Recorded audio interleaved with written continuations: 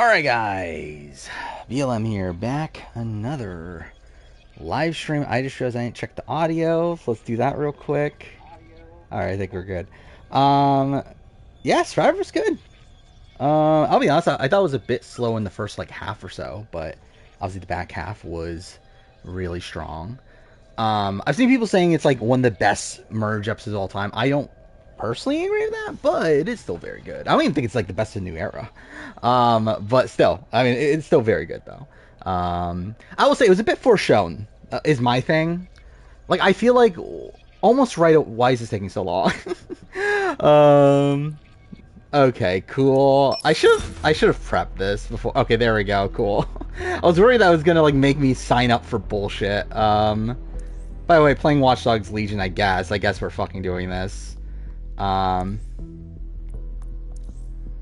let's just set this up real quick. I'm gonna do it easy. I'm not fucking bothering with playing this game that intensely. Anyway, alright, there we go. I think he hit him up for 9-month resub. But yeah, again, the vote off was obviously great. I do feel like it was foreshown. I do feel like I was expecting Caleb to play a shot in the dark and it to be successful by the time it happened. I did expect J Maya to go home. The thing that did surprise me was the revote. That was the part that I was actually shocked by.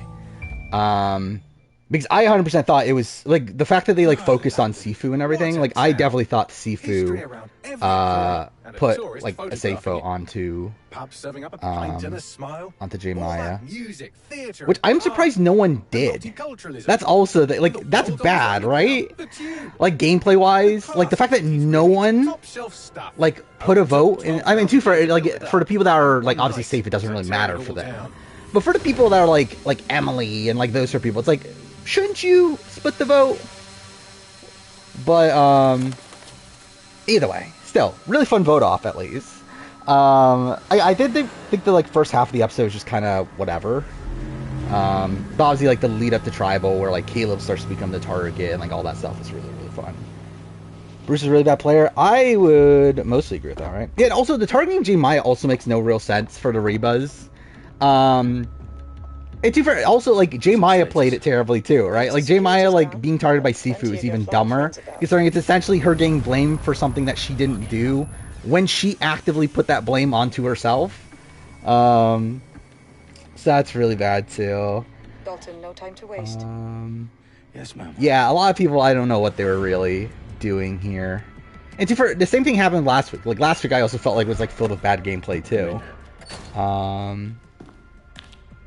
Any idea what we're up against? But yeah, I mean, I think with where J Maya land and stuff, I think it's a bit tough because, yeah, she gets taken out by an idol. I mean, by a shot in the dark was technically an idol, whatever. Like, same, like, thing as an idol.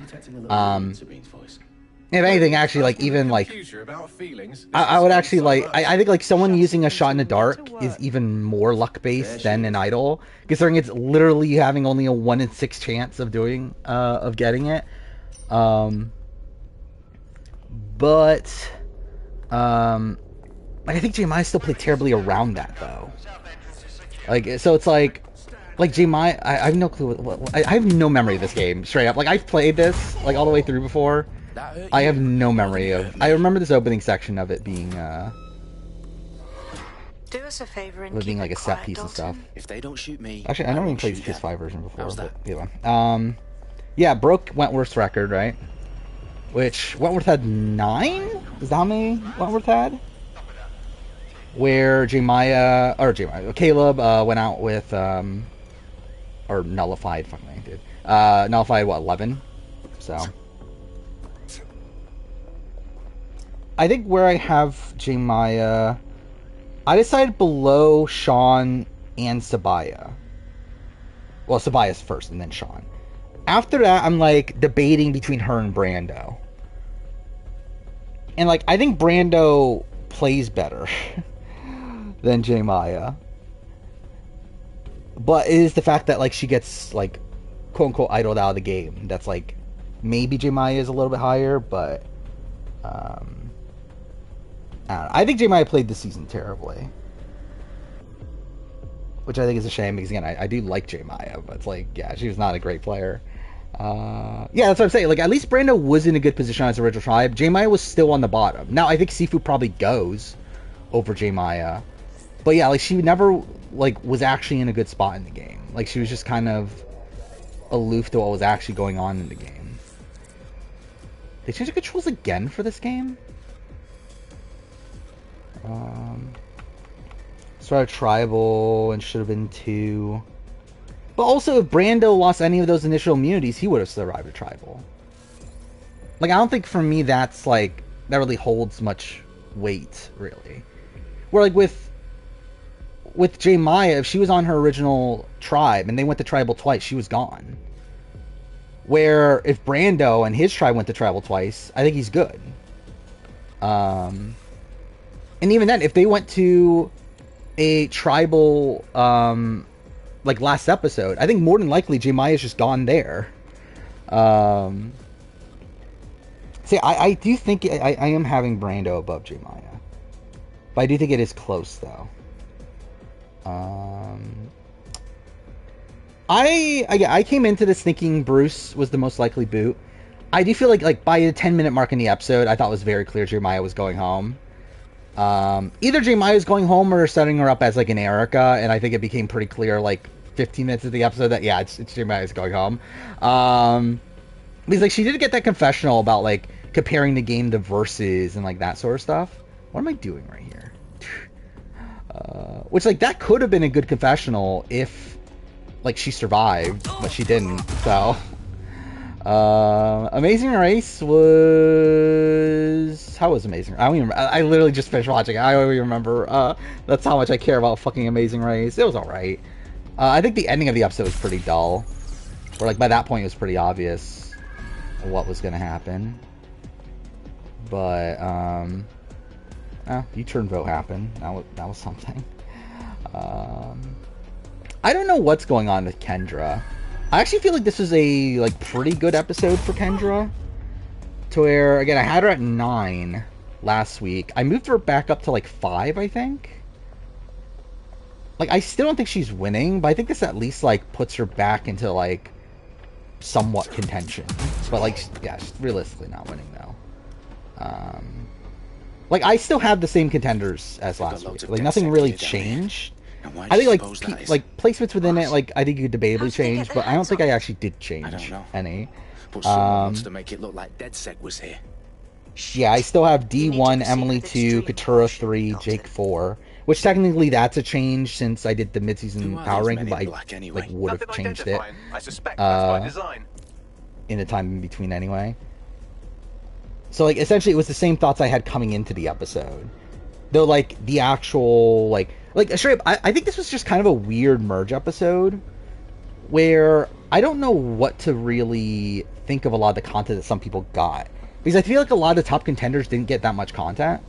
I thought Dee, like, despite not being super visible in the episode, did get a pretty good edit, particularly her getting to talk about her alliance right as the merge starts, which is usually something that's a good sign for a winner. But again, we are in a new era. But yeah, like typically, like being one of the people to like first talk about the tribe dynamics coming into the merge is a good sign. Yeah, Squid Game Challenge trailer. It looks exactly like what I thought it would. I feel pretty bad about Kelly at this point. To where I feel like, yeah, like I just don't know where Kelly's going in the game. Those canisters. Especially the fact that like we get all this focus on. Okay, what is going on? Oh. Not exactly, but there's a device Okay. There was melee combat? Okay, wait. I didn't realize there was this much melee combat in this game. Because like in the like previous Watch Dogs games, there's not actually like fighting. You just like take down somebody. Okay, but either way. Yeah, Caleb's not winning for sure. Really, I think Caleb's probably gone next week. Is the sense I get. I would not like. So, by the way, also we're getting split tribal next week, which I am pretty mind blown by that. Not because like the thing is like this is what was gonna happen on 44 if Bruce didn't get medevaced. Like, I feel pretty confident in that. The fact that we got that, like, twist with Matt going home, I'm pretty sure that was going to be a split tribal. So it's like, it's not technically that shocking, but I am still surprised that they're doing it. Because I do wonder what that means for the jury. Because that either means that both of the people voted out next week are going to be on the jury, or neither of them. Which, if both are, it doesn't work numbers-wise, because that means that there's going to be 9 jury members, which Survivor's been trying to avoid having, like, the ability to have a 3-way tie. So, yeah, I would assume it's neither. But it also feels weird to me, because that means it's a relatively small jury. It's what, a jury of 7? No, not even, wait, 7? Yeah, it is jury 7. So, like, that is pretty small. Like, it's still possible. But, I don't know. It feels weird they would, like, actively do that. Right in the House of Commons. By the way, I did listen to On Fire podcast as well, where Jeff Probst spoiled that there's no quitters on the season anymore. I can't believe it. He spoiled the season. I love how, like, he had to go out of his way to say that, though. Also, I love how he, like, I feel like almost 0% chance at this point that Adam Klein is playing Survivor again. Like, he went out of his way to trash on Adam Klein again.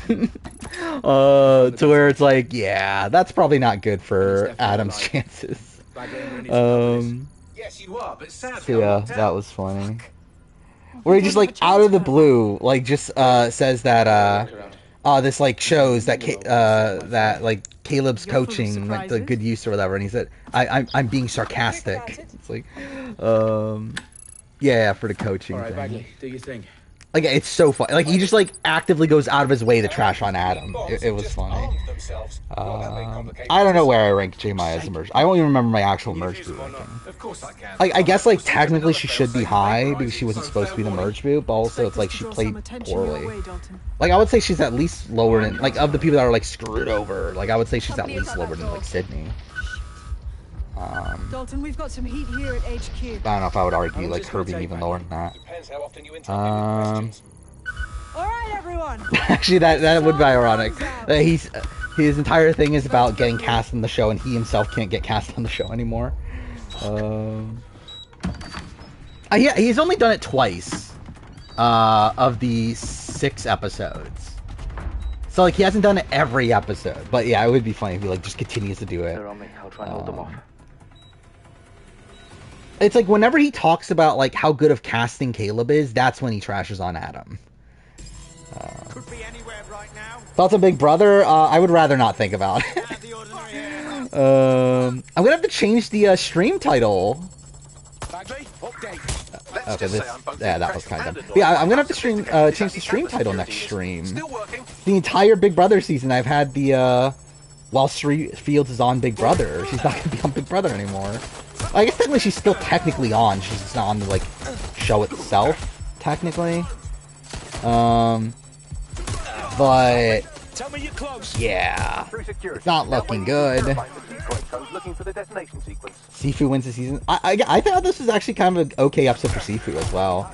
I think I think, like, if he were to win, this would be, like, a decent, like, rebound episode, like, kind of this, like, reset for him. But no, he's probably not winning though. Actually, I didn't update the drafts. Who had J. Maya on the draft? That's probably, it was Soraquil, right?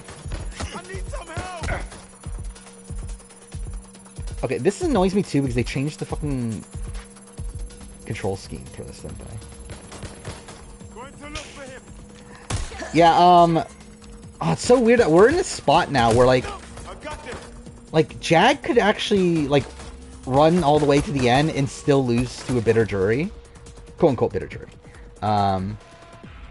Which is funny. And I wouldn't be, like, that upset if it happened. Like, if he ends up... I think I would be, like... I'll be annoyed if it's Bowie Jane winning, though. I think that's my thing. Or, like, if he takes Felicia to the end and Felicia beats him, then I'm like, okay, that's fun. If it's him taking Bowie to the end and Bowie beats him, I'm like, eh... I think Jag would still win, but I think there's at least a chance that he loses the jury vote.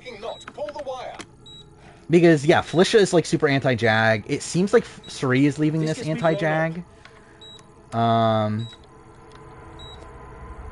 Based on what we know of the jury, it seems like Cameron is pro-Jag. Corey was pro-Matt and Jag. Matt first, then Jag. But it seemed like America was coming out, like, anti-Jag. I don't know if it was enough to, like, never vote for him, but definitely was, like, annoyed at Jag. Blue was annoyed at Jag. But again, I don't know if it was, like, to the point where, like, never gonna vote for him. But again, like, Felicia is definitely in that spot where, like, Felicia's never voting for him. I think Suri is near that. The thing is, though, like, against Bowie is, like, the big thing. Like, would they really vote for Bowie? I think that's, like, kind of the tough thing to see. But I think if it's Felicia, I could see a world where Felicia's enough of this, like, okay, this is loud for me. I can't... Okay, cool. I want to turn down the audio, but I guess I'll do that later. Dalton, we're breached! Go! The roof! Season ends in a week. Yeah, thank fucking God. Also means I have to have my fucking review out in about a week, so that's fun. Also, that means I have to work on my player ranking, too. And also, well, both player, I guess BB25 player ranking, also my general player ranking. Where's audio? I'll turn it down to like 70, I guess. Yeah, be just like Paul. What's going on? I guess, is that just a thing? Like, don't win a whole bunch of competitions if you have like a massive beard on Big Brother? I guess that's the way it goes. I know, but if they get him, they get everything. Names, ops, Yeah, we're gonna get live HOH. Like, I think next HOH is gonna determine a lot for this season, right? Because, like, more than likely, Felicia's gone if she doesn't win HOH. But it should be a quiz comp. I would assume it's like What the Bleep or something like that, to where, yeah, like I assume she would have a decent shot. So at least there's that. Is Matt a worse player than what? Is he worse than what I thought of him, like, a week ago? Yes. Is he worse than Jag or, like, really anyone else left in the game? No. Well, I mean, Suri, debatably. But, like, outside Suri? No. I don't know what to do if, with Suri on the player ranking right now.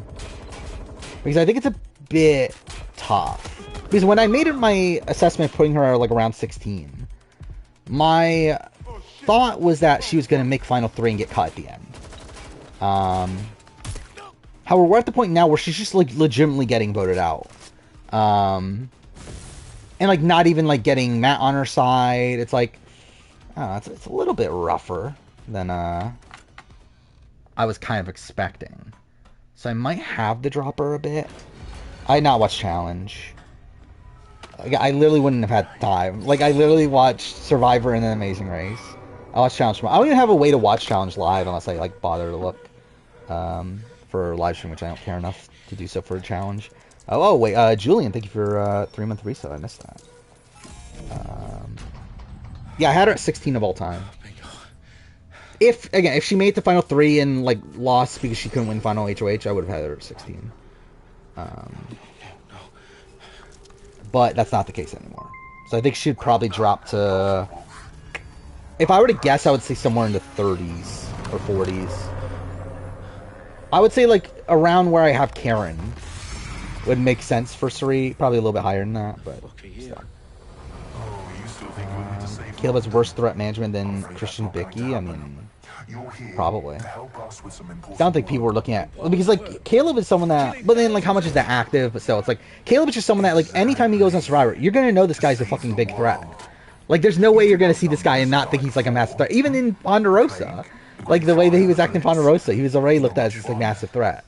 Or, like, I feel like with Christian, it's like, people didn't look at him as a threat until they saw him on the island. So at least there's, like, a difference there. That's a Trish Canada. I'm trying to remember what happened. Disappointed who's going home. I thought we lost, like, a good chunk of, like, of decent people. I think Kevin's playing an interesting game at this point, so at least there's that. Outside that, I don't know. I still think it's my least favorite Trader season so far. No, Final Four is only one episode. Are asking residents to remain in their homes as the situation Like it's live eviction on Sunday, so it will be. Oh wait, I'm gonna miss it, aren't I? Well, I can watch part of it, but I can't. That's annoying. And actually, I'm gonna stream like immediately after it then, right? Wait, I just realized this. They're doing a live eviction at fucking 10 p.m. Well, I guess to be fair, I guess it's in California, so it'd be like 3 hours early or whatever. But still, I didn't realize that until now. That sounds stupid, but whatever. That's Liam and Jeremy. I like them. Like they're not good racers, but I thought they were likable on the show at least. I would think I think it would be funny if Felicia won this season. I think if you asked me like a week ago or so, I'd be like, okay, that's kind of underwhelming. But I think now that Matt's kind of dropped the ball, and like Jag is also like being terrible, I'm like, you know what, fuck it, let's get Felicia the win. Why not? That'll be funny. Yeah, it might be pre-taped. I definitely see a world where that's the case. But yeah, even then, though, I think it's shocking they would air it at 10. Yeah, obviously Yellowstone's very important. We definitely needed Yellowstone to be on. I would rather have an 80-day season still, even with a full week of Final Four. Because again, I think the 100-day season is just fucking miserable. Matt's problem is not that he made the wrong noms, Jag won veto, but the problem is that he didn't push his gen. Yeah, that's the issue. The issue is that he's letting go of Cherie, and he's also now complacent in having Jag take him to the end when now Jag is not going to take him to the end, or at least it's very much looking like he's not going to take him to the end. Felicia or Bowie? I probably would vote Felicia. I think it's close. Because I think Bowie... I think the thing is that, like, if Bowie played more self-interestedly, I would vote Bowie. But I think she's 100% just okay with Matt and Jag winning the game. Which is my issue. I forgot about the fucking drone thing in this game.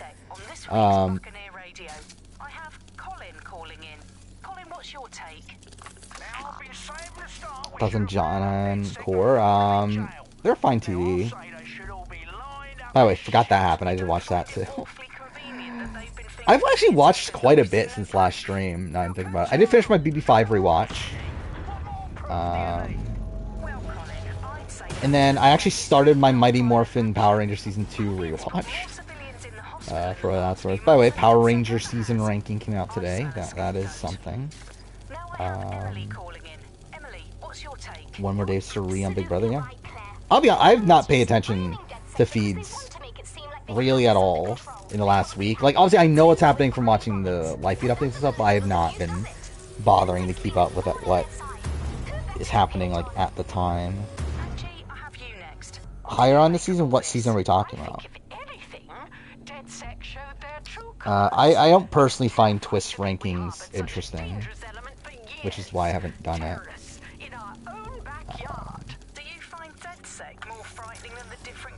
Like, I just think talking about, like, the quality of Twists is just, like, kind of boring. Like, that's why I always hate, like, I hated the fucking Twist draft that they did on RGP, like, in the preseason for Big Brother. I just found that, like, so dull. Felicia went on strike from cooking? Well, that's fun. Yeah, like, obviously, like, I don't get what the fuck Jag and Bowie and Matt are thinking with the entire, like just treating Felicia terribly and, like, trying to, like, make her not win HOH, by, like, keeping her up all night and everything. It's like, how are you thinking this is actually, like, benefiting your game that much? Especially for, like, Jag and Bowie. It's like, shouldn't they want Matt out at 4? Like, shouldn't you, like, want Felicia to stay? I guess, like, for Jag it's a bit more precarious, but at least for Bowie. But also Bowie's not actually playing the game, is she? Brilliant. At this point. Let's get the people on board. Yeah, I think Jake said it's interesting. I think he's definitely the front runner of the men. Where, like, Strabe, I think a woman's winning this season. But if there is, like, a guy, I think he is the top contender of them. Which one do I pick? None of these really matter, do they? You can pick 3.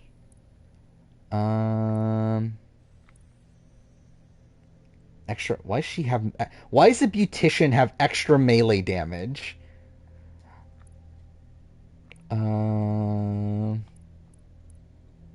I guess we'll do this because of the drone. Austin's the same. I don't think much has changed for Austin. He's still a player that has like no real, like, true substance to his edit.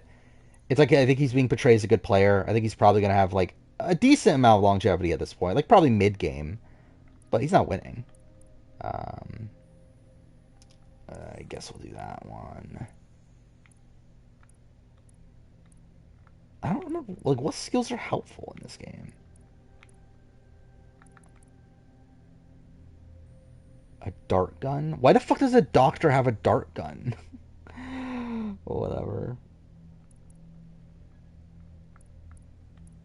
Where do you see Pepperaya? I think Austin wins the sandwich war.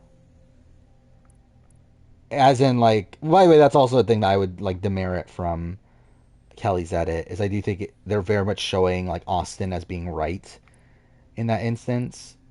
And, like, showing Austin actually going after the people that took the sandwich away from him and everything. Is there a guy Santa hat? Oh, the doctor? Wait, is that Santa hat? That's the beanie, isn't it? I think that's a beanie. Extra melee. Should we just go this one? No, why not? Yeah, I think it was a good episode for Kendra. I still don't think she's winning, but I think it was definitely a bit of a rebound. I think Drew's gonna outlast Austin. I don't know, to be honest.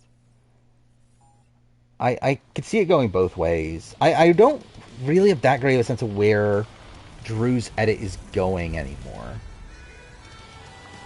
To where I can just kind of see him going out whenever. Like, I would actually not even be that shocked if he's, like, the target next week. If he, like, gets a bad, like, swap combination, and that they take him out to, like, weaken Reba. I'll send you the coordinates to our last. Like, I really feel like Drew can go out, like, at any time at this point. Where I feel like Austin has a bit more longevity due to, like, the Kelly of it all. To where, again, I do think he is going to outlast Kelly. Star 45's bring your love survivor back? Well, that's cool. I don't know why this episode would be that one. Like, the thing that's funny is that, like, people talk about, like, how many advantages and stuff there are. When, like, again, like, this was literally from, like, this episode was, like, most of the drama from this episode was from the shot in the dark. But either way. Yeah, I think 41's was definitely better. Like, not even close, really. 41's was, like, a billion times better than 45's. Obviously, 41's, like, merge episode is harmed by the fact that it was, like, 2 parts, and the first part had the hourglass. But we're talking about, like, just the tribal itself. Like, 41's tribal is, like, a billion times better than 45's. Like, if we're just talking about tribal, I think, like, if we're ranking New Era, it's probably, what, like, 41, 45, 43, then 42, 44.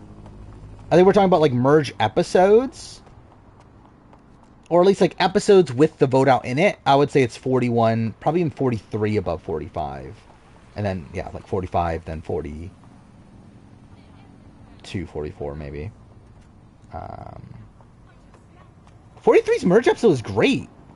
Like, that was the Ellie and Gabler battle. Like, that was, like, such a great episode.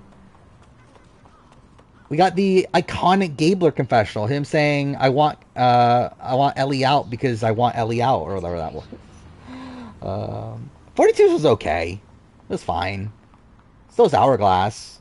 The vote off I thought was, like, pretty predictable. By, like, I think, like, at the time that, like, the first moment that, like, Lydia gets mentioned, I'm like, okay, well then, yeah, Lydia's going home. And I thought, like, by the vote, like, the vote off itself wasn't that interesting.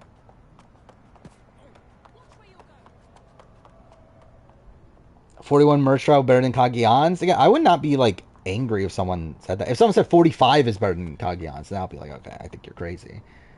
Yeah, you think what you think, but I also think you're wrong. But, yeah, like, I think if you say 41 is better than Kagiyan's, I'm like, okay, yeah, I can see that. I think Figgy will do with Squid Game. I have no fucking clue.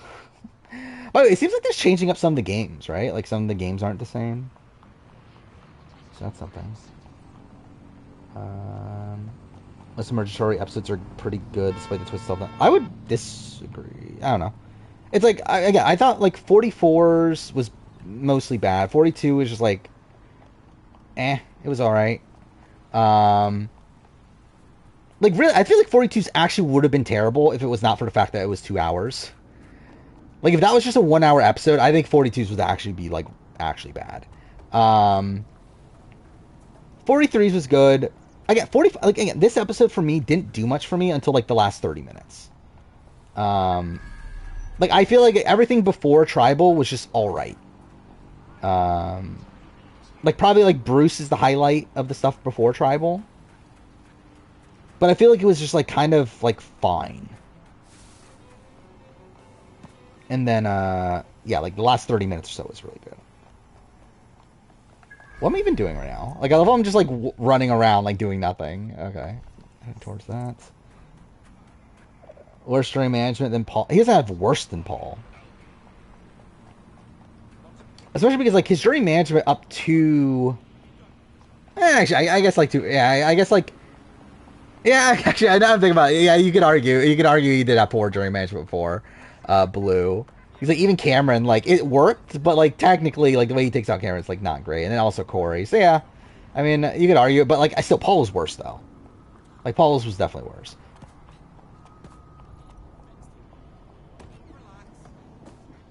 I've downloaded a patch to your optics so you can access our security system. Like, Tyshawn, I could see that. You'll have to do the manual override. Especially because, like, it's just so unnecessary. Secret entrance, like I'm some kind of fancy like the way that he's doing it. When do I get my like, kind of like Tyshawn, like, yeah, Ty BB 9. Where, like, yeah, like, Ty just, like, burned jury, like, did things that would normally burn jury votes for, like, no reason. I don't know if there, like, is there any fire-making foreshadowing this season? I feel like I haven't, like, noticed any. Where, like, with 44, it was, like, very noticeable that Carson was getting it. And then 41 had, like, Deshaun. But yeah, like, I don't feel like this season has much of that. Drew? Did Drew have fire-making stuff?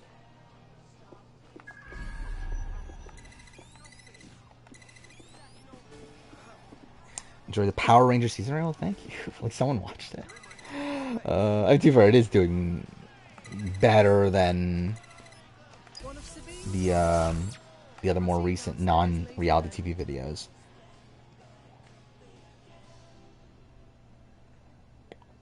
Just realize all Austin's content's about advantages. Yeah. Advantages and now the sandwich. Which, to be fair, that's like kind of advantage based. Got it. No time like the Jake, but that's not actually them foreshadowing fire though. Jake passing out into the fire.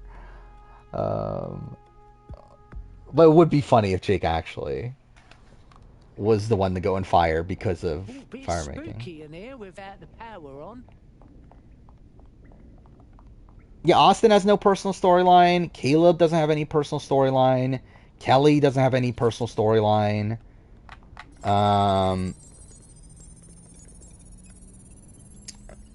Bruce, like, Bruce is. Are we including, like, Bruce, like, falling in the fire last time, or falling fire? Like, fuck my dude. Getting medevac last time as personal content. I guess, but like not really, right?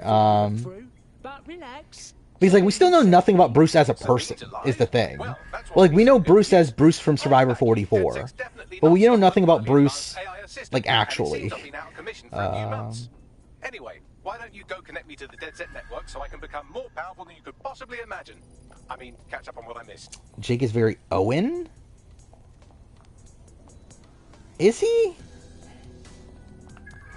Like, I feel like we know... I don't, did we ever get, like, personal relationships with Owen? Because, like, with Jake, we're getting a lot on, like, his relationship with Bruce, his relationship with, other person. Well, we got stuff with this relationship with Kendra, which I assume is going to be important. Or, like, I feel like with Owen, we never really saw him get personal. Like, as in, like, we never got to see his relationships in the game.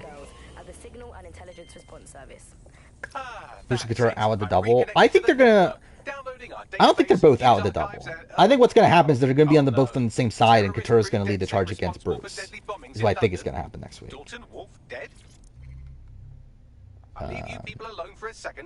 Like, I feel like Bruce is like 100% going out next week, right?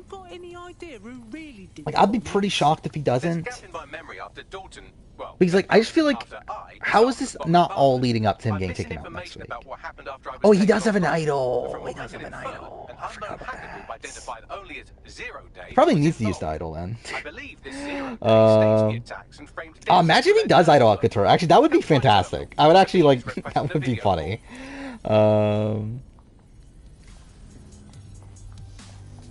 Like, that would be a great ending to this storyline.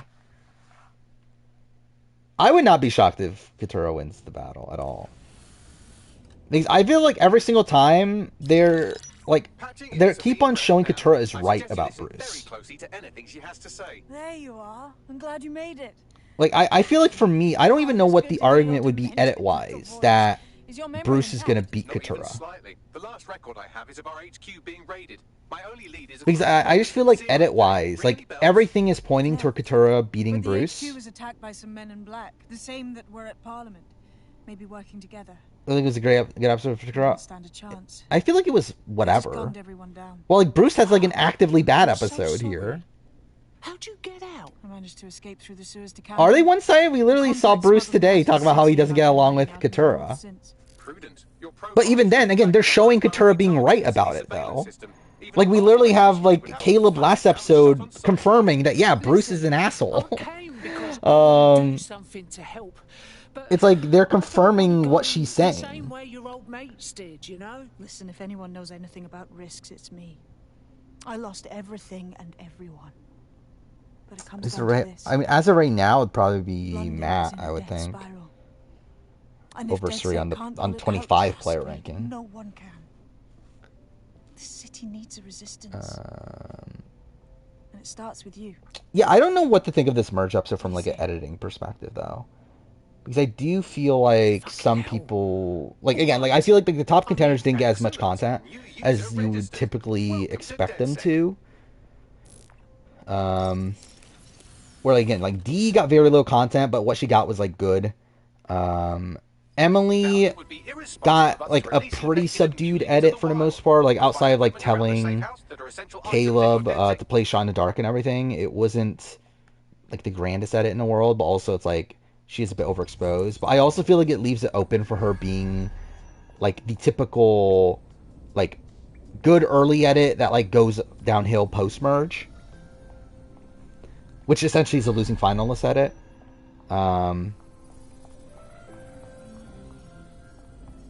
So, like, I can kind of see that with Emily. What do I want? Wait, what do I need to buy? New gadget in the tech menu.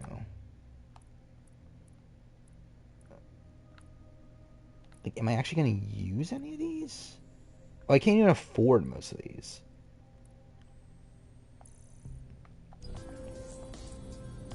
Except that your husband is winning and the edit will make sense. Who's your husband? Miss the old Emily, she's too game body. And yeah, I mean, like, this episode, I feel like there wasn't really much. I'm like, she still, like, speaks out of tribals and stuff, though.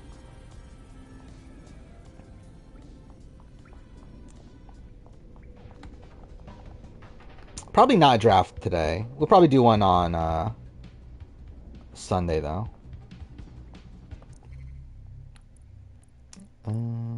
Wait, what's the game want me to do? Equip a gadget. Okay. Wait, how do I equip it? Would I vote blue over Jag? Probably. Like, I would have... Like, I feel like I would have to vote anyone but Jag. Like, I really wouldn't want to, necessarily, but I probably would. Oh, that's what I'm doing. We have a sophisticated system for hiding your identity from facial recognition tech.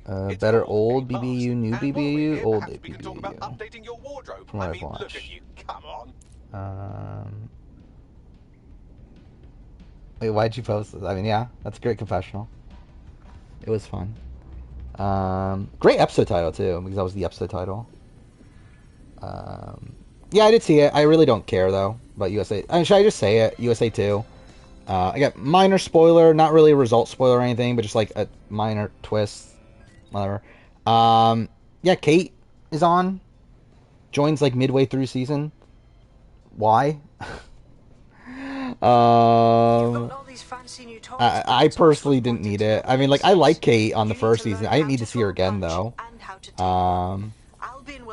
Like, she didn't even want to be there the first time. Why is she on there the second time? Like, of all people, it's like, why not put in, like, Rachel Riley or something? Like, someone that actually wants to be there. Not someone that, like, is just there for the paycheck. Let's start with some basics. She brought in Jared. That would be funny. Don't be shy. I mean, it's just such a, like, random thing to do. And bring in Kate. Yeah, I guess technically she is working on BB Can right now. I think there's an issue of bringing back Cherie. Imagine that was the plan. Actually, imagine that was actually the plan, was to bring back Cherie, and then they were like, oh, fuck, she's on Big Brother. We need to fucking put on Kate instead. Yes, nice one. Imagine she got the offer while in the Big Brother house and was like, yeah, you know what, I'm out. I'd rather be on the Traitors right now. Oh, cool. Is this the one that has extra melee? I think it's the other one, isn't it? Oh, can I not go into the menu? Oh, it won't let me. Cool. Okay, I have the counter. That looks stupid as fuck. Nice one. I actually would have rather had Christian and Kate, personally. I just don't know what is Kate bringing here. Like, I just don't know what she'll bring outside of, like, really artificial drama.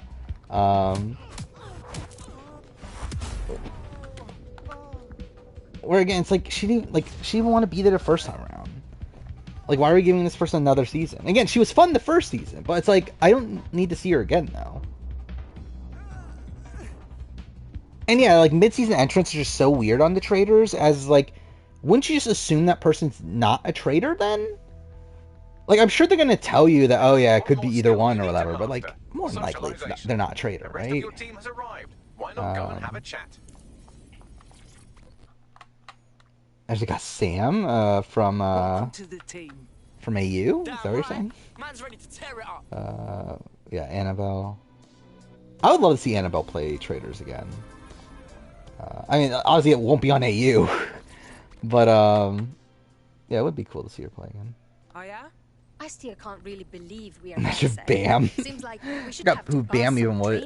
To be fair, I don't think I can name like probably like 5 or 6 people from the USA season 1 cast at this point. Now that you're all as thick as cyber thieves, actually, maybe even more. Do I even remember all the celebrities? I probably even don't. Oh yeah, Mando? Was that her name? The one that got COVID in season 1? To be fair, I would have been happier if she got in a second shot. Well done, team. It's good to see the or like, house I don't know, up at least again. she'll have a shot. The only way we're going to keep London from falling into total oppression is by rebuilding. I did not remember who the fuck is Azra? Recruit, train, build back our arsenal. Let's see. Is that the younger one? To rise up and take their city back. Yeah, she was like the youngest person on the cast or something, right? Oh, was she not? Wait, she's 37? Recruit, rally, who am I thinking of then? London? I'm game. Anyone here been in beef with I'm looking at the cast right now. The whole city. Oh, I think Angelica is the one I'm thinking of. You know who's taken real advantage? But Ozra's 37? That's insane. I didn't realize she was that old. I did remember Shelby, actually. I did not remember Angelica until just now, though. Looking at, like, I don't remember her name or anything. I remember she's Tommy's like cousin or something, right? She's like related to Tommy from BB21. I'd say that's a full docket. Enough talk. Let's unfuck London. Wait, she was on the fake 45 cast? Is that a thing? First order of business. The Signals Intelligence Response Service, or SIRS, or the Earl Grey Gestapo, What is this? Oh, the game of poker? AR reconstruction. It's the bleeding edge of privacy rights violation, and that's not Allie, is it? In our attempts to find Zero Day. Is it Allie? I saw this trailer and like, I can't like. You would think they would mention that was Allie if it was in the thing. Oh, Maria Ho is on. That's pretty interesting, actually. But actually, yeah, I'm kind of interested in watching it. It kind of seems like a, like, it could be, like, somewhat decent. I'm assuming it's, like, very low budget and everything since it's an online show. But I feel like it could at least be a fun, like, game. I mean, like, it's obviously, like, a poker-based show, but throughout you would think there's, like, a lot of strategy involved. I would vote Bowie over Jag. I wouldn't necessarily want Bowie to win over Jag, though. But I just feel like, considering my view on the game, I would just have a tough time voting for Jag. Is Kevin Martin accepting everything? Don't know. I believe... Didn't he say that he filmed this before Traders? We have some damage control. I'm pretty sure I saw that like, he was saying that, like... that he had, like, 2 shows in the works, and, like, this one had been in the back burner for, like, a while. Oh, you actually made the exam thing? Watch Devil's Plan. Yeah, I really love Devil's Plan. I'll be honest, I don't remember it extremely well anymore, but I remember liking it when I was watching it.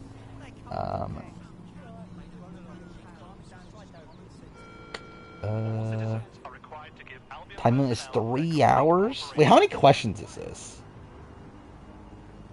35 questions? It's quite a bit. Should I actually do that? I think I'll do this a bit later in stream. But I think I will do it, though. Yeah, I finished BB5. I'm too far. Like, last time I streamed, I only had, like, 4 episodes left. But yeah, I did finish it. And I did record the player ranking as well, which is funny considering the BB4 player ranking's not even out yet. And, like, this video's literally not coming out for, like, almost a year. But whatever. Because to be honest, that's essentially my process for the these videos. That finally I record the player ranking first. Because, like, I record the player ranking immediately after I finish watching the season. And then I record the retrospective, obviously, like, after, like, prepping the notes and all that sort of stuff. Okay, what am I even doing right now? Oh, you can't switch when you're a detective. That's annoying. Bowie Jane completely fucked up lying about her age. Yeah. I think it definitely harmed her in the game. I did talk about that in the video for a little bit. But yeah, like, her lying about her age, I do think definitely, like, strained her relationship with, like, Felicia and like, Suri and Izzy. Oh, this is the fake 45 cast? Who else is on this? Are any of these other people, like, notable people? I don't think so, right? When was this cast posted? April 23rd? But yeah. And this clearly looks fake anyway.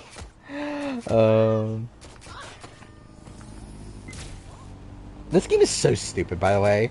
Like, you can literally play, as just, like, a random, what was she, a beautician or whatever? Who's getting shot at by police and everything. Jared or Blue better player? I went with Blue.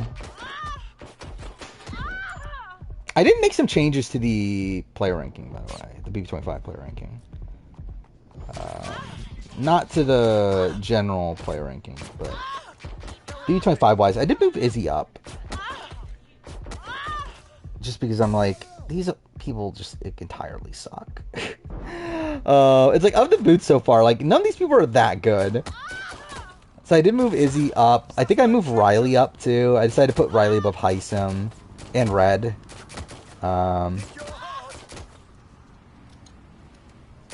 Is that it, actually? I thought I changed more, but I guess that's probably it, though. Yeah, Jared's, like, really bad, especially considering, like, the advantage he had coming into the game. Like, where, like, he was, like, by far the best positioned person coming into this game. And the fact that he just, like, squanders all of that. And actually, like, sinks both his game and Ceri's game, and Izzy's game, is pretty insane. Yeah, I just realized, yeah, I haven't died yet either. How have I not died?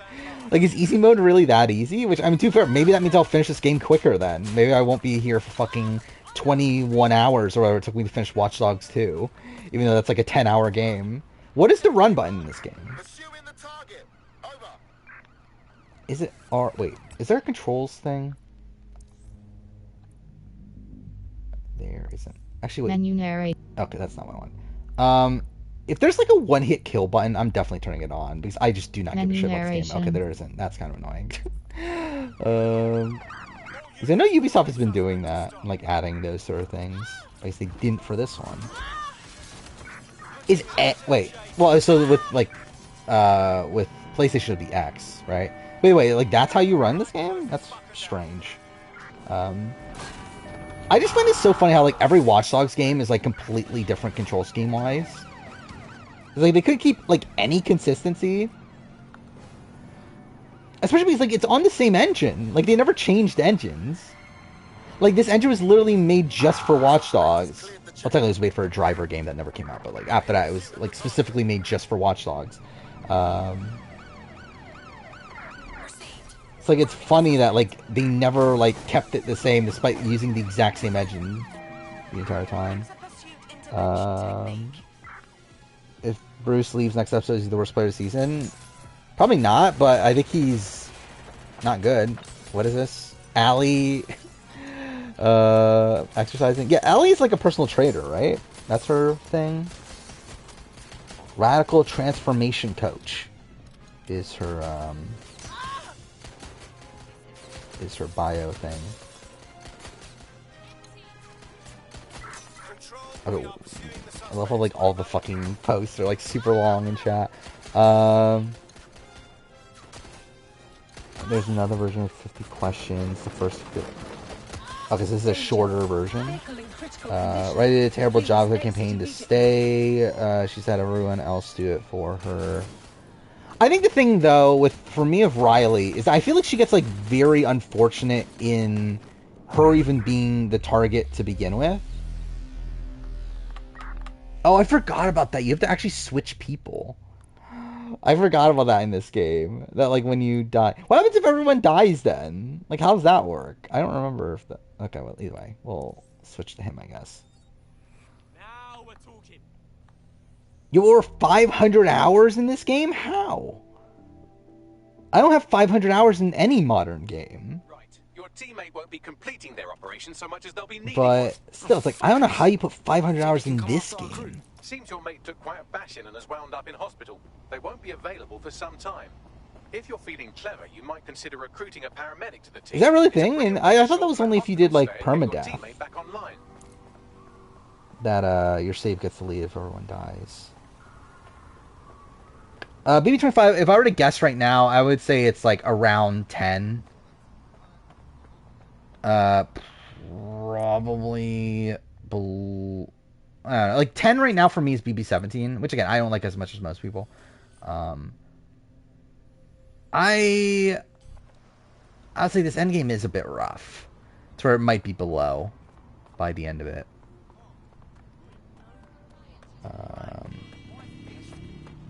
So I need to steal a car, right? By the way, also I just realized this. I'm playing this on the PS5 for the first time. This game does run a lot better on PS5 so far. Because I remember PS4 was like broken, where like the game would just like screen tear every like 2 seconds. If Felicia wins, then maybe I would go back up on the season a little bit. I don't know. Again, this endgame stretch has been really rough. Like a lot of people like say like, okay, Zombie Week was where the season went downhill. Like I still think it was like okay after Zombie Week. Like I still think the Cameron HOH where Mimi went home, that was still a great week. Cameron's backdoor, Corey's backdoor, while like not great, like still had like moments within those weeks. After that though, I mean, like last week, this week, it's definitely been rough.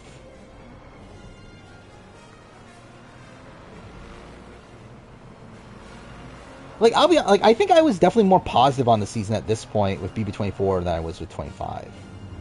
I think 25's like first half of the season is like way better than 24's, but I think this end game is like way worse than 24's.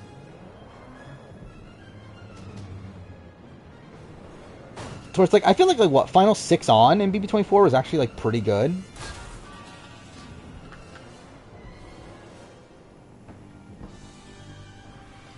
What is this mission? Oh, wait, how do I get out? Is it hold? Okay, I have to hold triangle. That's kind of annoying. What is this post? Oh, I did see this post. Yeah, about Jag. It's like, no, fuck off. Never evicted due to his social game. It's like, sure. But yeah, this is no.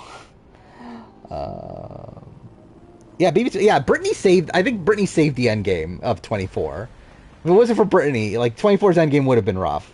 Outside of obviously Taylor winning at the very end, but I do think like having Brittany there to like actively like mess up with things was a lot of fun. Cool, I definitely need a tutorial of restricted areas. I definitely wouldn't have known what restricted areas were. The AR reconstruction should allow me to use various sources of surveillance data to rebuild. Is there no full-on access a data relay, and like hacker mode thing? I forgot what they called it. I completely disagree that Taylor win's the only genuinely fun moment of BB24. Like the leftover, like when the leftovers created, like that's one of the best weeks in Big Brother history. Like week 3 is just a really fun week, entirely. And I think seeing like Nicole and Daniel go out back to back is also really great. I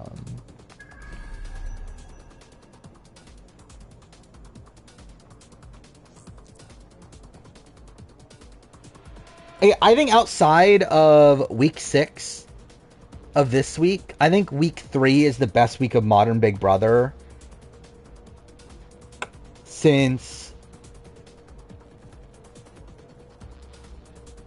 BB20, probably. I would argue. Like I think like 21. Okay, you have the final 5 round, which is pretty good, and then with 23, you obviously have week 1. I think week 3 of last season was definitely better than Heist and Eviction week. Heist and Eviction week is good, but it's not like all-time great. I mean, day 44 was one day. The rest of the week was pretty bad. Do I just go in? Like, how do I... Oh, there's a nearby supply box? What the fuck is that? You BB24, I don't understand your complete hatred of BB24. Like, especially when there's, like, other seasons that are just so much more dreadful. Like, I just, like, really don't get it. Like, you do you, but still, I really don't get it.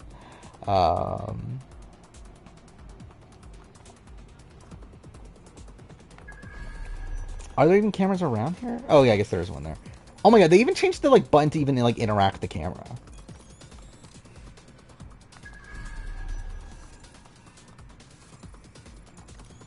Like, I can understand people like not liking BB-24. But like the still like BB-22 over 24, I think is like pretty insane.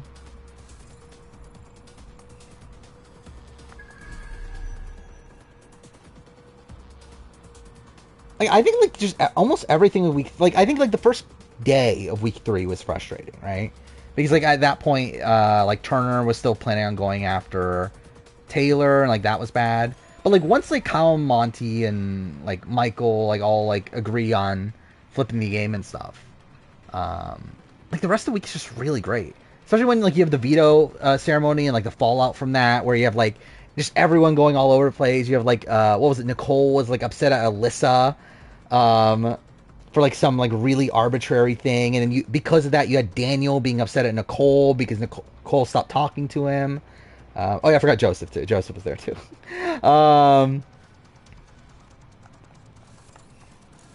I'll be honest, like Joseph, I think I just like kind of forget about as like a person on that season. Like I just like don't even think best BB-25 week is by far week 6. Not even like week 6 of this week is one of the best weeks in Big Brother history. Like I literally talk about it in my review for 34 minutes. Like it is like the longest like individual section of any Big Brother review I've ever done. It's not even just the Izzy vote out, because like you first have Cameron winning HOH in a position where everyone wanted him out. You then have him lie to everybody about what his nominations are, only to then blindside literally everybody in the house and also the audience in putting up Izzy and Felicia, which was also the wrong move. Also, you then have Jared winning veto, and then like having to burn Felicia by like not playing it. You also have Izzy talk about winning the veto to like not use it, which is also something. You have Jared just blowing up his entire game, like leaking information to Cameron for no reason. You have America like building the bond with Matt that allows her to know that Suri played in Path to Power. You had America telling Cameron information at the last second that caused him to tell Felicia that she's going home, which caused the entire stuff to happen. Yeah, you had like Suri and Felicia being in the kayak, which caused Suri to like not be able to play the game for a few days, which caused like all the messy gameplay from Jared and Izzy. Like there's so much. Oh, and then the fight at the very end of the week too with Corey and Jared. Obviously the flip itself and like all the little parts of that where like you have Corey like going to each individual person. Like there's so much great about that week. I don't know how fucking we do because I don't care to predict it, to be honest. It doesn't matter. Yeah, our exit too is great. Like I just think like week 6 of this season is just like everything you would want from Big Brother week. Like is like near perfection. Where like every single like phase of the week has like something really fun going on. Okay, so what am I actually doing right now?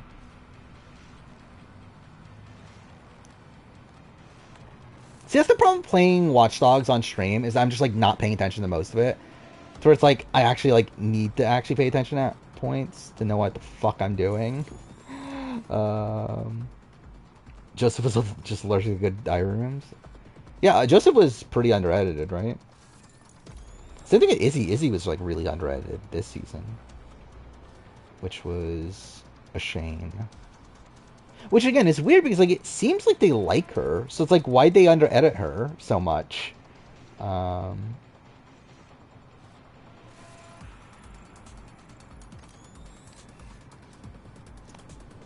is that the thing? I mean, that's just the door, right?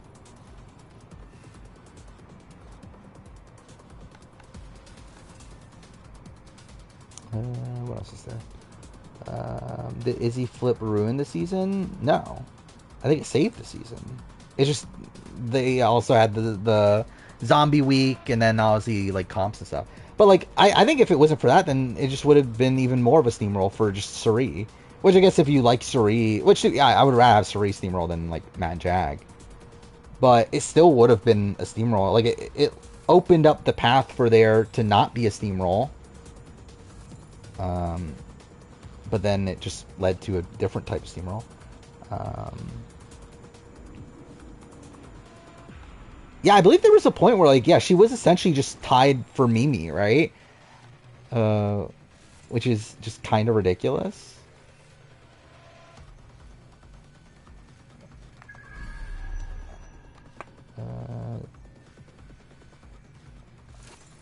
Okay, that just opens the door.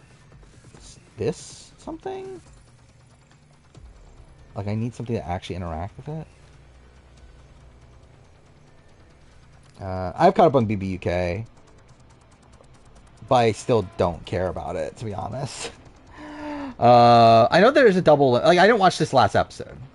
The one that aired today. But, how do you use tools? Oh, there we go. Oh, no, these are just weapons. Okay. Wait, so that's the drone, right? Wait, how do I...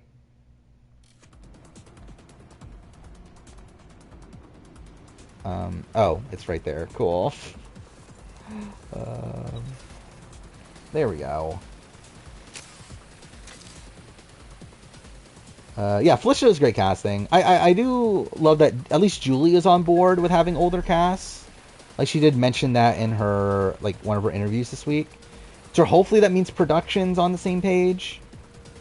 The problem is obviously they need to make equitable comps if they're going to have older people on the cast. Which I have a feeling they're not going to bother with that. But,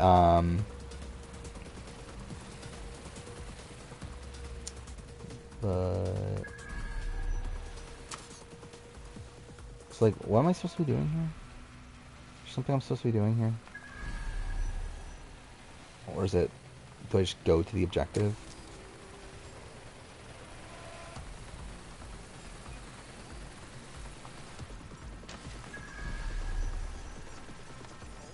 Can I do anything with this? Doesn't even seem like it. Should I just fight my way through? I should probably just fight. Like, it doesn't really matter, right?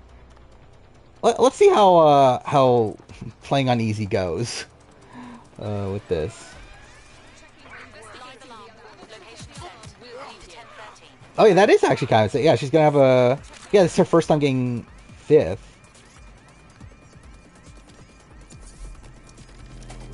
Bowie Jane cannot win against Matt. Matt wins against anybody right now. Like, literally, like... Again, Matt... If Matt gets to the end... Like, Corey and America are very pro-Matt. Cameron is very pro-Matt against anybody that isn't Jag. Okay, what the fuck is going on? Okay, I guess this doesn't work that well. I probably should actually shoot people. It's probably the thing. Cool. That's great. This is going great so far. But I think against, like, Matt, like, if it's like Bowie Jane and Matt, I think Matt just wins 100%. Like, I think there's, like, no real shot for, like, someone like Bowie Jane to beat Matt. Against Jag, it's a bit more interesting because, like, you have him being, like, the forefront of a lot of negativity. Along the fact that he got voted out and had to come back, which I think will play a factor for someone like a Corey in America. Like, I think it's just kind of, like, a mix of, like, multiple bad things. With Jag, where, like, Matt doesn't have as much of the negativity. Sri didn't get evicted yet, but she's going to.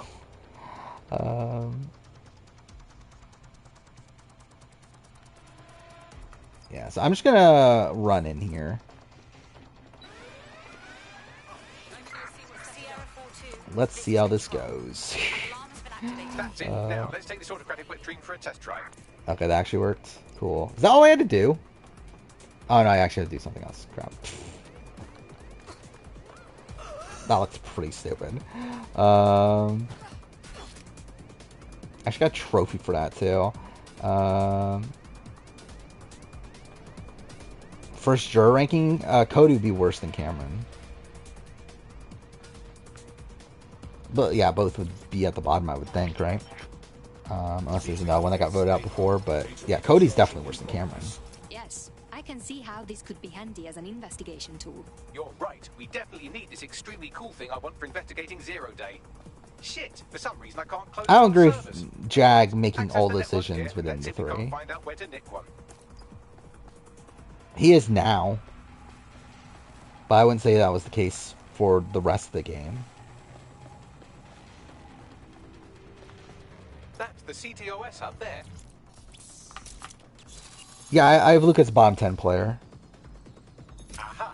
The SIRS has deployed this technology at their HQ, and I've just nabbed their manual on how to set up the system. What is Now, the run Scarlet, button? you can't It's like I'm steal pushing their toy if they throw X you in and the that's not gulag. doing anything. That's not doing anything. That's not doing anything. That's not doing anything. Is it just R2? It feels like it's R2. Which I guess in the previous game that was the case too, right? Oh no, no, Watch Dogs... that was the case for Watch Dogs 1, right? But not 2? Then take it to a few high-density locations so I could recalibrate it to the dead set network and clone my own version. It's a double elimination, right, for UK? It's like, I hope it's Dylan and Paul. I would assume at least Paul is like a guarantee. I would hope the other person's Dylan. So, where do we find this heavy lifter? Well, let's put our thinking caps on, shall we? Now, who in London would have access to a I feel construction like he's just drone? Josh from BBCN 9, but worse. Who? Worker? That's obvious. Shut up now. Not so hard, was it? There's an active construction yard nearby. Are people I not my dare bottom say 10 you'll player probably be video, able to not my find a bottom 10? construction worker A lot of them are, but the people that aren't, I think it's just because like a recontextualization of the list. Where I think when you're like, because like when I'm talking about the worst players of all time, I feel like I have to have this like proof of why they're so bad. Where otherwise, like when like now we're looking at from the opposite lens, where essentially at this point we're looking at it as like who are the best players of all time. I feel like through that I focus more on the positive, and like the people that are like bad, like Frenchie and like Devin and like people like that, have at least like minor aspects of positive, while like certain other people don't have any positive. It's like the way I look at it. But even then, like also a lot of the differences simply come from like people that like I just didn't even include the first time around. People like the Scotts, the Megans, like those sort of people. To where like they're now on the list when like I'd even like bother including them last time around, because I was like, well, like they never got like voted out and like all that sort of stuff. Jen is still low. I don't think, like, is there, like, what is there positive to say about Jen's game? Like, I can't even think of, like, something good Jen does. Outside, I guess, like, okay in competitions. I have the higher construction worker. Oh, this guy. Or one of these. I forgot, you can fucking recruit anybody, right? I forgot that was, like, the gimmick with this game. It's easy to talk about change. It takes yeah, I watched the to Carrie go out and eviction. make it happen. You have guts, Which, like, I think. fine. It's gonna happen at some point. Perhaps you could help me. Possibly. What is the situation? Like, straight, I have no opinions on BBK. I don't care. Like, I really don't care about anybody at this point. I'm like, whatever, the season's happening. I'm simply watching it just to finish it at this point. I'm literally watching the episodes on 2x speed, too. Like, I really, like, don't care about anything that's going on. Like, for me, it lost its luster after, like, week 1. Also, Carrie the movie, it's... Which one? OG is good. Remake is, like, fine. Well, I guess there's multiple remakes, aren't there? But at least the 2013 one's, like, fine, but, like, not actually that good.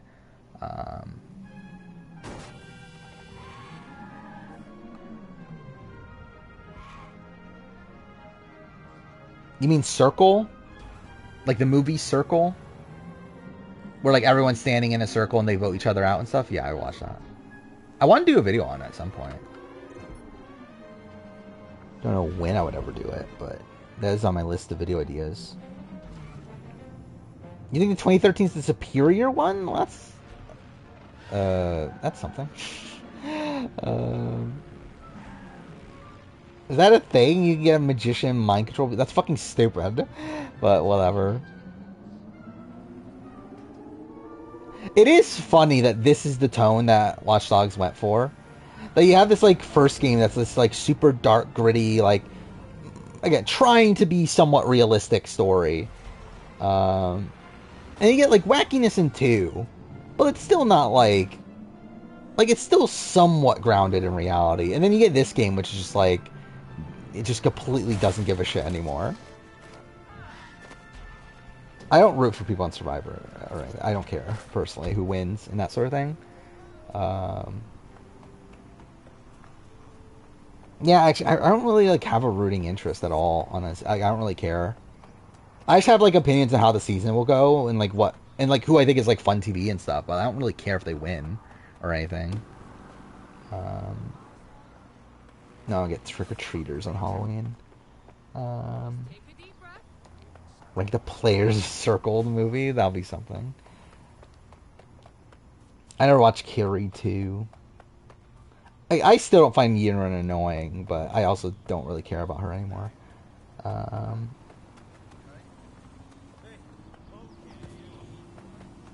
Yeah, we literally already talked about that show, the poker show, which I'll probably watch.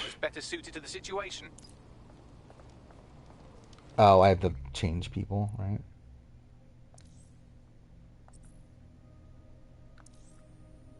Wait. Oh, it's like, wait, they're... Oh, I have to, like, do something to recruit them first? Is that what it is? They've taken over Is that how this game works? You're looking for a terminal or some kind of device that Clan Kelly would have stored the debt records on. Does Pregnant Lady get ranked twice? What, in Circle? Again, I have no memory of Circle at this point. Like, I literally haven't watched it in, like, I don't know, 5 years or something.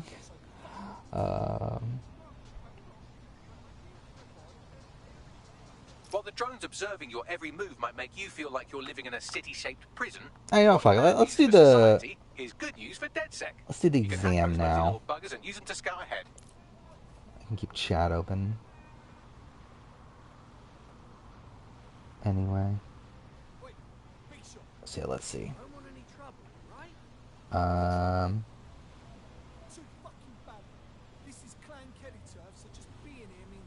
Okay, so yeah, let's start off. How many seasons of Survivor US have filmed in Panama?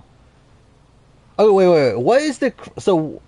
Okay, I see the top here. Alright, this includes Survivor US, English Language, International Seasons, and College Survivor. Michigan, Maryland, Time and Change. Okay. Interesting. So, Panama. So, Survivor US, you got All Stars, you got Pearl Islands, you got...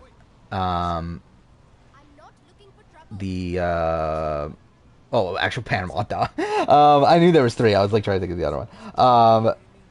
After that, you got SA Panama and UK. Well, actually, so it's none of the above because it's more than 4.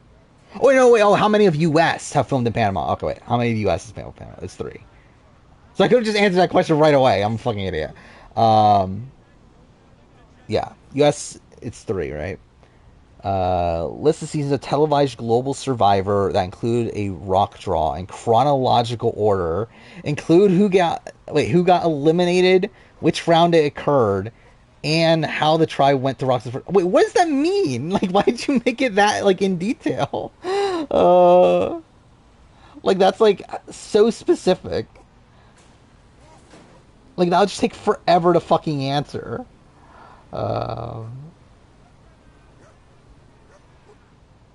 But yeah, like, so the rock draws in Survivor history are what? Marquesas, Blood versus Water, and Melange Jacks for US. Yeah, it's like I'm not fucking writing an entire fucking exam when on fucking stream. But yeah, like, so those are 3 US, and then you have SA Philippines, which was after. Wait, I just realized. Oh, wait, okay, wait. The question is televised global Survivor. Okay. Because I was gonna say, like, if we're including fucking College Survivor, fuck that. Because that's fucking ridiculous. Because there's so many in College Survivor. But Yeah, the order would literally be that, right? It would be the 3 US ones and then the SA one. And then, yeah, like, if we're doing the, like, obviously, Final Four for Marquesas, Pascal got eliminated. Again, how the tribe went to rocks in the first place is such an arbitrary question. Like, that's like, I don't know, it's like whatever, but okay, like, what were we saying? Vesepia won immunity, and through that, like, Kathy was on the bottom, so she went to Vesepia, the cause of tie. If we're going to, then we're going to Blood vs. Water. Obviously, Hayden flips Sierra. It happens at the final 6. Though, obviously, there's Redemption Island and everything. And then Katie goes home. And then Militia X. Like, how do you even describe that?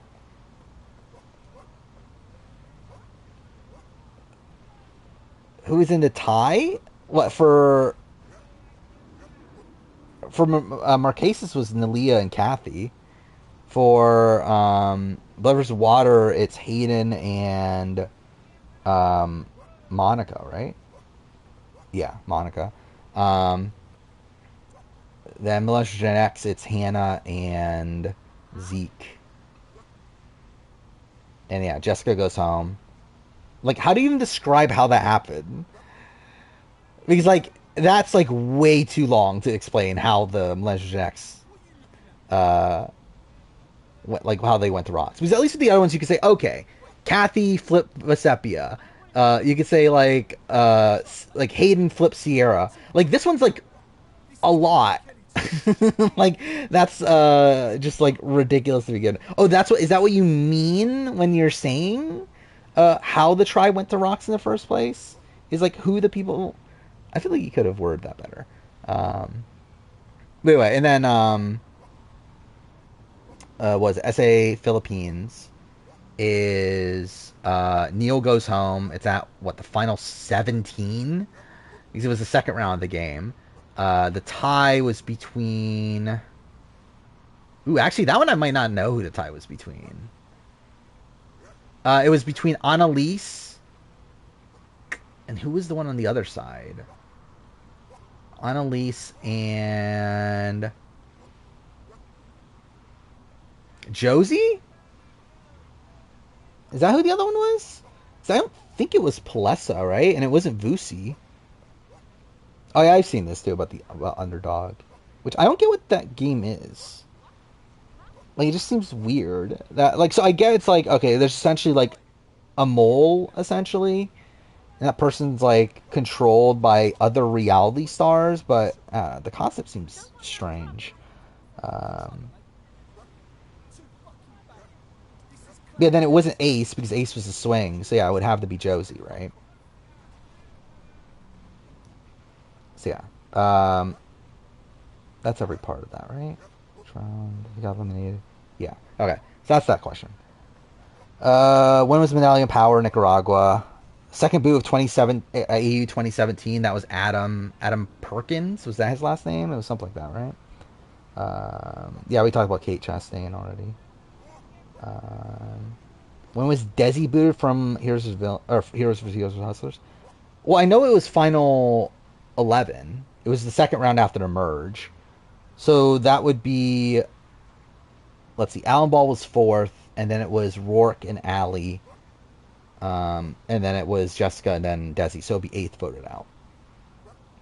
Second juror of Michigan Season 2. We talked about this last year. It was Bree. Right? Sheedy was first and then Bree.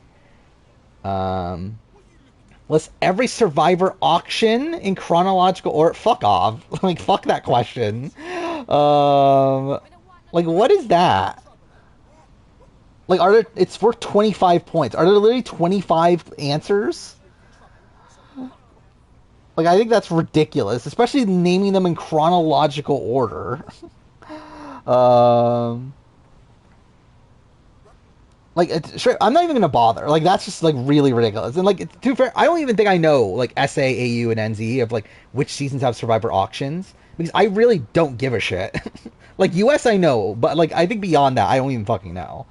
Like, I can guess. And I know, like, certain seasons that definitely have it. Like, I know, like, AU 2016 has it, AU 2017 has it. Yeah,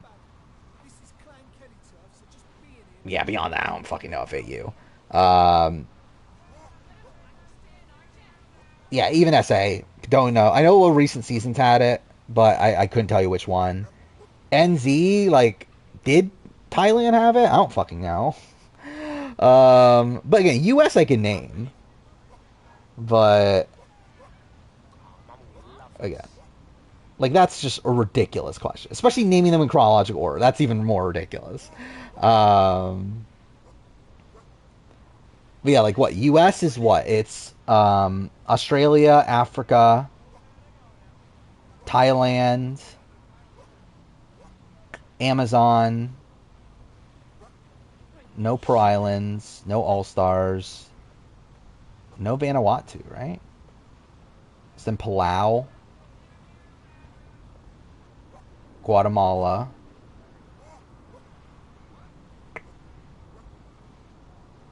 actually, at that point, is there one in,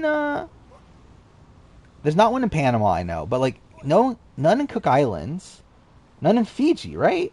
Then none in China? Was there really that big of a period without an auction? Anyway, Micronesia obviously had one.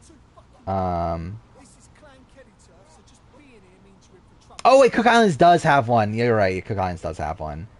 Yeah, because obviously Canis gets sent, and then, like, Ozzy gets the ice cream machine, and that actually, that's where Yule, like, reveals the, his idol and stuff, right? Yeah, forgot about that. Yeah, Gabon has one. Tokuji's has one. Samoa has one. Heroes versus villains? There isn't one, right?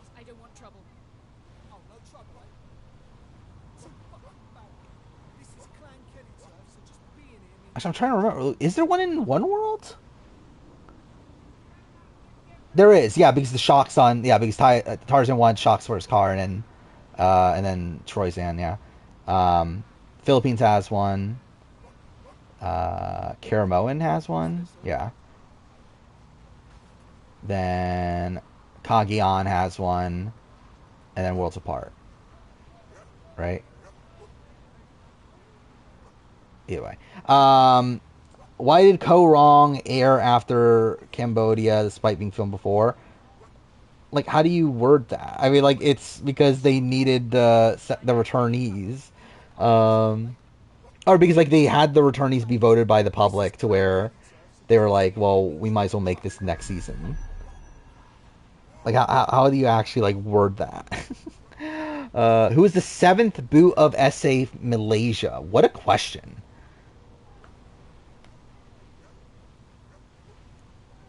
Yeah, I don't know if I could even do that. How many people were on Malaysia? Was it 16? Because I don't look at people by, like, how many boots in they are. I feel like if you gave me, like, the placement, then that could do a bit better. Because, like, I could tell you that, like, what was it, like, 8th place is Hein. But I could tell you, like, what number boot he is.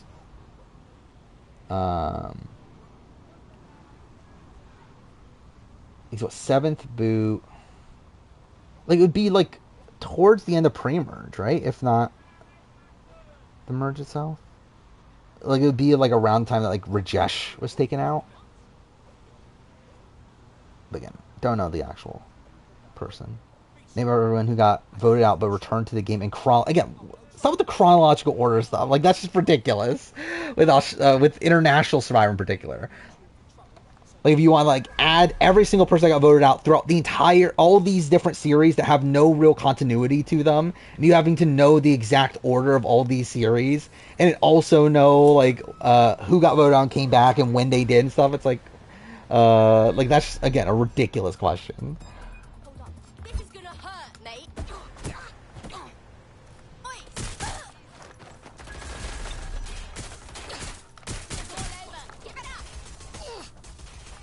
Yeah, like, there's so many in AU, too, right? Like, I don't even think I could fucking even name them in AU. Like, we're including all the people that got, like, saved by, like, Nana-limbs, essentially. Okay, cool.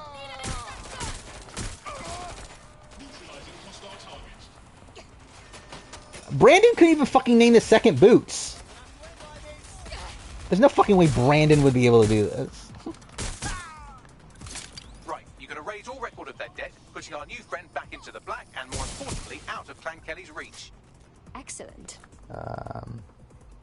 Yeah, how many medevacs occurred in Samoa? 2, right? Swan and Barassi. He got Misty Giles wrong. Well, he said Misty Giles when it was Melinda. How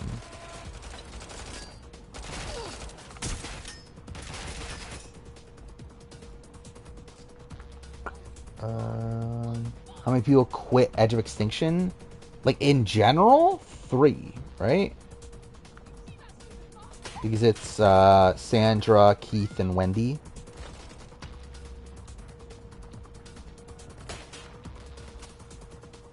Okay, wait. I still need to find a way to open this. Actually, what was this link?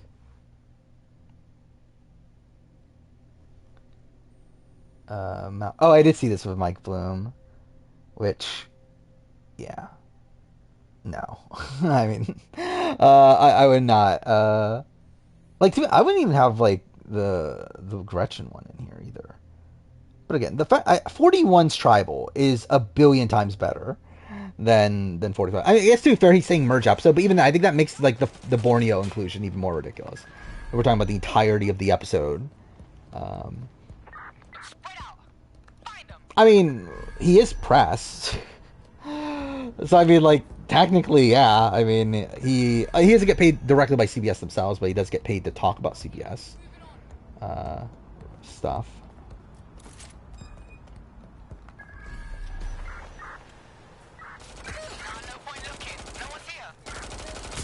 Fuck. Is there a single way Anthony could have won BB? Yeah, like win final HOH and vote out Dane. Though he wasn't going to. Playing the way he was playing, probably not. I guess if Kira had won final HOH, he wins. So, I mean. But also Kira's never winning final HOH.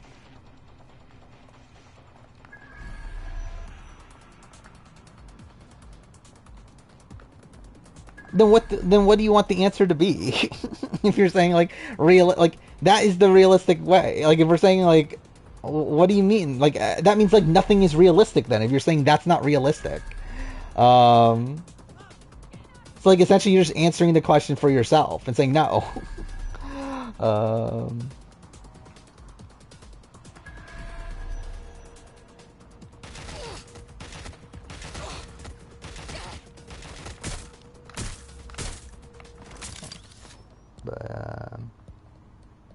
Yeah, what's the next thing? Again, list the fucking boot order of time and change honor defense. Fuck off. I don't think even the people that were on the fucking season could do that.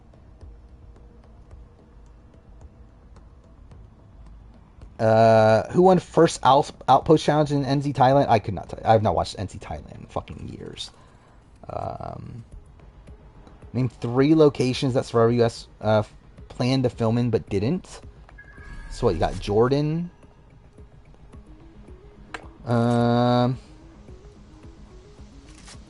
what other ones are there? I mean, if we're having a complex tribe, it would be Reba. But I don't think there really is a true complex tribe. Or maybe more so I should say that I don't think it matters this season.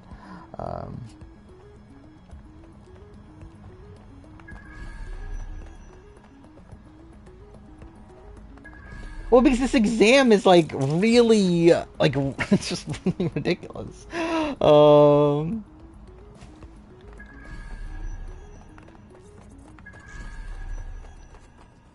Where like it's not even like actual like full-blown truth. It's literally just saying like say literally everything about this season or whatever.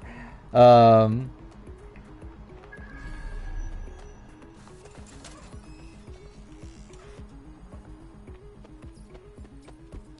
it's like each question is like almost every question is like involving like you having to say like 20 things.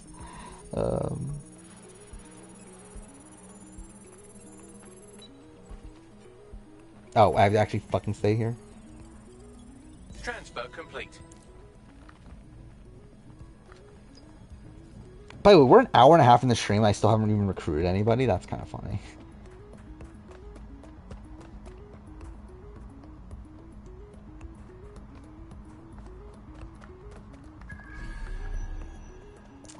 But the thing is, like, if he takes out, like, if we're talking, okay, back to the Anthony thing.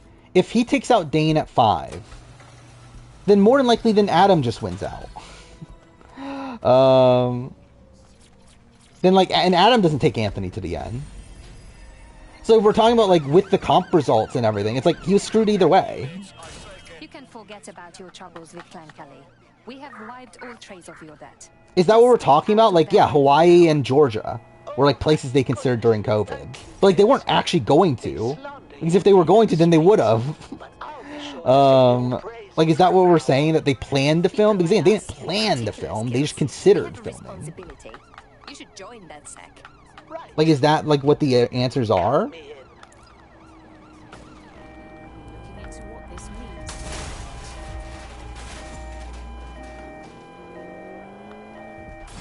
Explain the events of the No Votes Tribal. Okay. Like, explain the events of the No Votes Tribal Council in Cambodia in chronological order. 10 marks? What do you mean 10? Like, how many? Like, what are the 10 like things that you want to be said? Negative. No sign of the target yet. Because, like, what? Like, are, like, what are the, like, are, like, okay, they sit down, they get up to vote, they, like, it's like, what are the 10 parts of the thing you want?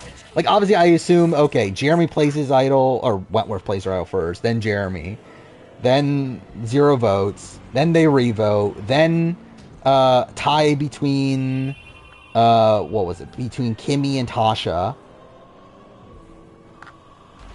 But again, there's, like, so many, like, parts of that. Is it insane that veto record got tied? I feel like it's not. I feel like it's not surprising at all that veto record got tied. Yeah, Jeremy skips to the voting booth. Does that include this event? I mean, it was in chat earlier. I mean, I guess I'll post it. But that's not part of the tribal, right? Oh, I guess it. Well, yeah, it says no votes tribal council, so Spencer winning immunity is not part of that. Yeah, I'll pin it here. So this is the form.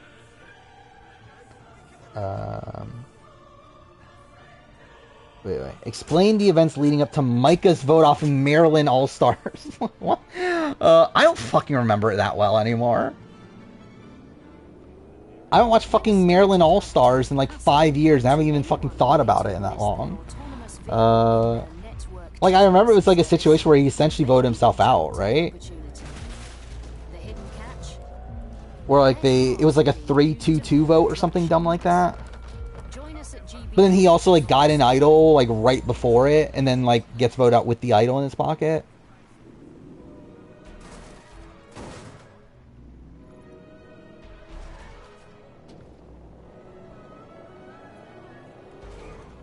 Wait, we're actually talking about the... Wait, okay. Wait, I'm done with that question. Yeah, name the player who had the dropout game change because of concussion, Natalie Anderson. List the 6 events that... What does that mean? The 6 events that occur in UK Panama Episode 2? Like, I could tell you that Lee got voted out.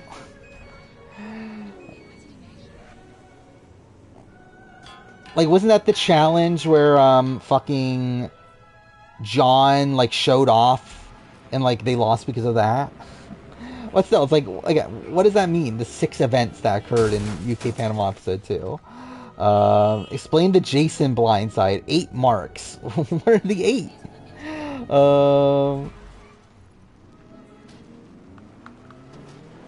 Like what? Elaine got an advantage from IOI. Technically got it during the immunity challenge, but obviously learned about it through IOI.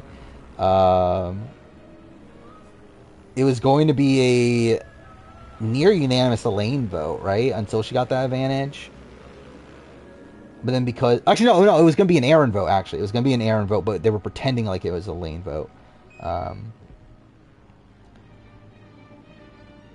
But anyway, then, like, with that advantage, that causes Aaron and Missy to flip to where it causes them to be tied in numbers, but because Elaine has a block a vote, she blocks Jason's vote. Jason gets voted out 4-3.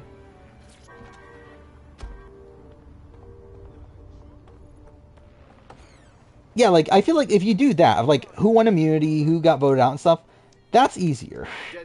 And that's a more streamlined thing. CEO Nigel Cass had this to say. DedSec terrorists will quickly find that Albion, unlike the police force of this city, is battle-tested and proven. Witchstar contestant was almost on Pirate Master Russell. Which user Survivor US saw an earthquake occur. That was Vanuatu, right?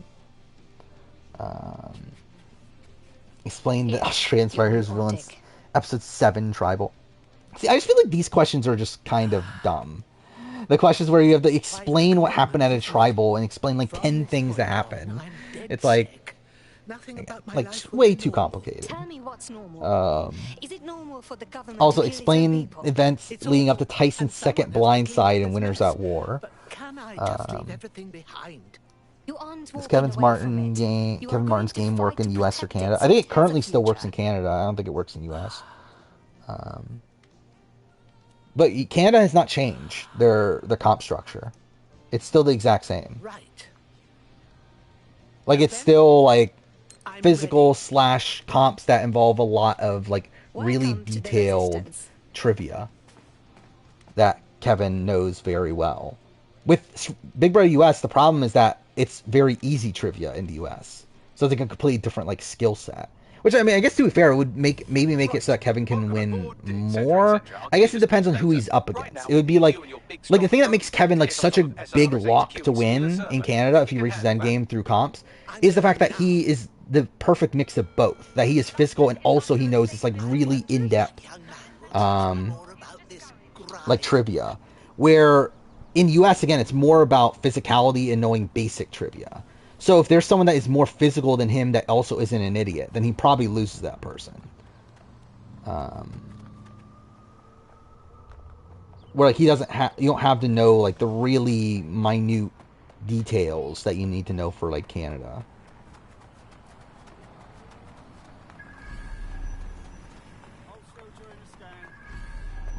I'm playing as Rose, the construction worker, obviously.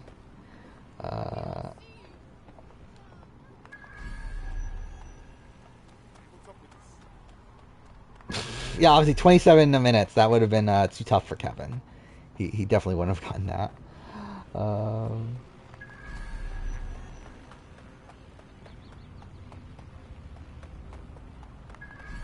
And what a random thing to bring up. The final 8 of BB12. I've never like once went back and like actively thought about the fucking like week 8 of or final 8 of BB12.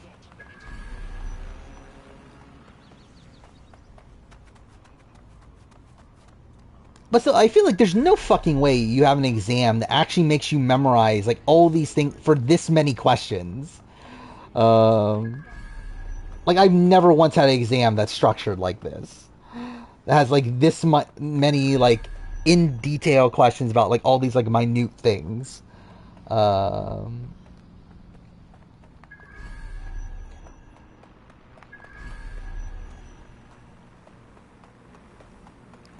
Lillian... Wait, can you decipher how Lillian Morris made to the end after being voted out in 23 marks?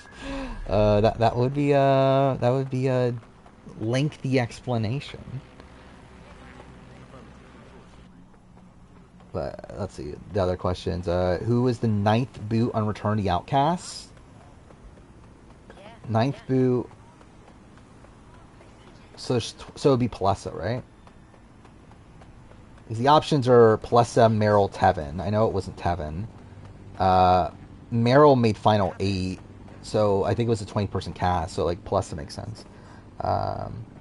Explain who voted for who during the Tyson blindside and here's villains. So obviously Russell, Parvati, Danielle vote Tyson. I love how I ran past the thing. Where am I even going? I'll be like, the more I just don't give a shit about this game. I really don't even really want to be playing this. I'm considering just like fucking dropping it because I really could not give a shit to play this game. But whatever. We'll see how I feel playing time next stream. But yeah, then Tyson, Courtney, Jerry, Coach vote Parvati. And then Rob and Sandra vote Russell. The AR reconstruction software. It's out of reach, so you'll need to use a heavy cargo drone. Yeah, like that's a proper question of like how many people won with like unanimous votes or something. Like that would make sense. Like this is like the like I mean also the thing is like there's just like it's just so arbitrary, the like concept of like 10 things about Survivor Maryland All Stars, like Micah's vote out. It's like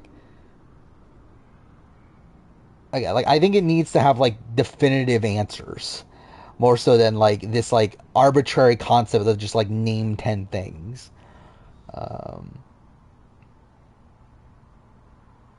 Yeah, list the third, fourth, fifth boots of Australian Survivor 2002. So what, you got David, you got Deborah, and you got Sylvan, right? Or Sylvain? Sylvan or Sylvain? No, Sylvain is Quebec, right? So it's Sylvan.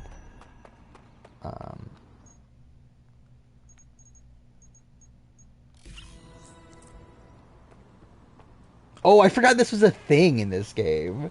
There's literally a fucking drone that you can walk on. Oh yeah, what is your trivia question? Oh, that's definitely what I meant to do. Excuse me? Why'd this person get on? Well, I suppose that is technically a kind of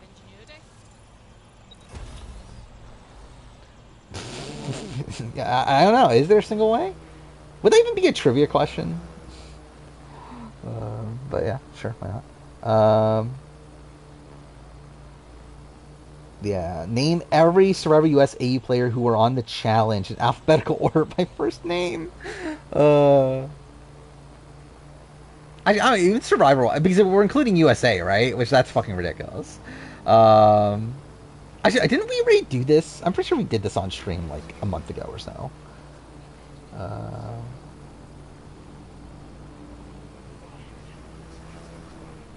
Would that even be like again? Cass is literally teaching. I am too first. She's not teaching a class on like Survivor trivia, but still, like I feel like even then, that's like way too, like in depth of questions.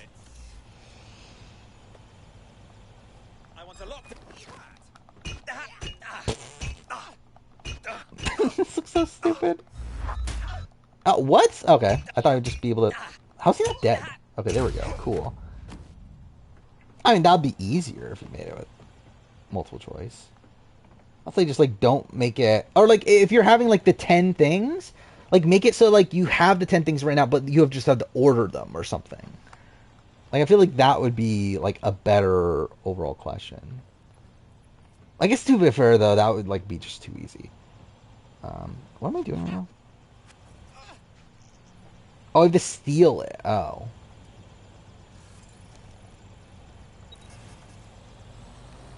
Okay.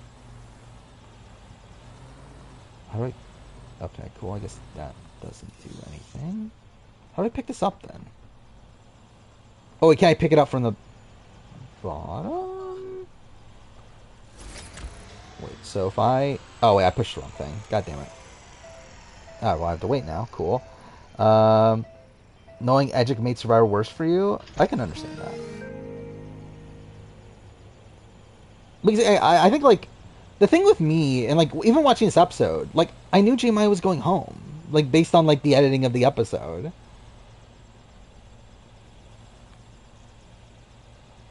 Can I not pick this up?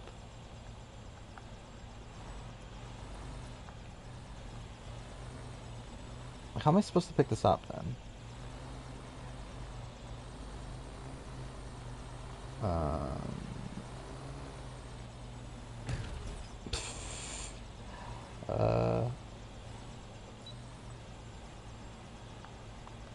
Like, is there not a thing to pick this up? There's a drop cargo. Wait, attach the drone to a heavy object with it, but how?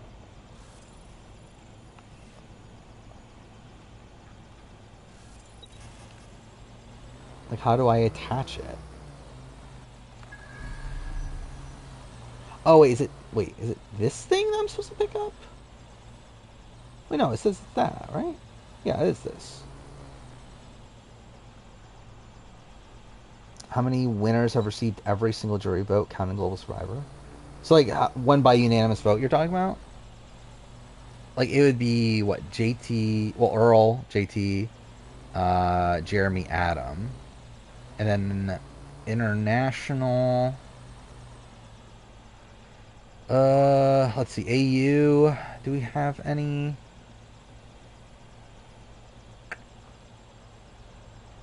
Are there any international ones? Pia, right? And then... Mark. I think that's it, right? Oh, no, Liz. Liz won unanimous, didn't she? Yeah, I just remember. I had no memory of that until just now. Yeah, Liz won unanimously. That's fucked. Like, now that I think about it. But either way. Yeah, I have no clue what I'm actually doing in the game right now.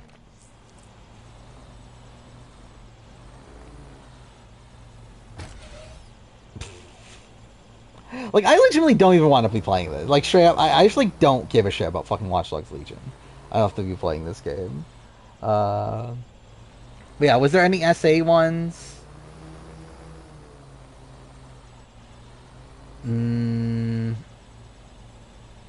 No, right? Then New Zealand, no, right? Tom got a vote, right?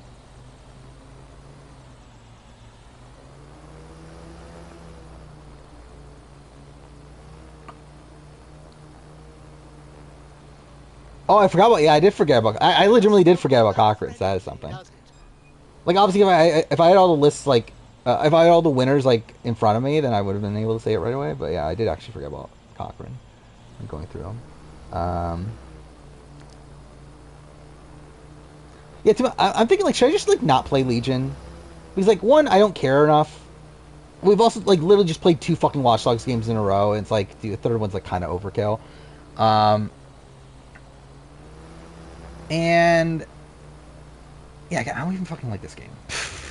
Like, I'm literally just playing this for the sake of, like, me having, like, played all the Watch Dogs games in a row. But it's also, like schedule-wise, in terms of, like, there's just other games I would rather play. And, like, we're gonna get to a point where, like, I'll have to, like, play specific games again. So it's like, do I really want to waste, like, 2 weeks playing this game? Not really. I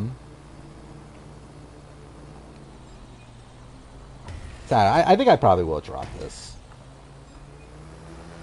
Because I'm just, like, bored playing this. Mind you, we're only 2 hours in the stream, though. That's something. I prefer Goosey Stuck over Among Us. Like, by a lot. It's not even, like, close. Where was I on this other one, anyway? Who are the players who want a loved one visit? Well, Chase. Wait, who are the players who want a loved one visit? Oh, wait, Jeremy didn't. So, yeah. So it's Chase, Brenda, Sebastian of the 4. I've dropped the stream game before, right? I know I've done with Gravity Rush 1 and 2. Both of them I didn't finish. I didn't finish Twin Mirror. Which that was just, like, not even that long ago.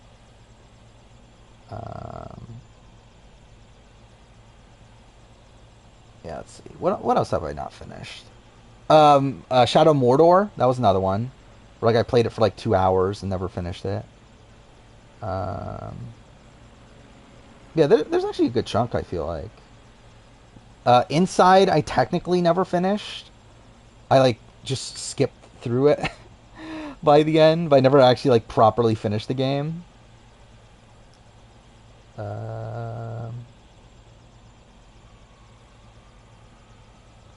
I think that's probably it, right? So that's like a decent chunk. I'm looking at the other one-time streams. Yeah, I think like obviously like there's stuff like Witcher, which I played like the first 2 hours of, but I never planned on finishing it. But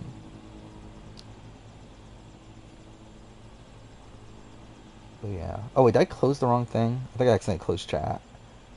Oh, there we go. You're secretly Anthony Velachos, so that's something.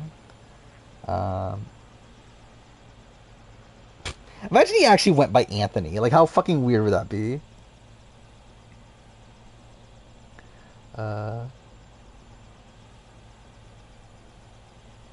Yeah, what other questions are there here?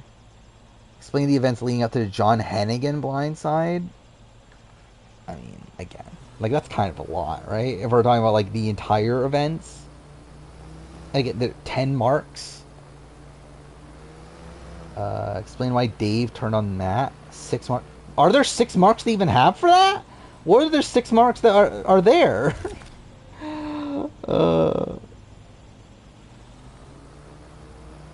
I mean, they're supposedly trying to do all winners.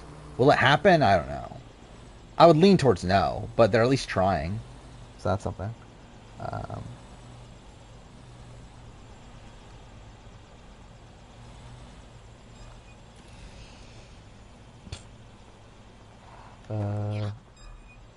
I legitimately just could not give a shit about this game.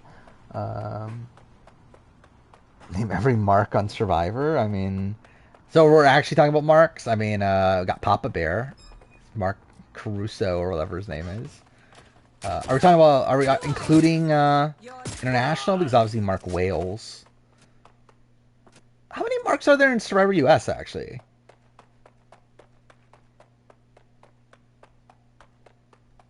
Is there another one? I don't think there is, right? Is there another Survivor US mark? Yeah, just Papa Bear, right? I look up Survivor mark and only Papa Bear comes up.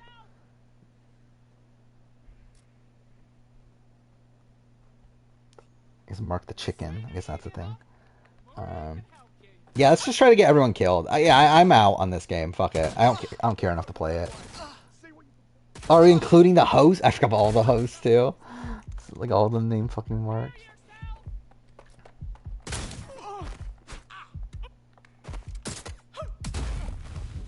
There isn't a Survivor Tim, right?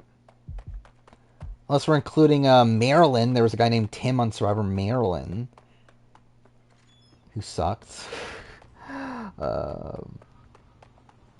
Yeah, Mark Burnett, or including Mark Burnett. Right, let's spread out and look. Let's see. Let's try this. Should I just do, I kind of want to do Left Behind speedruns. Like, I haven't done them forever. Like, oh, fuck, everyone's, yeah, they're not dead anymore. That's a shame. Like, the thing is, I haven't done one in, like, a month and a half. So it's like, I don't even think I remember everything anymore. But I kind of rather be doing that at this point. Right. Your teammate won't be completing their operation so much as they'll be needing one. Oh, fuckers. Think they can come after our crew? Okay, well, I The think second we can boot all of... agree Oh, yeah, I that forgot about that. Yeah, you're right. was a Second boot of AE 20, Luckily, 2002 working on a back door was into Tim. SIRS. I think He I've just managed passed to clone away, most too. of their server. We'll just need to drive our version around town Maybe a he bit. didn't just pass. Maybe I'm not remembering that right. But I know he's dead, though. Rest in peace, Tim, from Australian Survivor 2002. Stream Oxenfree? I don't think I have it installed, but I assume it wouldn't take that long to install. Yeah, I did want to play Oxenfree 2 at some point. The Oxenfree is good, though. It's not like my favorite game in the world or anything, but it's like a good, like, story-based indie game. Does Brandon Donlin know who the fuck Tim from Australian Survivor 2002 is? Like, has Brandon Donlin ever watched Australian Survivor 2002? I kind of doubt it. Well, that was a massive... Like, I'm pretty like, Brandon Donlin's obviously watched all of US, probably, like, watched all of Australia and SA and, like, stuff like that. Like, he hasn't watched fucking Australians for 2002, right? I guess like never say never, but like I would doubt it. I think jury doesn't start next week. If we're having 2 eliminated players, I mean, either way, I don't think jury would start next week. I don't think they would start jury at 12. But yeah, I think we're probably having a jury not starting until 10 then. If we're getting a double next week. Explain. Oh, I already did that. List the 6 boot of every season of Australian Survivor. Includes pre-Network 10. What a list. Oh, I didn't even finish this. That's funny. Who is the... It's the last person to vote out before the merge. I need a wider sample of data, so I'm pushing you the coordinates to a new location. So that would be...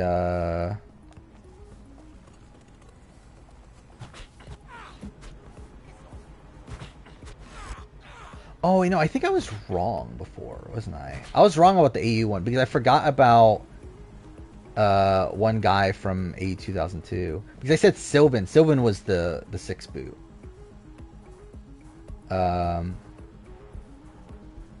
Was Jeff? Was that the guy of the only boot from the Blue Tribe on that season in the pre-merge? That was the 4th boot.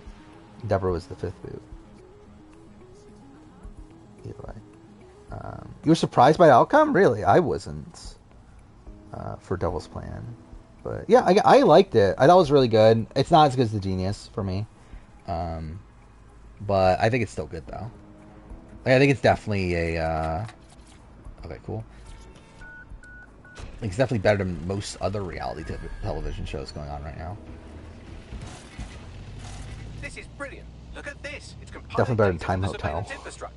Nearby CTOS drones, civilian optics, CCTV, and then it assembles those straps. It's iconic. Location 24 hours ago. Fantastic. Be careful. It's taking too much damage. That Sylvan won a car without having a driver's license.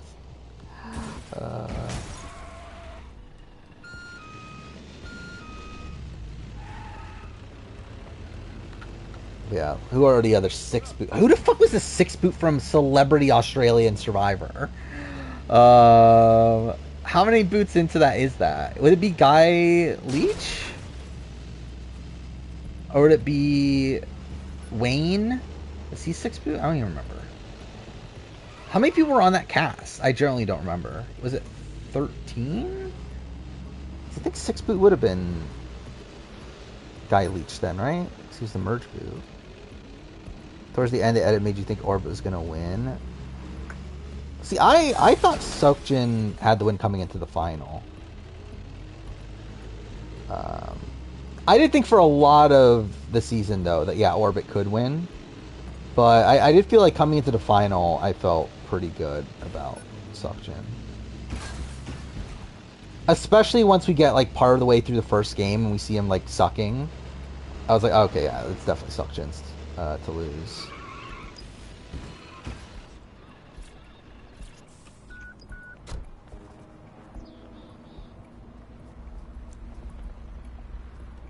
Well, no, that doesn't... If someone comes back, they're still, like Guy is still the 6th voted out. He's not the 6th... Like, he's not the... Like, 6... Oh, I guess it is saying 6 boot. See, I guess how do you really... Again, that's like... Microphones, laptops. Say, do you reckon SRS uses... Like, I would still include Guy Leach if I'm doing, like, a 6 boot ranking. Oh, shit. We got us a clash now, Bax. Wait. Can you do anything to lose your new friends? Who the fuck is 6 boot from AE 26? 6 boot is such an arbitrary fucking number. Let's see. Rowan was 5th, right? So next was Kat. Transfer complete. I'm missing one last data set. Right? Pushing you the coordinates to the location. No, that's not right. That's not right. Because I forgot that was after the second swap. So the first swap was... Well, again, what do you include Nick and, like, Connor? Probably not. Barry would have been 5th boot, right? So then it would be Tegan, right? Was 6th. Everyone's favorite player, Tegan. Then 2017. Let's see. Adam was 2nd. 3rd was Kate. 4th, was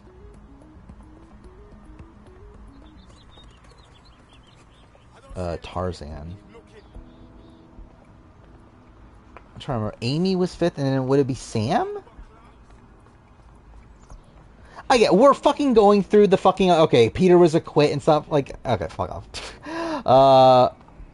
Basically, it literally says like 6 boot. Technically, Peter was still booted. He just quit, but he's still booted from the game.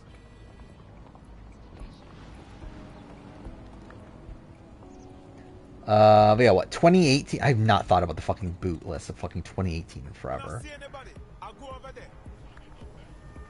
Cassie's the only first runner-up since Chrissy against 2 men. That's a stat.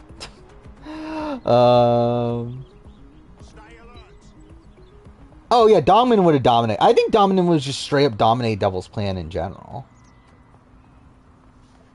But yeah, like that final in particular though, yeah, he would like crush both of them. Better player, Tarzan AU, Tarzan US. Probably Tarzan US. So at least Tarzan US is more self-interested. Where Tarzan AU is like more so playing for like other people to win. Then again, he did also say that if you're going to win a season, it better be All-Stars. At least that's something.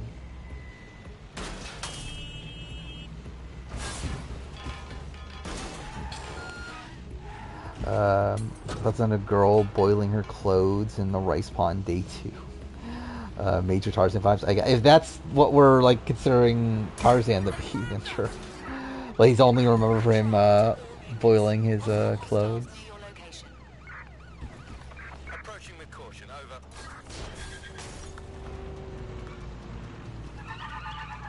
Yeah, this takes too much fucking thought to name every fucking 6 boot of Australian Survivor.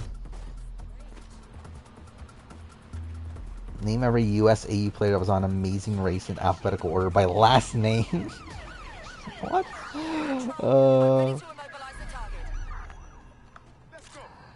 Name the tribe that won the Attacks and Challenge Chugon.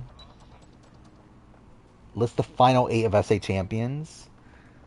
Let's see. Graham, Boulay, Sivu, David, Xavion, Althoff, Shane, and Vel. Was Vel 8th place then? Yeah, it was Vel, then Moira, then Solly, then Marion, then Steven, then Sonette. Then after that, I think I'm forgetting. No, then Gina, right? Gina was 14th. I'm looking for something positive to say, and then but you did Philip nothing to was deserve it. 15th, That was right? a total failure. Then Shona was 16th. Zan was 17th. 18th was Killarney. 19th was Marsha, is that her name? And last place was Ashley. So there we go. I named the entire fucking boot order of champions.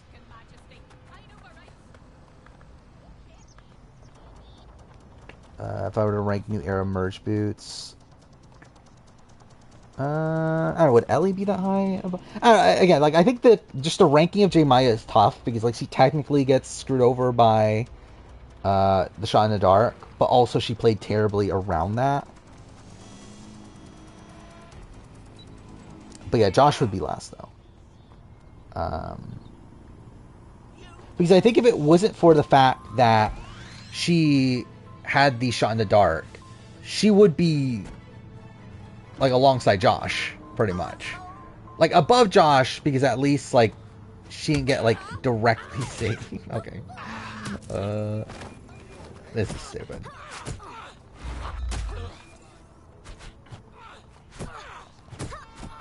But still, like Jeremiah plays like pretty terribly. So like I think she plays to the same level of Josh. But Josh like obviously like gets pretty much saved by Matthews.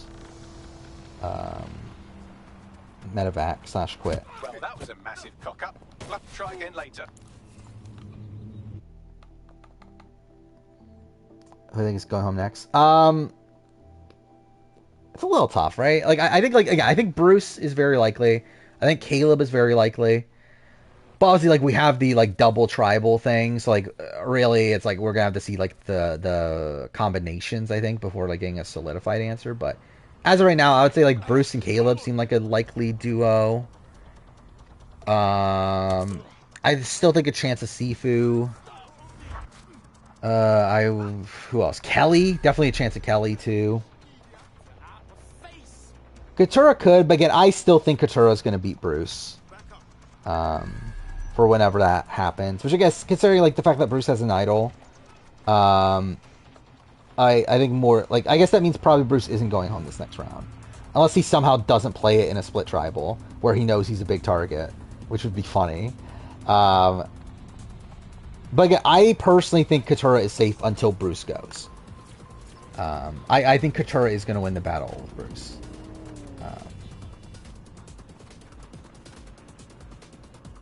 That would be insane if Caleb and Emily went home and none of them made the jury. I doubt Emily's going home though. I think Emily's locked in for Endgame. Mind you, there's a chance that like Caleb goes home next, doesn't make the jury, and then Emily is final 3. So that means like no Lulu member is on the jury. I think there's a serious chance of that.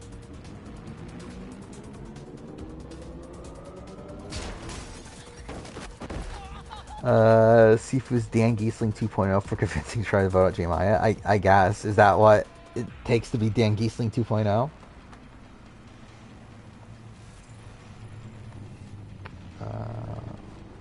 Literally all the people you like were on the losing time emergatory. Yeah, who else was eligible? Caleb, Emily, Katura. No, not Katura. Kelly, I met Kelly. Jake, and D. So, that's a good grouping of people. Sifu's funeral. Imagine Sifu's funeral. Imagine Cerie's funeral what's going on right now. Imagine Cerie just saves herself as we're speaking. That'd be pretty cool. Yeah, Sean Dark Play, like, TV-wise was fun. I saw it coming. Mind you, I didn't see the like 0 votes coming though. Oh, do I not have any? I forgot, that's kind of a dumb thing about this game too. But you're like really limited on like the equipment you have too, aren't you? It's like each character has like different equipment.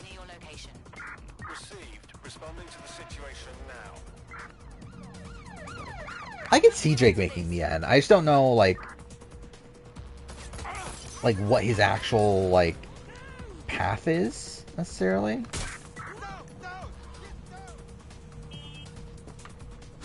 But I could see a world where he's like, I don't know, is he a losing finalist? I don't know. Again, I don't think Jake is actually winning, even though I do think he has the best edit of the men. But is it like a losing finalist edit? Like, not really, so far at least. Imagine he gets if he falls into the fire. Final tribal. How sad would that be? If you fall in the fire, what would they do actually? Like, if you had like the Ara situation in Panama, but like actually got injured, like they would just delay final tribal, right? Like they wouldn't just like. To be fair though, that was the final 2, I guess. So like with the final 3, like would they just say fuck it and just continue on to just the final 2?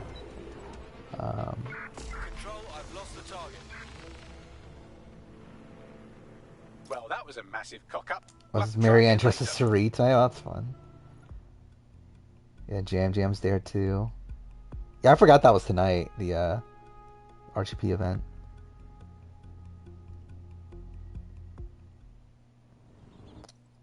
Yeah, I'll do another quiz if you like whenever you have one ready. If you have one for like next stream or whatever. But yeah, I just feel like a lot of the questions on there are like way too complicated.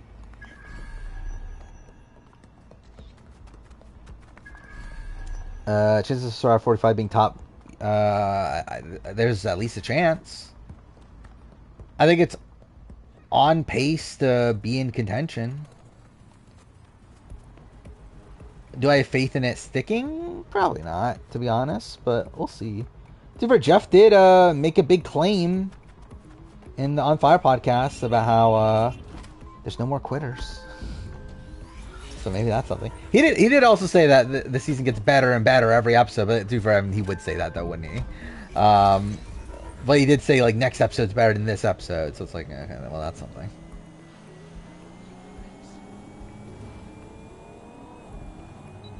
Like, I'm literally like not even buying or play the game at this point. Well, every single tribe color? You mean just like name the colors that? Oh, I think I feel this before, and it just like puts you back there, right? Yeah, he spoiled the season by saying that there's no more quitters. What a dick. By the way, also I do love how he said that. Oh, I don't spoil. Like I don't spoil seasons, which is like he kind of did with Worlds Apart.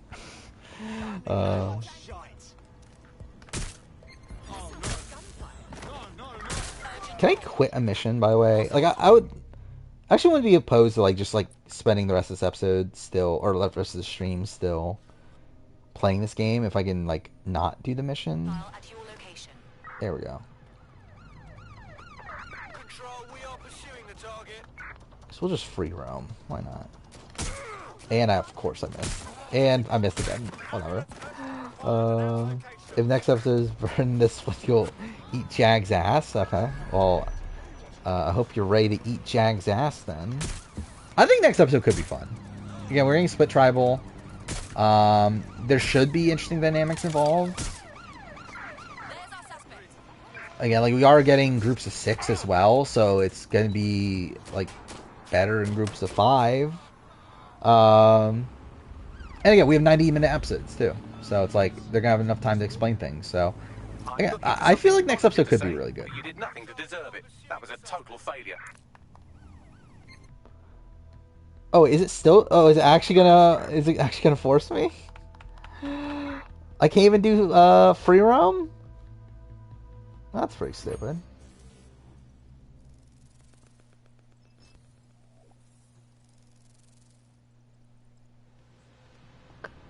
Alright, guess we'll fucking do the mission.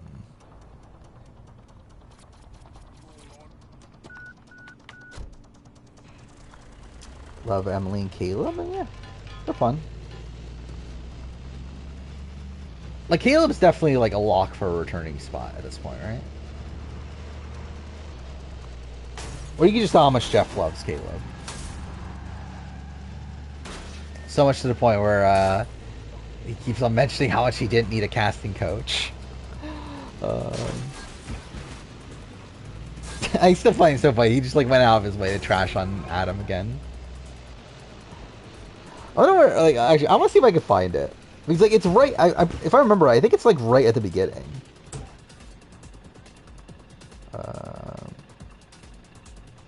King of this season. I mean, like, I feel like I could have told you that he was going to be fun on the season at least.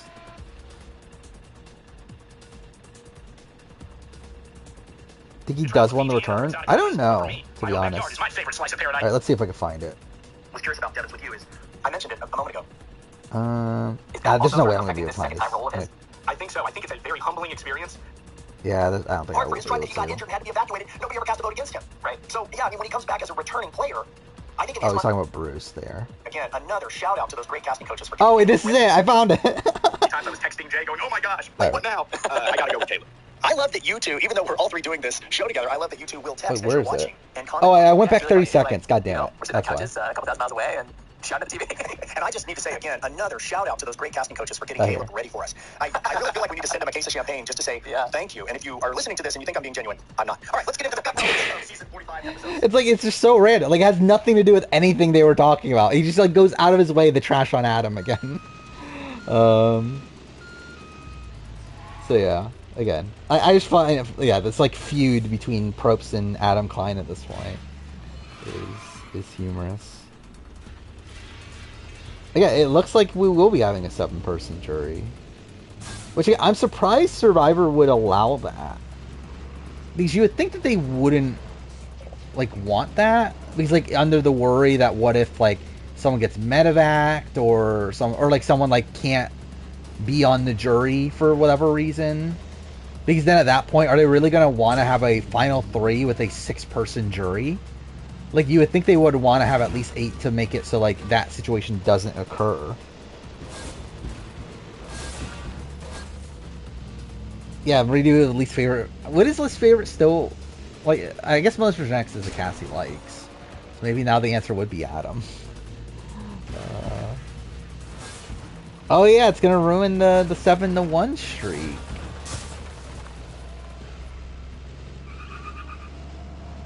They love small numbers. They do when they do, I guess. I mean, like, the thing is that they didn't until New Era. And all of a sudden now they fucking talk about loving small numbers. Like, before, like, literally, you listen to him talk about, like, during Winners at War, he's talking about, like, oh, we want the biggest juries possible. Like, we want to make it so that, like, essentially, like, the complete opposite mindset. It was like he wanted, like, people, like, the people to have more of the experience or whatever. Where, like, now it's like, no, he wants, like, people to earn the experience. Yeah, what am I even doing?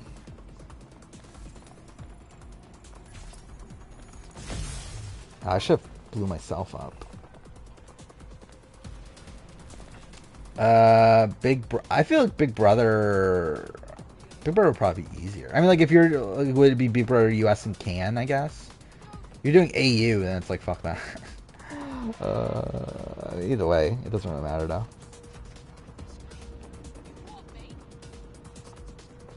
I mean, if it's a 6-1, it's pretty much the same streak. Like, to me, the streak was, like, never really a, like, 7-1 necessarily. It was more so that everybody votes for one person, just, like, one detractor. How many stayed in minutes? I mean, obviously it's 27 minutes, obviously. I mean, that's the easiest part of the question.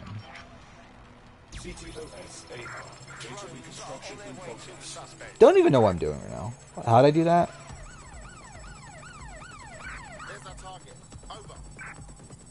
I watch BBAU? Well, you're doing yourself a favor then. I do. Yeah, BBAU actually isn't like that bad, but it's just like it's not really Big Brother.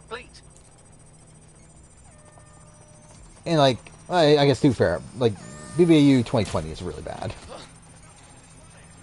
2021, 2022 though are not terrible.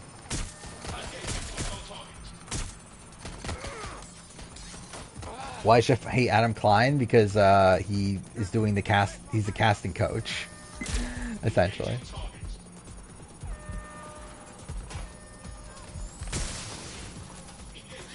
How many people won a car on Survivor? That's... yeah, I don't fucking know. Like, obviously, what, 14... Actually, wait, did every season give out a car in the US?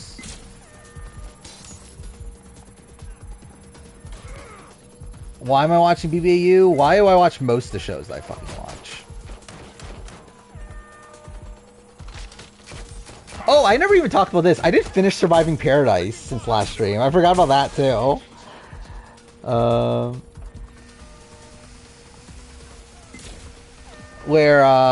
Yeah, Monday I put together... Oh, by the way, also, yeah, there's a Spider-Man video on Friday. Yeah, Monday I spent all day working on the Spider-Man video. To where, I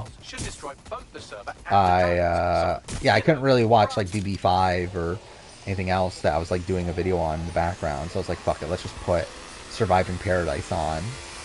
And yeah, I ended up finishing it. It was okay. That's fine. I think it kind of falls into a lot of the traps with the other, like, Netflix shows of, like... There's, like, an interesting game there. Like, it is a pure social strategy game. They just don't bother to focus on the social strategy game. And even beyond that, like, there's a lot of the... Like, the format's just really fucked. Or, like, there's no consistency in the format. It's a Netflix show, Surviving Paradise. It's very similar to, like, Rise and Fall, just without the structuring of it, which to me, like, at this point, like, that's my big criticism of these, like, Netflix reality shows, is the overall structuring, where there is, like, not much of a structure to the show.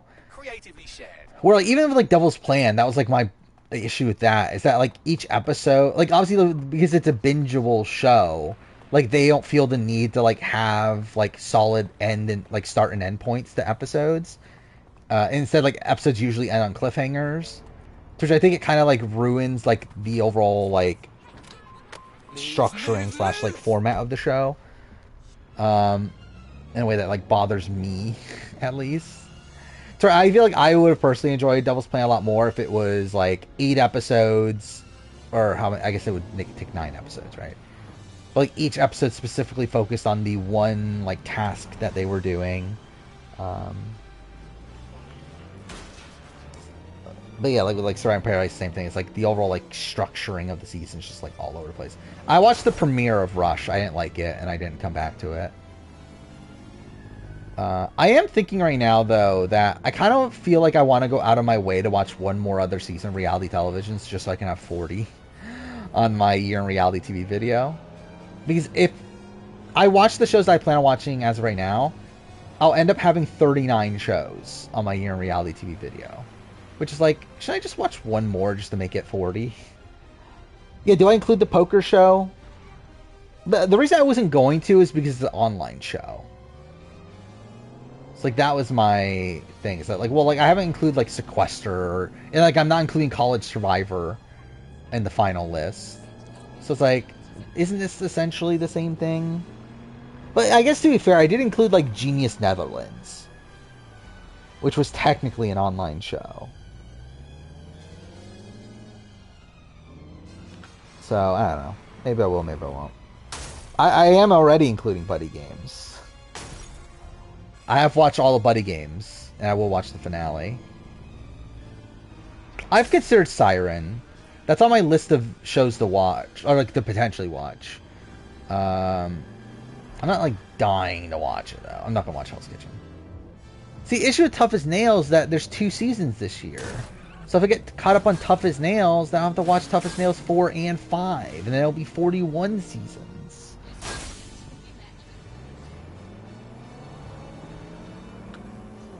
But yeah, like streaming services are like, are you talking about like Michigan All Stars? Because I'm not playing Michigan All Stars on.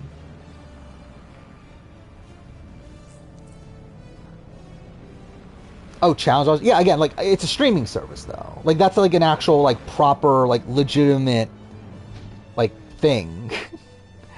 Or like this is just on like some random poker YouTube channel. Like for me, like YouTube is like a separate thing. Like, if it's on YouTube, then that's not, like, a real thing. Like, not a real TV show. Like, streaming services are. Like, that's essentially, like, the new modernized version of a TV show.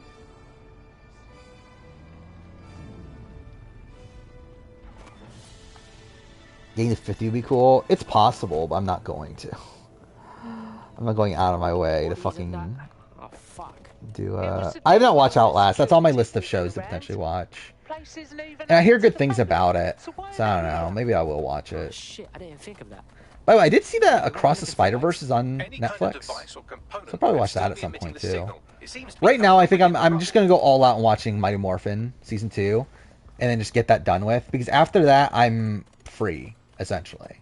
Because like Mighty Morphin Season 2 is the last thing I'm doing an immediate video on. So after that, I don't have to like actually watch something that isn't new, at least, until the next batch of videos. I've watched Into the Spider-Verse. It's good. I enjoy it. I even own it on Blu-ray. I haven't watched Across though. Sorry, the Raft is ass, but I should watch that. What was that? That's on HBO, right? Which I don't have HBO anymore. I could not give a shit about doing this mission. Is Michelle Schubert a bad player? I would say, like, define bad, but I would say no. I would say she's, like, okay. She did some good things. I'm not gonna play fucking Roblox Survivor. I'll play Castaway Island. I actually plan on streaming that anyway. But no, I'm not fucking playing Roblox Survivor.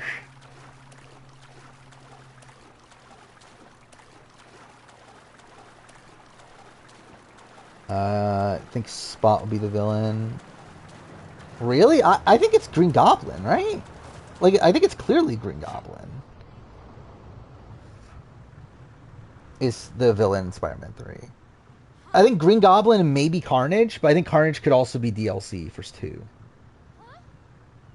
Because again, they directly set that up in 3. Like, they set up Green Goblin, they set up Carnage. But again, I think Carnage is probably DLC. It would make sense if it's DLC. Because it would utilize the same, like, sort of mechanics that are there with the Spider-Man 2, with, like, all the symbiote stuff.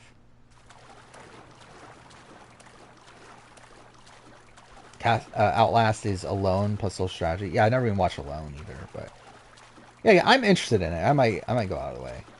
A villain, not the main villain. Okay, yeah, I can see that. I can see them. Oh, yeah, and also Chameleon too, right? They set up Chameleon, so like Chameleon's probably gonna be. Again, I don't know if that's DLC or if that's 3, but Chameleon's gonna be involved in at least some of the future. So.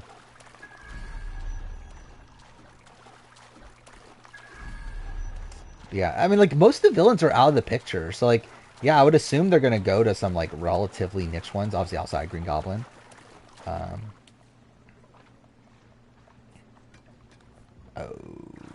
Okay.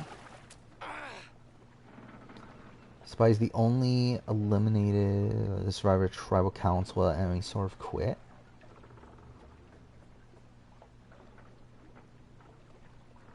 What? Do you mean... Wait, what do you mean by that? Because, like... The Survivor Tribal... Or do you mean just, like, Survivor Tribal and not quit? Or wait, no, even then that wouldn't make sense. Because, like, Brandon wasn't... But, like... Are we including... But, like, Brandon wouldn't have been voted out. And he technically... I don't know. Would you consider that surviving a tribal?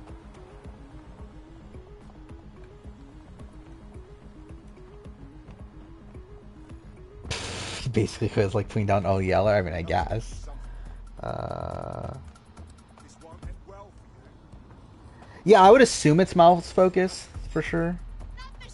Because yeah, it would be weird if they just like fucking get. Okay, spoilers for Spider-Man 2. Yeah, it would be weird if they just like fucking got Peter out of retirement like right away. Like that'll be fucking strange. So yeah, I assume it would be Miles focused. Which I guess does that like lessen the potential of Carnage? Because like Carnage is like specifically set up in the Flame, which is a Peter only side quest. So like it would be weird if they like brought Carnage in without Peter being involved in any way, especially because like it's a Peter and Yuri thing. And, like, Miles has, like, no connection to Yuri.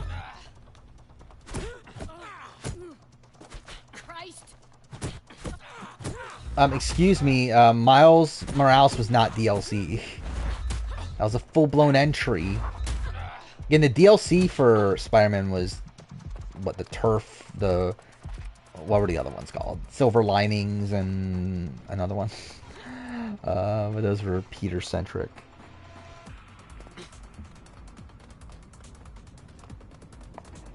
But straight up, it's actually, like, kind of... Like, I didn't realize just how much... Like, you have to play Miles Morales, pretty much. If you want to, like, know the actual story of 2. Which, like, makes sense, obviously. Miles Morales, like, obviously is part of the continuity and everything. But, like, I kind of, like, thought they would kind of, like, write it in a way that, like, you can get away with, like, not knowing Miles Morales. But, like... Yeah, and like Miles Morales is like very important though to a lot of like Miles's part of the story. I didn't know who the fuck Silk was, straight up. But yeah, we'll see how that goes. So yeah, is that a Spider-Man 3 or is that a DLC thing then? To be fair, we don't even have confirmation that there is DLC. I just assume there will be.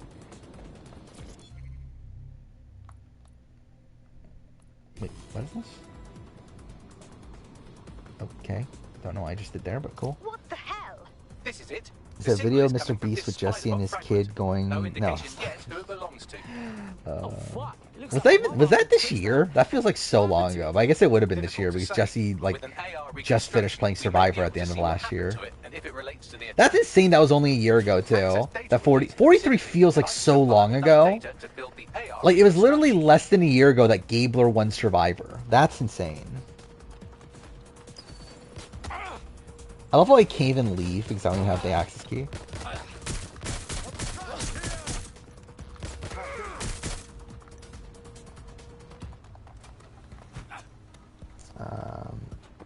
How old is Peter in 2? I think Peter's like late 20s in Spider-Man 2, right? Like he is like decently old. Like for being a guy that's not making money from being a superhero and still doing superhero shit.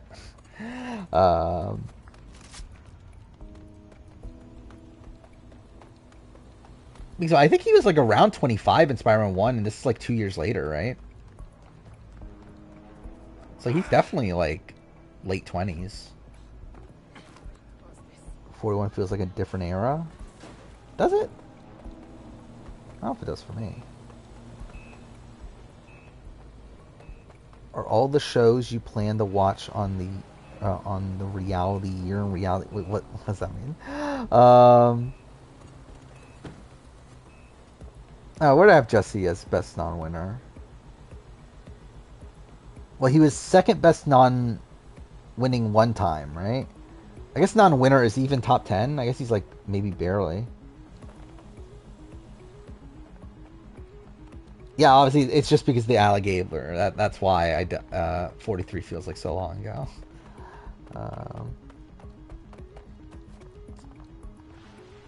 Are we gonna get a Silk DLC? Like, I feel like that's not... Like, I feel like maybe as, like, its own side game, but also who the fuck is wanting a Silk side game?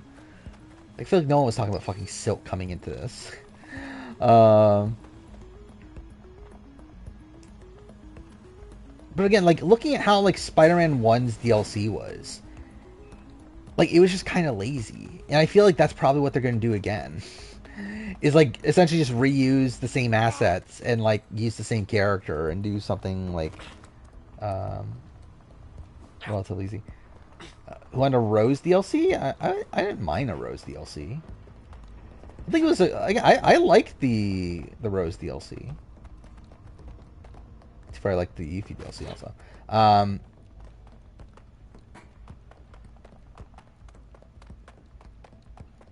But again, it's still like fucking like. Was anyone talking about Silk in this game?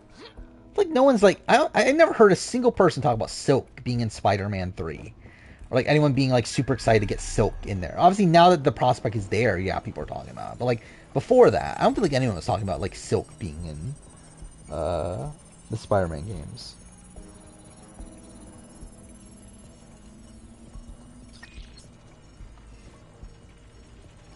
Are shows you've watched the 39 shows on the list, or are the ones you plan to watch on there?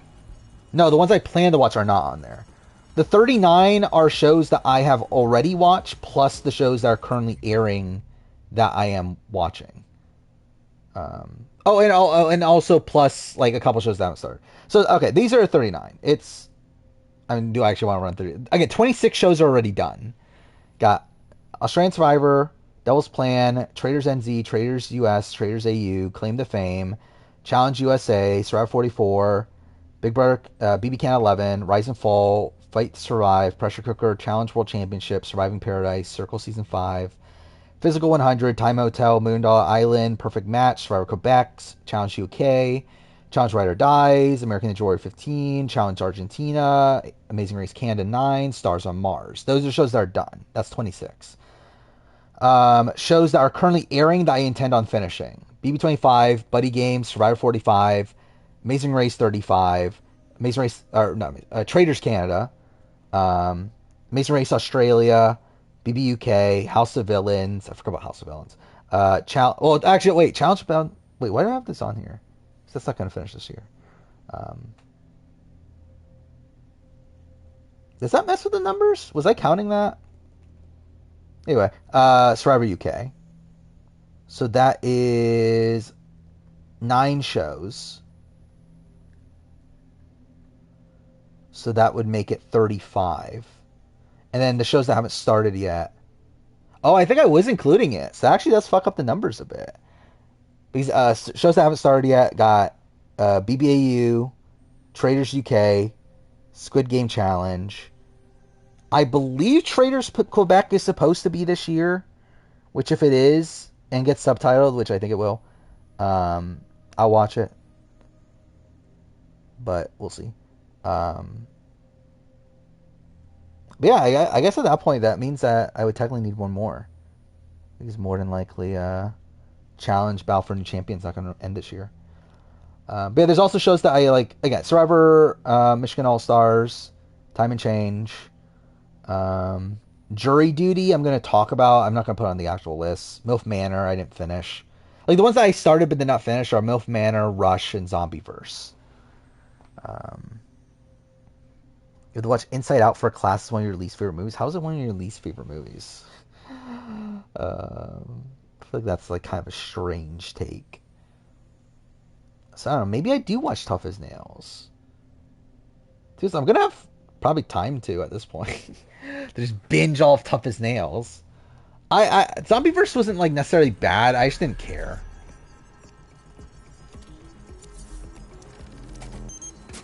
And like considering it's like foreign language and all that stuff, it's like I don't know. I don't really care enough to like pay attention.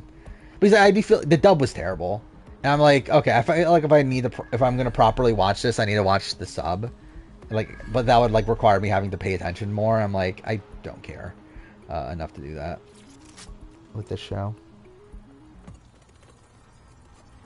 Is Siren good? So again, I saw that Siren was a show. I thought it looked interesting.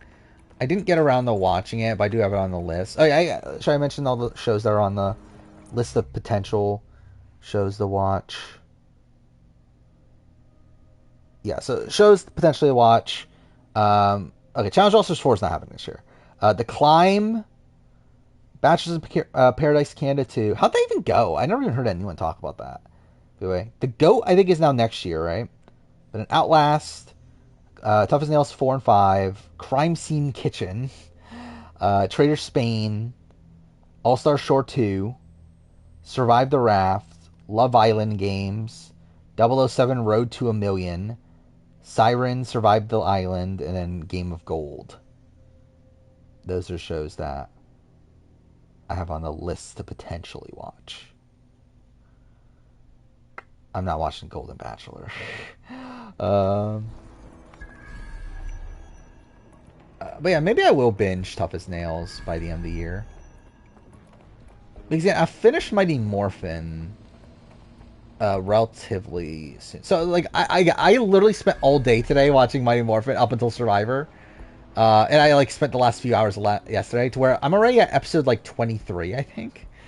Mind you, it's like they're short episodes, obviously. It's half an hour episodes, and also like taking out everything. Like you're essentially only watching like 18 minutes. What's funny is that I didn't realize this. I can watch 2 episodes of Power Rangers in less time than it would take me to watch 1 episode of Big Brother 5. Like that's kind of funny.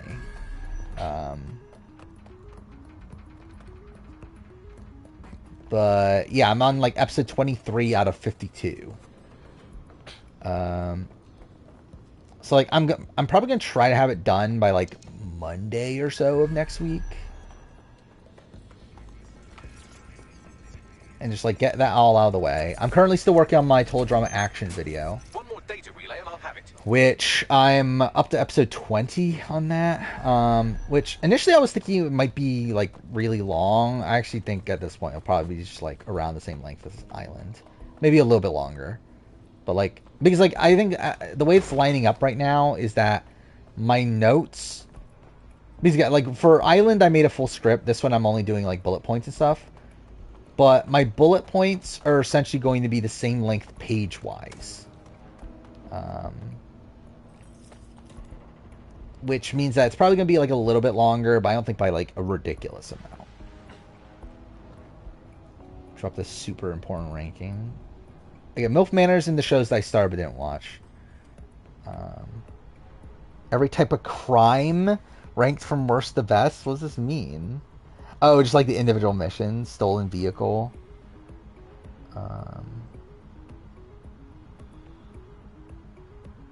Like, which one is that? I did a lot of them, but like I don't know which one's which. Also, why are the images like have nothing to do with the actual like thing? That's kind of funny, right? Like, why is the image for Hit and Run the ending of the game? Like the Cindy cameo. They're like 6 Tanker Strike. The image is fucking the other post-credit scene. What's number 1 on this? These are super spoilery images too, right? Like, this is funny. That, like, why is a ranking of every crime in Marvel Spider-Man 2 include, like, multiple images of the ending?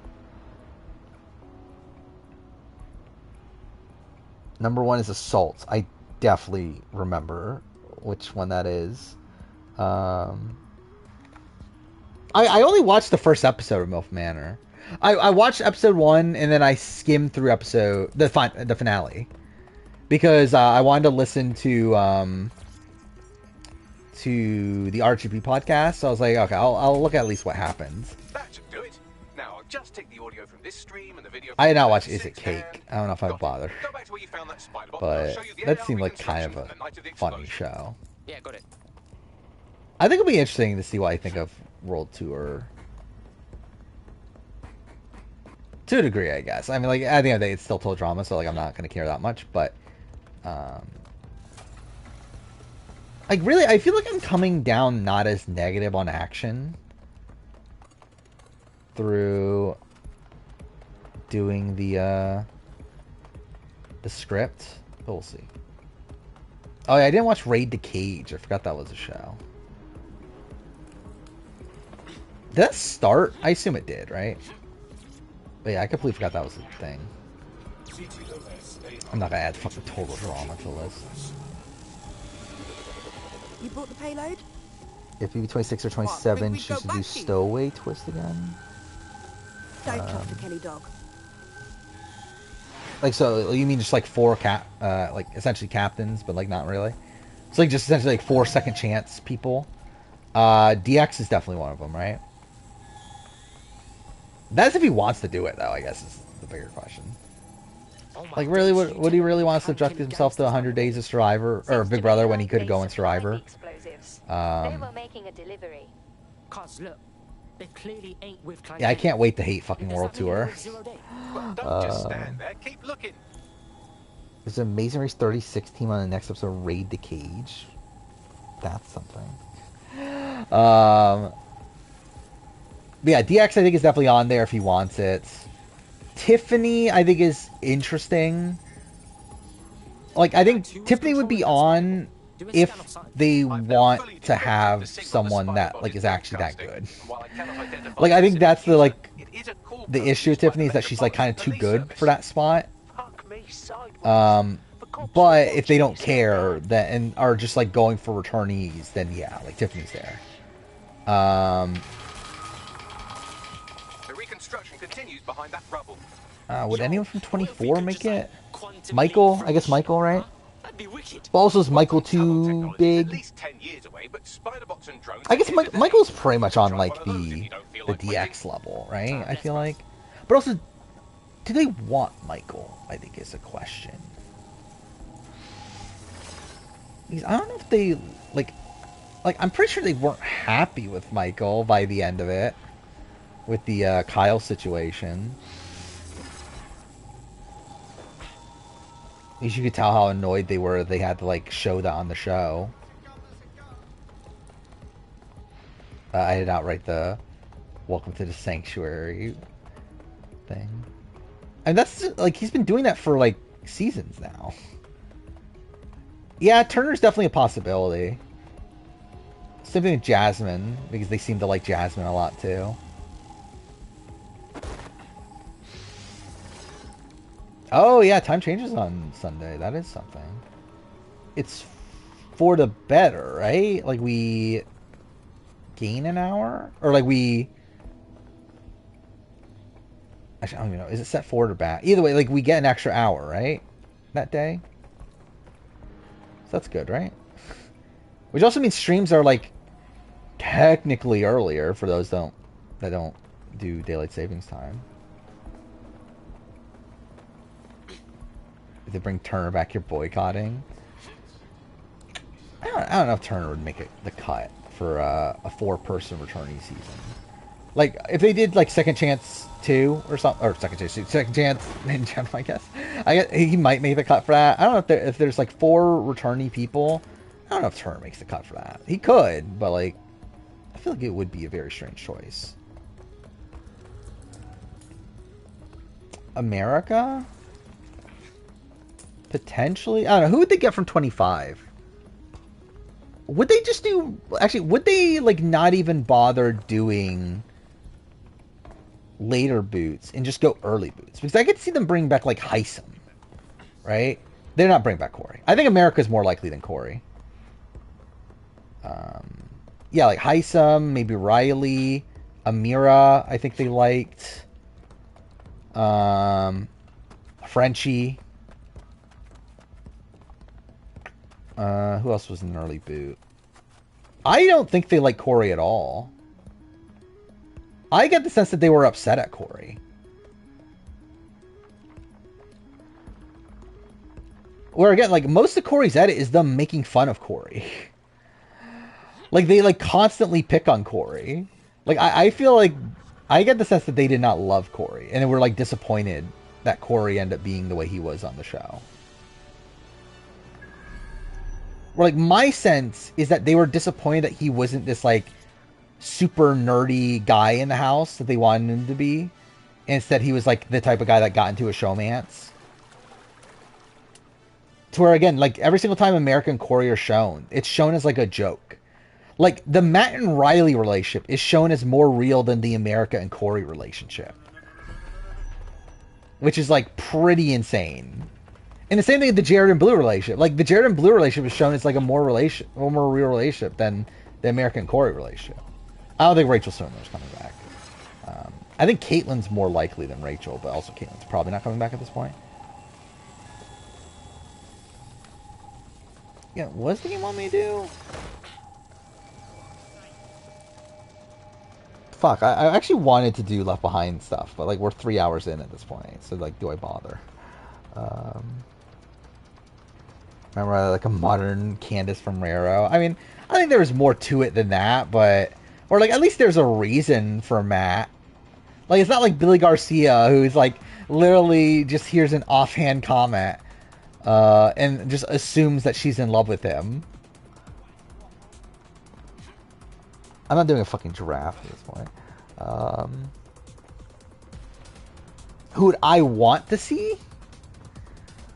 Probably, like, I don't know, because, like, I feel like there's, like, people that I would want that are early and people that I would want that are late, but I wouldn't want to, like, mix them together. Because, like, I would love to see Heisem back. I would love to see, like, Izzy back. I would love to see... I don't know, are there any other early boots? Because, again, I don't feel like that's enough. And I wouldn't want to put them on the same cast as someone like Tiffany.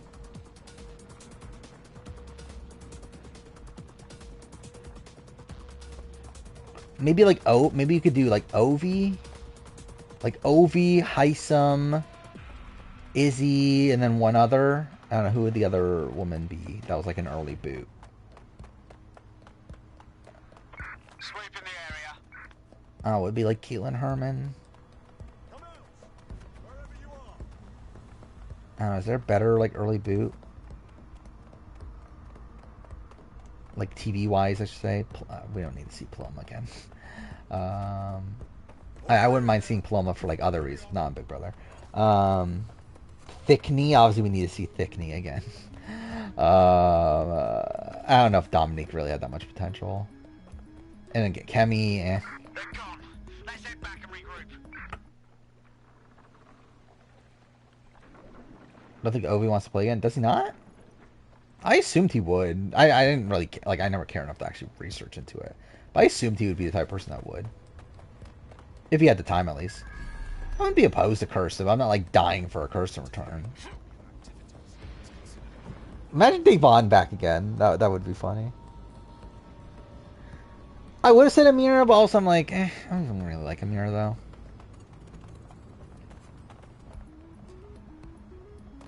You know, Obi's girlfriend to play again. Play what again? Like play Sequester again? Summer Steve. But I think if we're going like actual good people, I think I would pick like what? Like Tiffany.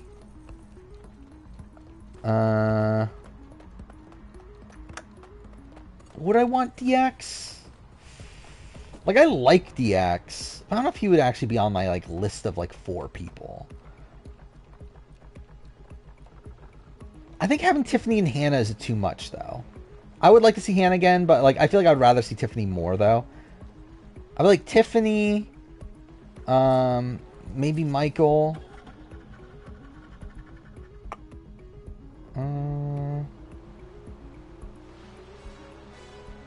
Yeah, I have Hannah in the top 50.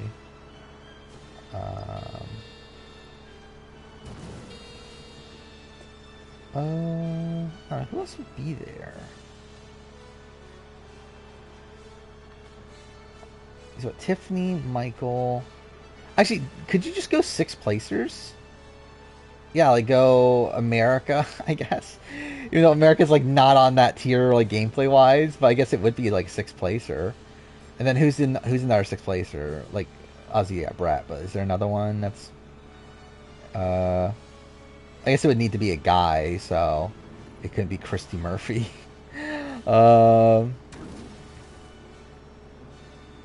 Then yeah, so I guess it would be Brett at that point.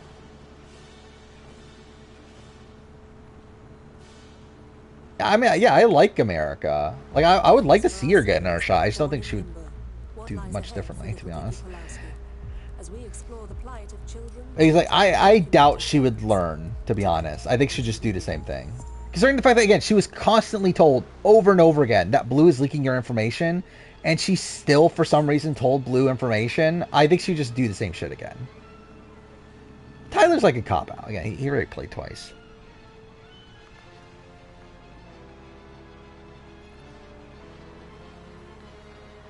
Yeah, America will be fun. Christine, obviously I need to see Christine.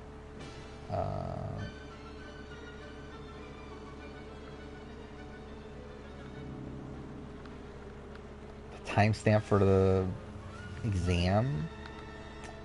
I don't know if I care enough. I don't even like really care enough anymore to do it for drafts.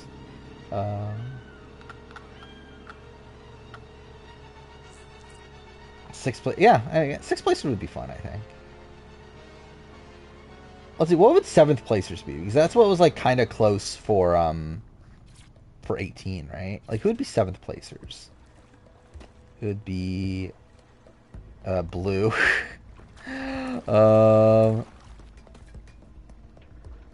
Be Blue Terrence. Obviously, these very iconic players. Blue, Terrence. You got Alyssa Lopez. I guess that one's not bad. You got... Who's in 21? It was Jessica Milagros.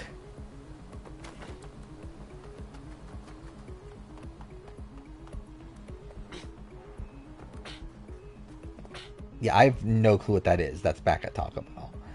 I literally only had Taco Bell like twice in the last like 15 years or whatever. And both of those times were in the last like 6 months, I think. Haley, yeah. Well, I mean, yeah, James was on the first time around. I think Jessica could be interesting. I mean, like, Jessica, like Milagros we're talking about. I think played terribly on 21. And then playing her seeing her play Sequester, which was what? That was like a year later or so. It felt like it was more of the same. But she's someone that's still like involved in the community. She has like a podcast talking about the show. Like, you would think that she would do better. Never been in a Taco Bell. Yeah, I couldn't, like, again, both times I got Taco Bell, I got a DoorDash, so it's like, I haven't been in a Taco Bell in even longer. I have no clue what the fuck a Crustorito is. Questorito? What is this? I'm looking it up. That looks fine. It's a burrito. Wait. Imagine a hot quesadilla filled with delicious cheese melted around a delicious mixture of protein, rice, habanero sauce, and sour cream. Then in a burrito form. Okay. So it's essentially just a quesadilla in burrito. That's what it is. Yeah, it looks fine. I probably wouldn't go out of my way to get it, but... Yeah, I never was a big Mexican food person. Like, I don't even know the last time I went to, like, an actual Mexican restaurant. It's probably, like, when... Like, it was probably with, like, my parents at some point when I was in college. Like, it was probably, like, yeah, like, how long is that? Probably, like, 8 years ago or something like that. And I like chimichangas. I feel like that's the only, like, Mexican food I actually like. Or at least, like, actively like to where I would go, like, out of my way to get one. Even then I haven't in that much time, so I guess I really wouldn't, though. Have I thought about Big Brother Battle of the Seasons? No, because it'll never happen. But... what would it be? Like, so I guess, like, 4 groups of 4, probably? Like, I don't like tacos, so no. Like, I don't like Mexican food. Like, just in general. And, but again, by that I mean, like, I would not go out of my way to eat it. Which, obviously, like, now that I'm on my own, I'm like, well then, like, when the fuck else am I getting it? I've never had fish tacos, actually. I wouldn't mind trying it. But also, again, I'm not going out of my way to pay for fish tacos. But I feel like it's something I would like to try, probably, at some point in my life. Let's go to a sushi place across the street from your job. It's killing your wallet. See, my thing is I also hate sushi, so that's also a thing. I'm probably like the only Asian person that hates sushi.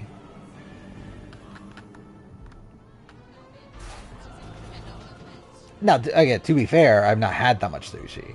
The sushi I have had, I've not liked. No need to fuss. I'm no stranger to random aches and pains. And actually, I've never had sushi from a restaurant, is also a thing. So, like... Yeah, can't keep us down. Let's go, cuz. Maybe if I did. I haven't had Wingstop in forever, actually, at this point. I can't even... I can't even think of the last time I had Wingstop. I've had, I think my replacement for that was, like, KFC has had hot and spicy wings. They're, like, pretty cheap. It's, like, $5 for 8 of them. I've gotten that a few times in the last, like, couple months or so. But yeah, I kind of, like, stopped getting Wingstop. I like seafood. I just don't like sushi.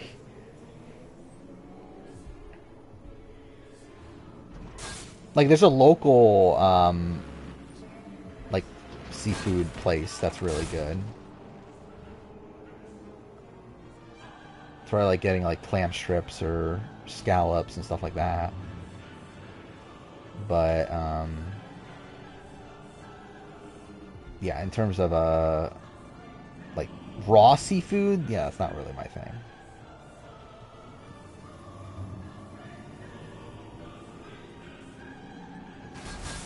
You love Sifu? I mean, actually, how funny would it be if I played Sifu right now? I should have done that. I should have played Sifu, like, you know, whenever Sifu goes home, should I play Sifu? Is that a thing I should do? I won't, but still, it's like, I think that's like a funny idea, to play Sifu when Sifu goes home. I don't know if I have it installed anymore. I know I did for a while, but I think I might have uninstalled it since then. But, like, it is a short game. Like, if I really wanted to, I could probably, like, if I was paying attention the entire time, I could finish it in one stream.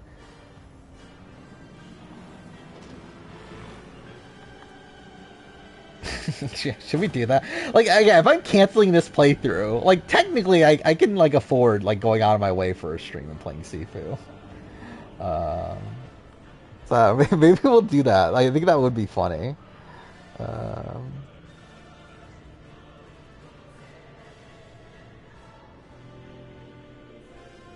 Sam is not playing again from BB20.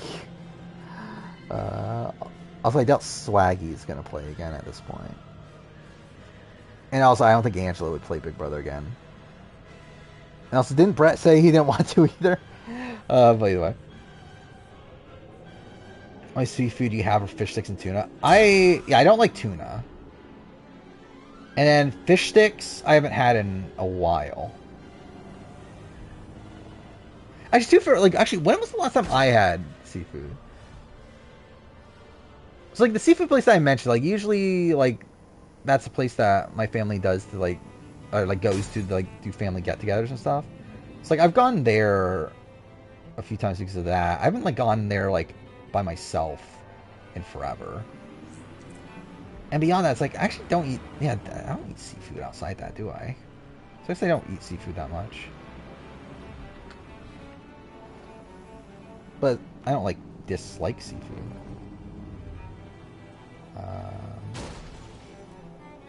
Put seafood in seafood, that would be funny. And there's a PC version, right? Yeah, so I'm sure people could do that. If anyone cared enough to.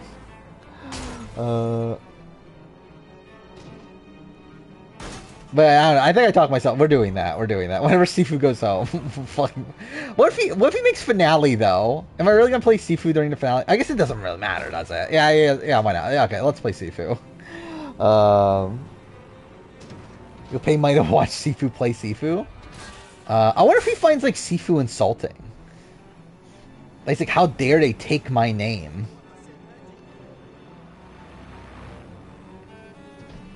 I didn't mind Brett on the circle. I actually felt like he was like really subdued on the circle. I felt like it was the opposite, where like he wasn't like that big of a personality. Yeah, Kim's better than Tyler. It's not even a question. I think Kim's better than any Big Brother player. Like, I think Kim's better than Dan Giesling. Personally. Like, again, if you put a gun to my head and tell me who is the person I have the most faith in winning a social strategy game, I would say Kim Spradlin.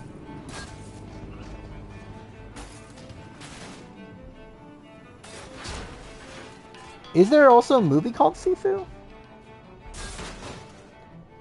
Oh yeah, it looks like there might be. See Sifu movie. Oh, are they making a live action Sifu movie? Like, based on the game?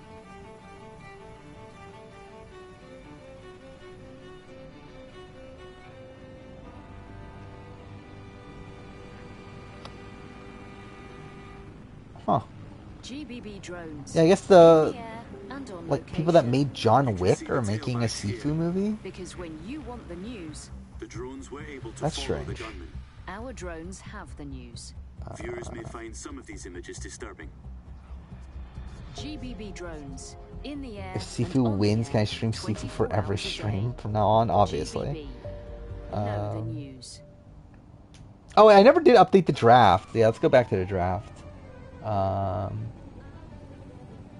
Yeah, who had Jumai? It was Sorkel, right?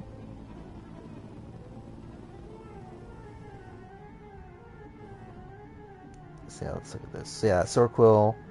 Oh, am I the only person that hasn't lost anybody yet? Look at this. The complete opposite of the Big Brother draft. Like, Big Brother draft, I'm out, like, before the fucking jury even starts. Yeah, I have Jake, Emily, and Kendra. I feel like that's okay.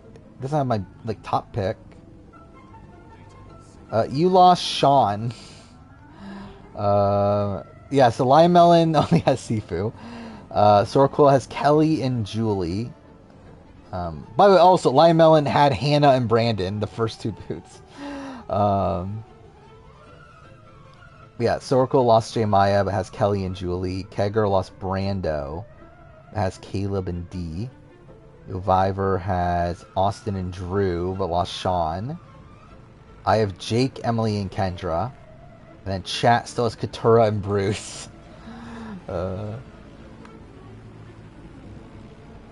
I still think D is the most likely winner of this season. I think my qualm with D is her edit feels a bit too traditional.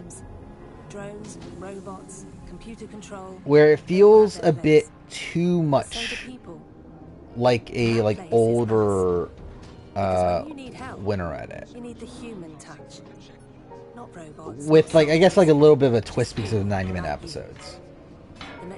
Where she is a bit more prominent.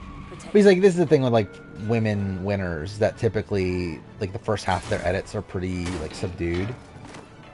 So even Kim Spradlin, despite her dominating the game from beginning to end, she isn't that much of a focus in the edit until the merge.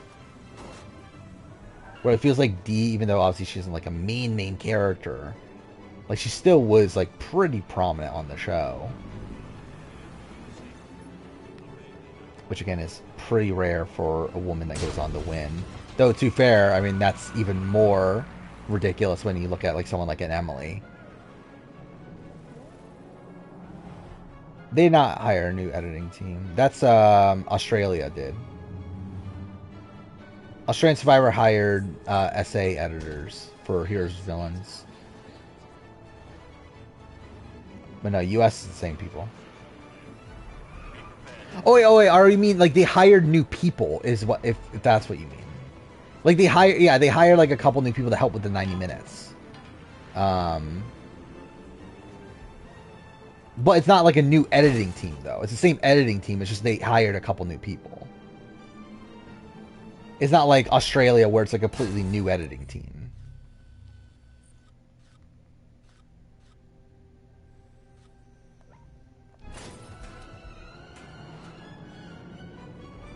Weird thing with this season, there's so many people I can't see getting voted out.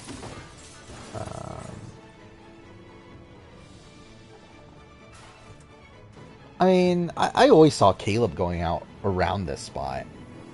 To be fair, mid-season power ranking was the point that I was kind of the less convinced at that. But obviously now it's okay, I was right the first time.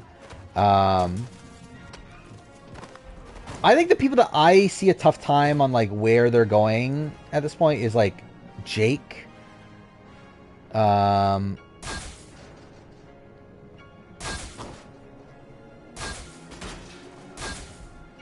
Maybe that's it actually. Really, I feel like everyone, maybe Kendra. But really, I could see a lot of other people getting voted out still. D, even though I think D's my pick as the winner, I could also see her being Final 5, Final 6 boot. I think that's still up in the air. Emily, I would say I think the most likely outcome for Emily at this point is losing finalists. But she also was talked about as a boot here. And it does feel like the Lulus are not in that good of a spot right now. Yeah, Kendra. Yeah, it could be a Jamie, maybe, but also I don't really have a good sense on Kendra. But I feel like everyone else kind of have some. Oh, Drew, but not in the sense that I don't see him getting voted out. It's more so when is he getting voted out? Is my question with Drew.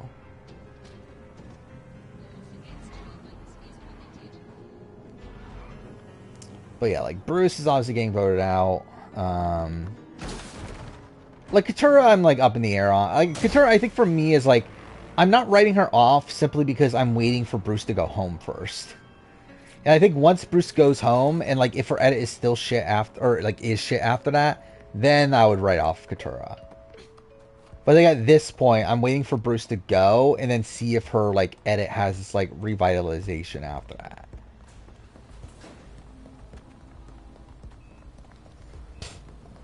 It's so funny what Automod blocks and what it doesn't. But what is this? Create a new era returnee season.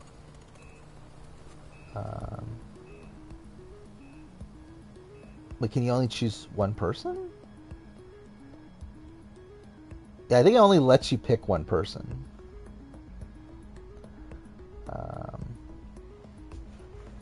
think Drew's final 7, final 6. You think him and Austin will go back to back? I could see that for sure. And yeah, I could see Austin. Actually, I don't know where exactly Austin goes. Like, the thing is, I think there's like so many people that I see as like mid-merge boots. And like obviously like something's gotta give. Where like I think Drew, Austin, Kelly. I would have said Caleb coming into this episode, but obviously Caleb's now probably more of an early merge boot. That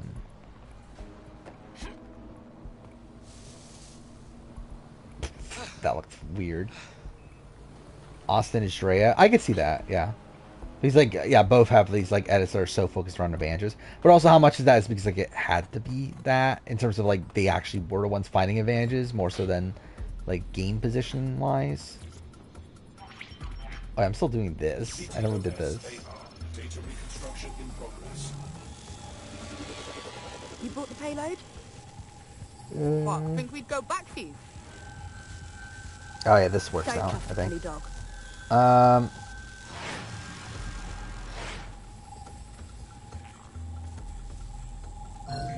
Okay, you put like Josh, this is just for jokes. Nobody wants to see fucking Josh back. I want to see Josh back. Like if I'm not gonna pick him as like one of 18 people from the new era, but if it was like some sort of like second chance sort of thing, like I wouldn't be opposed to seeing Josh back. Yeah, Josh is great TV. He's fucking delusional as fuck, but he's good TV though.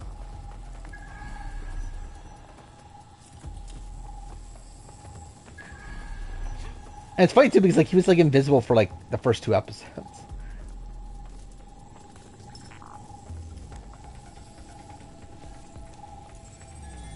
Is that what I was supposed to do? Hey, Bax, who was controlling that spy ball?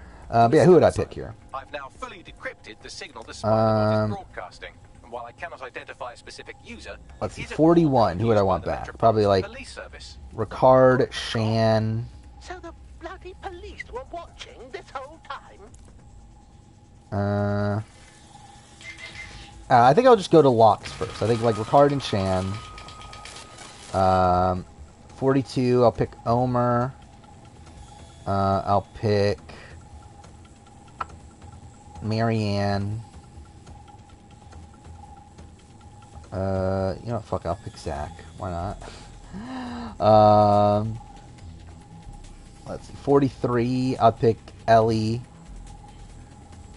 I'm not even gonna bother doing gender and stuff. Like that'll take too fucking long to think about. I'll pick Jesse. I'll pick Cody. I'll pick Cassidy, I guess. Would I pick Owen? Yeah, let's just leave that with that for now. 44. I'll pick Jam, Carolyn. You know, fuck it, I'll pick Josh. Why not? I'll pick Claire. Why not? By the way, you forgot Helen on this list. And you forgot Sarah Wade, right? Yeah, you forgot 2 of the most iconic people. Then 45, I'll pick Caleb. I'll pick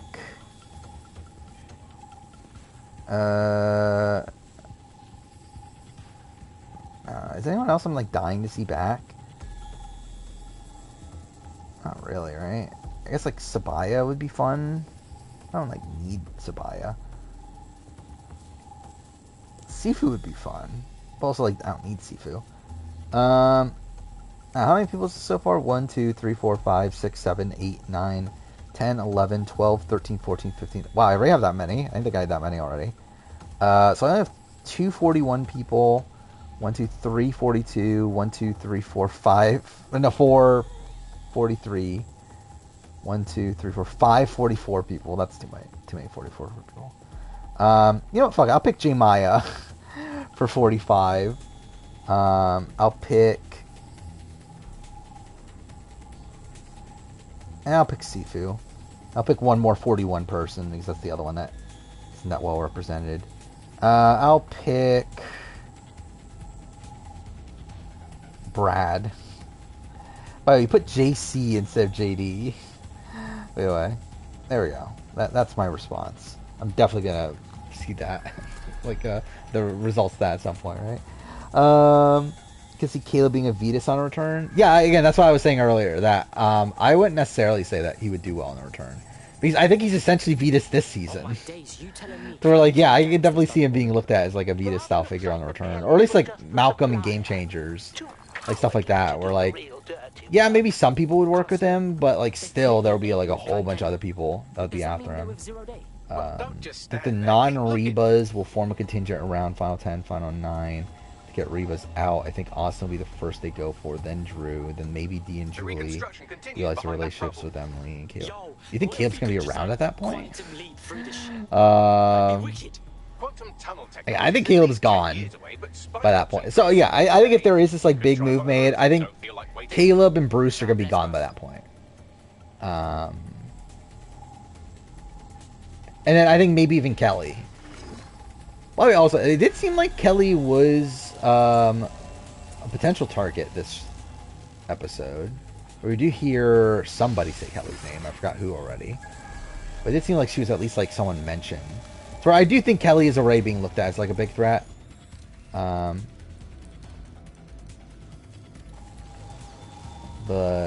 yeah, was Austin said Kelly? Oh yeah, duh, because of the sandwich thing. Oh yeah, also yeah, that's definitely a reason why she'll be targeted. Yeah. See, I think like next 3 boots, I could see that of it being those 3 of Bruce. Oh, where's Sifu Lioness though? And by that point, we're at like endgame, aren't we?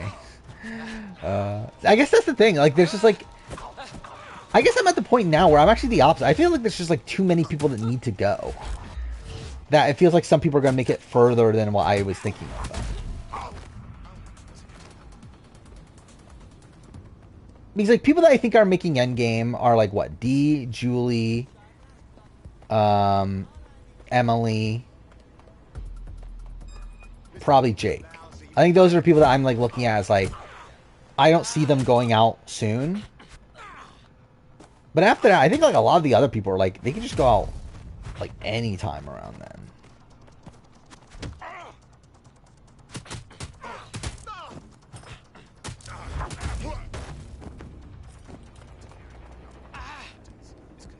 I guess like Kendra, would Kendra also make it far?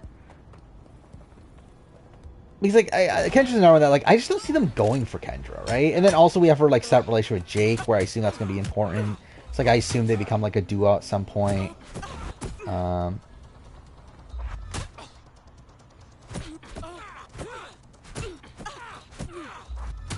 I guess where's Katura in this too?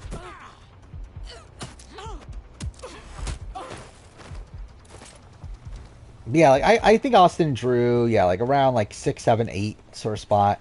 I think Austin, Drew, and Kelly. I kind of see those being clumped together, like threat level wise. So I feel like they go home around there.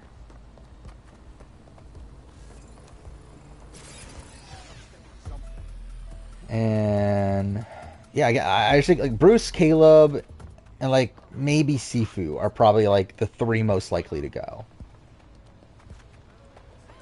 Like, I just think Sifu's obviously just, like, a really expendable number. Bruce is someone that has, like, so many people targeting him, and then Caleb obviously, like, almost went home, as is. By the way, that was also a great we didn't talk about that. The reaction to the shot in the dark working. Like, that was a great reaction shot. I did watch that, like, a few times over and over again. Ranking the episodes of the season, I think episode 3 is the best, still. This is probably number 2. And then... 1, 2, and 4. Like I think episode 5 was the worst. I don't remember what did I say before. I know I did this before, like around time of episode 4. I don't remember what I said though.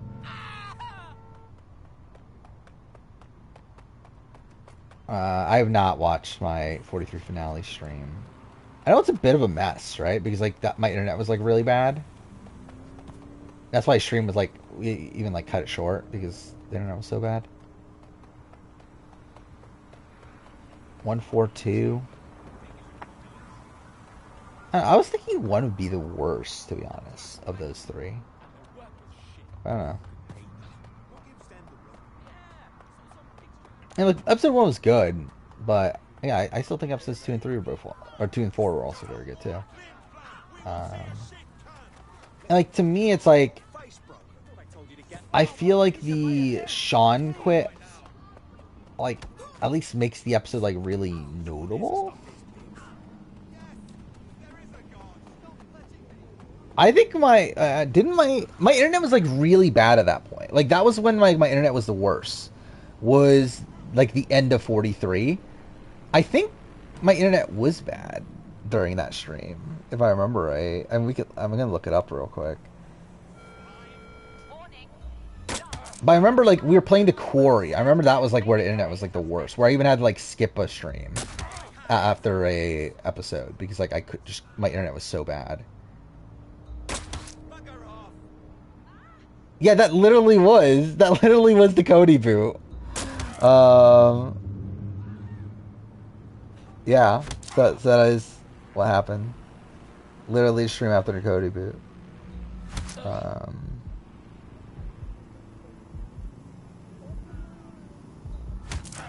Yeah, dude, it's actually insane that it's only been a year since I've played like Heavy Rain and Beyond Two Souls and stuff. Like that feels like so long ago. Same like Tomb Raider. It's been less than a year since I played the Tomb Raider games. That feels like so long ago too.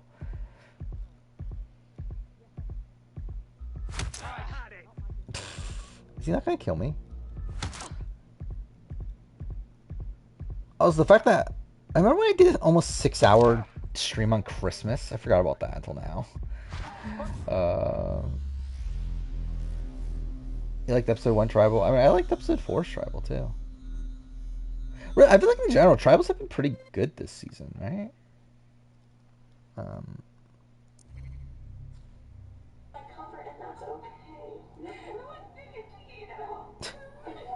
It's amazing, and I just keep thinking I'd love to watch it unfold from the comfort of my home. I'm not kidding. I'm having a really hard time. I was thinking about food while they were all talking. This is edge of extinction because I'm not going. And yeah, that would be me if I was in Soror too. Felt the metaphors, yeah. That's super. Drew made one this episode, right?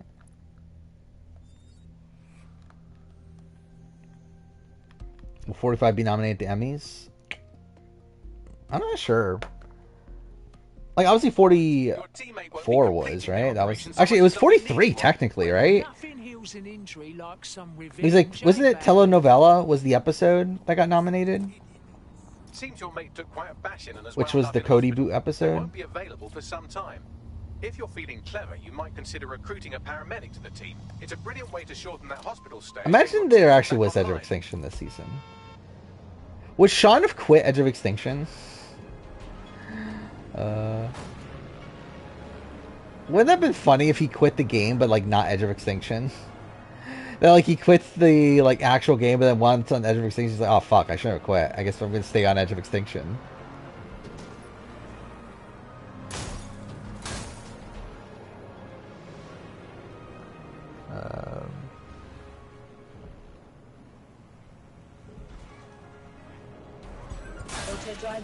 Wait, what are we talking about, Drew? Oh, his metaphor you're talking about? Yeah. Yeah, imagine Sean. Yeah, imagine you quit the main game, you go on Edge of Extinction, you regret it, then you come back into the game and then win the game. That'd be pretty insane.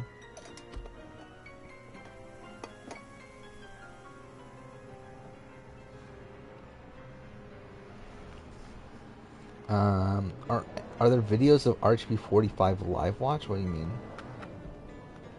The live event, you mean? That was today? I would assume not yet. I would assume by tomorrow there will be, though. Which historic Big Rare moments that I watched live? What are you including as historic? I didn't watch Dan's funeral live, but I was like watching feeds around that time, but I didn't watch the actual Dan's funeral moment live.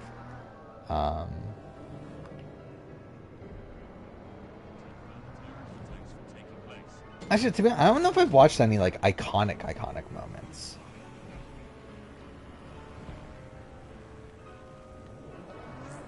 Because it's like yeah, like obviously like I watched a lot of like really, I watched a decent amount of feeds this season, especially earlier on. I haven't raised actually I don't even know the last time I even turned on feeds. I think it was like back during like right after Corey in America got nominated. I think was the last time I watched feeds. Yeah, like I watched like the posts. So I watched the Jared Corey fight, if we're calling that iconic. I did watch that live while I was at work, so that's obviously great. I did also watch obviously the entire flip against Izzy. I watched feeds the entire day that day. I watched the leftover stuff, and also the post nomination ceremony for that. That was really great.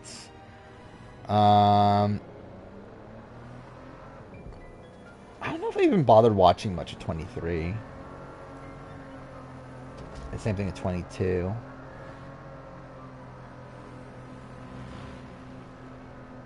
Yeah, I can't even think of like other like big moments that I watched. They're here. You gotta help me. Like I watched like 15 feeds. But it's like, what iconic moments are there on those feeds? I mean, I didn't watch the bed flipping incident. Oh, I did watch Sheena Marie versus Amanda, I think. We're ready to keep you safe. If we're including that as iconic.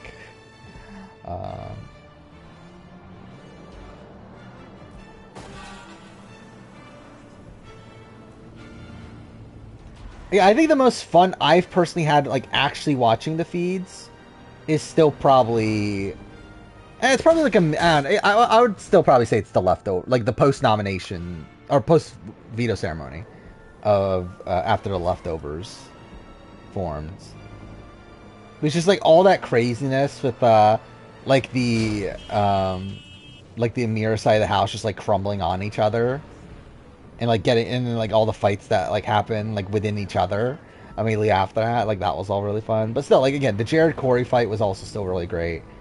The like seeing Corey like go to each person one by one and flip over Izzy, or flip the vote onto Izzy, was fun. And like all that stuff, because like for that, like I literally spent the entire day that day watching feeds. Like from the moment that, like I literally saw on Twitter that Cameron just told Felicia that she's going home, and like from that moment on, I watched feeds the rest of the day. It was like, how long was that? Like 8 hours or so, something like that. Because I think that was like around noon or so, my time. To where like I watched it until Big Brother started, which that was like at 8 or 9 or so. Could also get voted out 2 hours. This pocket, it's possible, right? You see, he'll have this. Like, because yeah, I assume at this point he'll outlast Kelly, so he'll probably have the idol from the amulet, and obviously have his own idol. Currently being held at the Kennington Oval enters its 10th day. Yeah, I don't remember if I watched much 19 feeds. He's like, I was really busy with other stuff at the time of 19.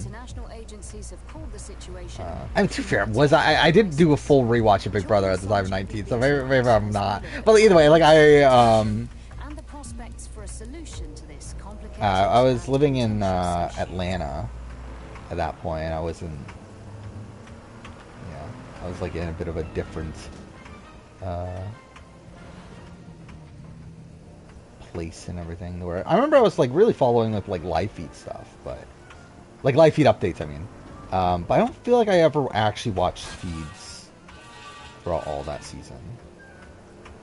Well, straight up, like I watched feeds like for 14, and I watched feeds for 15, and then moments of 16. And after, I didn't really watch feeds that much anymore. I mostly like just followed what was going on with the feeds, like on like Twitter and that sort of thing. And then obviously like Taryn's updates from 19 on. But I very rarely like actually watch the feeds themselves for like years in between.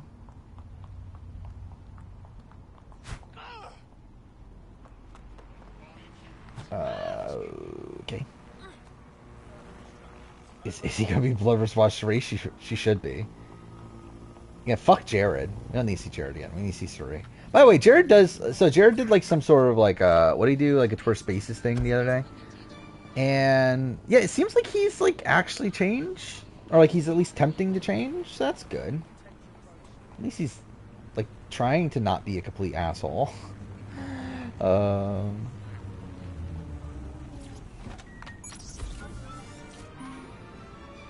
Like, I didn't listen to it myself. I heard that that was the case.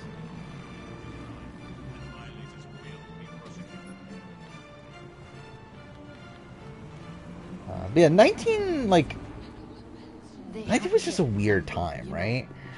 And, like, it's weird because, like, now I look back at 19, like, kind of fondly. Like, not, like, to where it's, like, the best season of all time, or, like, even top half or anything. But, like, I think for a season that has, like, a complete steamroll the entire time, and, like, the steamroll's, like, kind of icky, and even the people that's being against are also icky. Like, I feel like there's, like, still, like, fun moments on the season. I still can't believe I picked Josh as my winner pick for that season, too. Like, I do find that funny. I still can't believe my Big Brother track record is, like, so good with winner picks. Like, for Big Brother US. Because, like, what? I have 3 in a row. But then also I have 18 and 19. So, like, from 18 on, which is, again, just main show. Like, out of the 7 seasons there, I picked 5 winners. Like, that's pretty insane. And again, purely accidental. Especially the Taylor one. Like, that was so fluky. And, like, Josh is also very fluky. But, like, still. Like, that's a pretty insane record. And yeah, Ovi fucked up, and then fucking Tyler fucked it up because he didn't win. But he was so close. Again, if it wasn't for if Tyler had if only Tyler cut fucking Casey for Angela, then I would have picked 6 of the last 7. And then yeah, if Jag wins this season, then that's another fucking one to add. Like, it's kind of insane that that's the case. I love how, like, BB Can, I've only picked Paris, right? Like, it's so weird that it's, like, so specific to just BBUS. Because what, BB Can, I had what? Actually, who did I even pick for 11 anymore? Oh, I picked Shania. I forgot about Shania. I thought I picked Daniel for a second. I was like, no, I didn't pick Daniel. Yeah, Shania. Shania's a person. What is Shania doing nowadays? Is Shania on social media? I feel like I've not seen anything about Shania. Let's see. Oh, she does have an Instagram.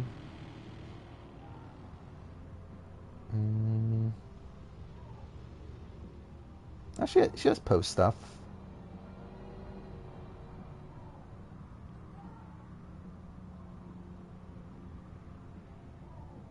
Wait, this is her. Wait, is she with Dan Zabo?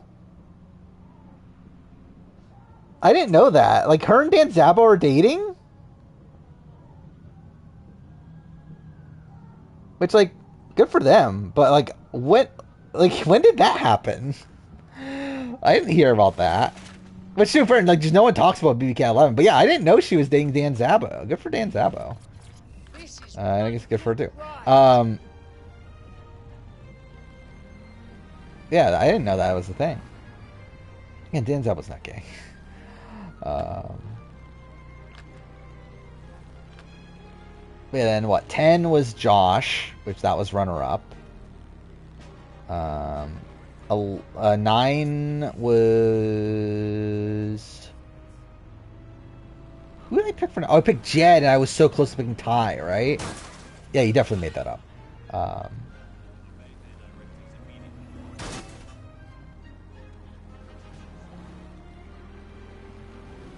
But yeah, then...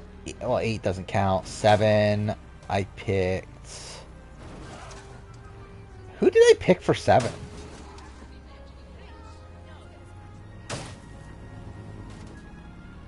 Oh, I picked Esty. I picked fucking Esty. I forgot about that. Yeah. And then 6 was Paris, so I got Paris right. Yeah, 5, I picked Bruno. I was between Bruno and Kevin. Obviously, I went for Bruno. 4, I picked Tim. 3, I picked... Wait, no, who did I pick 3? I think I picked Jordan, didn't I? I think I picked Godfrey, but I remember now that I didn't pick Godfrey because Godfrey was a lunatic in his preseason. Remember Godfrey's plan? And, like, he stands by this too, which is fine. But, like, remember Godfrey's plan pre-season BB Can 3, where like he brought in a wedding ring into the house, and he was going to intentionally plant it in one of the showmance's bags, and then like make it seem like they're actually married in the outside world. And like that was like one of his schemes coming into the season, was to try to like break up a showmance by planting a wedding ring on them.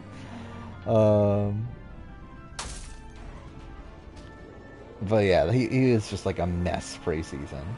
But I think I did pick Jordan. I don't think it was Bruno either. The BB Can 2, I picked Adele. It was Adele. And then BB Can 1 was...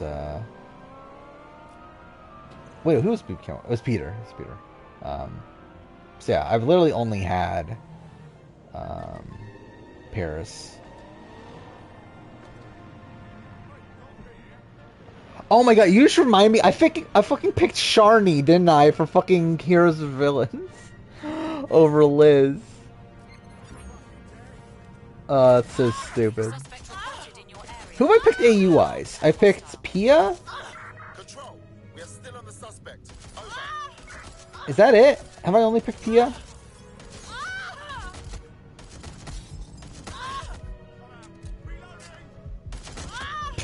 That's so stupid. The reason I didn't pick Liz was because I was like, well, Liz is like a villain, and Australia doesn't like villains; they like heroes. I don't think I picked David. Yeah, I definitely didn't pick David for All Stars. I thought David was gonna be like an early boot in All Stars. Wait, it's actually insane looking back on it. David won All Stars. Like, it's really insane that like they didn't, like, that David wasn't a target coming in All Stars. They had literally just seen him like steal Sean's idol, right? And like see him do the popcorn thing, and like him finding another idol there. It's like you would think he would have been a big target. Oh yeah, I picked Brooke. Yeah, I did pick Brooke. Did I pick Brooke in 2016? Who did I pick in 2016? I don't think I picked Brooke, right? Oh, I think I picked Nick. I did pick Nick. Because yeah, that was a point where I was like picking super fans. And I realized, oh wait, that doesn't really work. All right. Brooke is a double mommy? What does that mean? I like she had a kid, right? Is that what you mean? Like she's like a mommy in the like the mommy sort of way, but also like a real mommy. Oh yeah, I picked KJ. Yeah. Let's make Britain a fair place to live again. Who's Chelsea?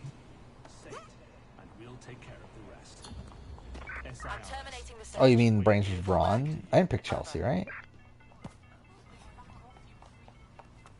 Did I? I didn't pick Chelsea, right? I picked Shannon. That's who I picked. Shannon's also a mommy, too, right? But she had a kid, right?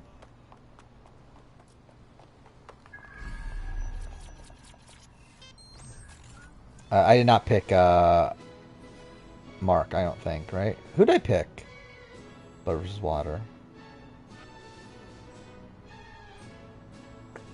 Oh, I picked KJ. I picked KJ. Duh. I picked KJ.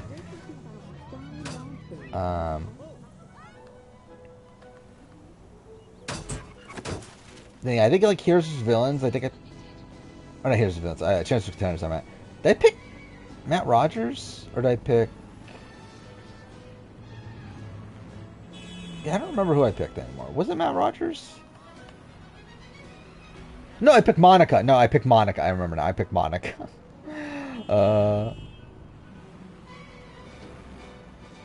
Yeah, Mommy Monica. Is Monica a mommy? like a real mommy at this point. Is that just a thing? Is that just a thing I do? Is I pick like a lot of younger, attractive women that end up having kids like a year or two later? I feel like that's a trend. At least at that point.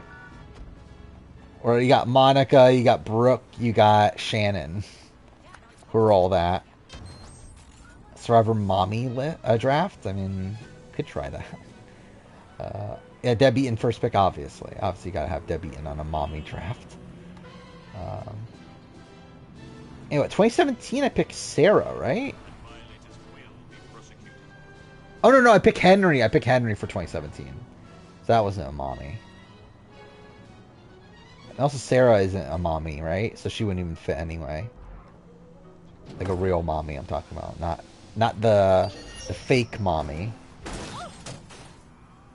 Who's the third hottest Survivor player? Who are the first two? Henry's very mommy to you, obviously. Monica Padilla or Laura Moret? Probably Laura Moret.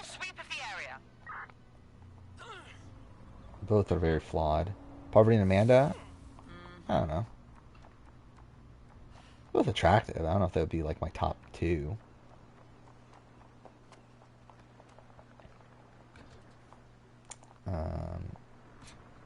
Hey, I think my number one is still Victoria Baymonde.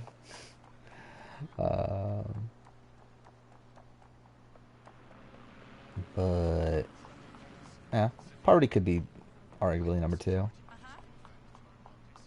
I had a big crush on Poverty when I first got into Survivor.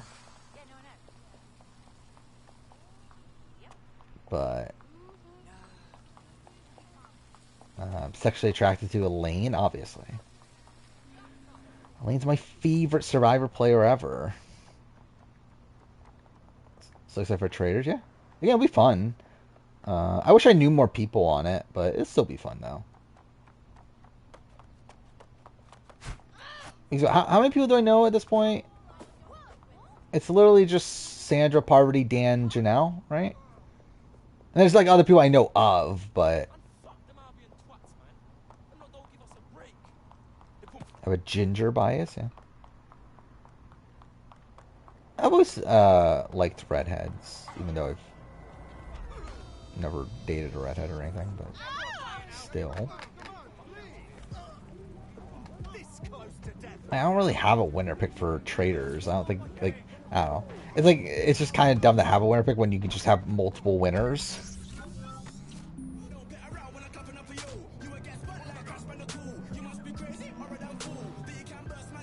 Bruce and Katura are the only two players that have not been in danger yet? You mean, like, never be vulnerable? Is that what you mean? Then yeah. Because, yeah, Kelly and Jake were this round. They're the only two that never went to trial that weren't in danger. I don't know if change entry only 50. Yeah, that certainly is a question. By the way, we're almost 4 hours in the stream, so I guess we're definitely not doing Left Behind speedruns at this point. I love that, like, I literally have just been running around for like almost 2 hours now.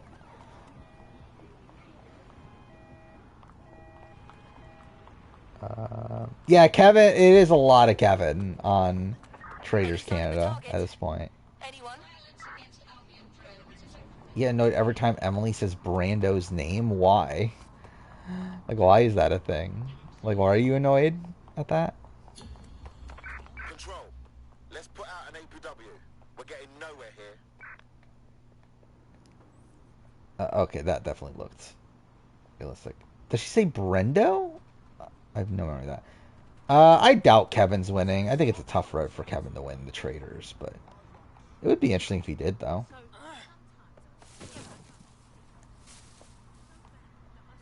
I wish Ika was there, too. Alex, one of the Traders AU may have one of the most dominant social strategy wins. I don't know if I would say it's one of the most dominant, but I think it's like one of the like most fun like storylines.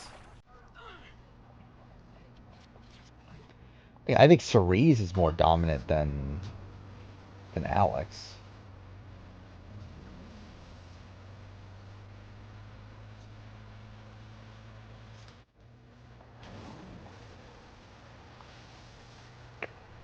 Brando even after he got voted out.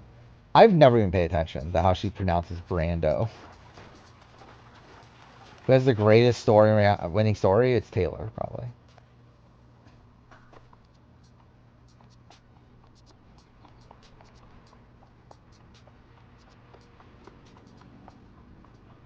But also, there was like no reason to consider her as a faithful when she was the faithful. Where it's like there is reason to consider Suri, and she still wasn't considered as a traitor.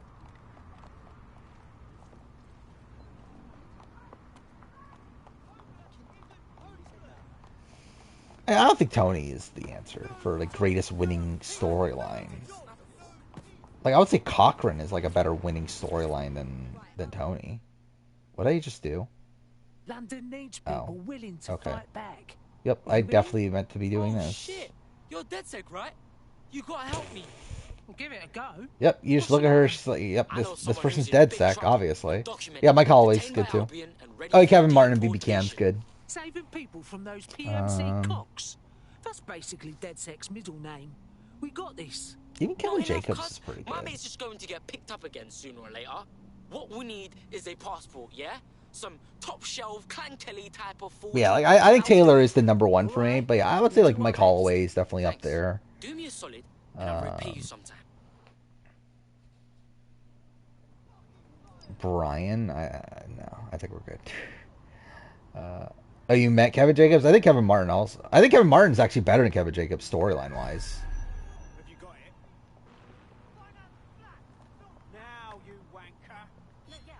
Jen from All-Star Battle 1. If only I fucking remembered what that story was. But yeah, I regret not doing an All-Star Battle video when I was watching them. Now I just don't remember them anymore.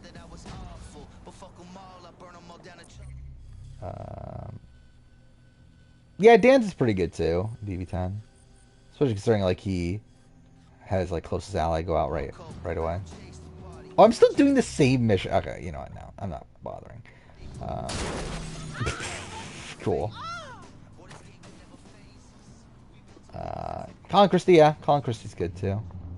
I would not have Riken and Chip that high. Flo and Zach. Flo and Zach would be pretty high, I think, for doing Amazing Race. Reggie, It's kind of boring. Cole Franzel, Maybe Josh. Would Josh be up there? Christie, I guess. I don't know. I think my issue with Christie's, like, from a winning storyline standpoint, is that it all comes in, like, the final episode. Like, the rest of it's, like, just kind of, like, yeah, it's not even, like, really a winning storyline until, like, Final 4.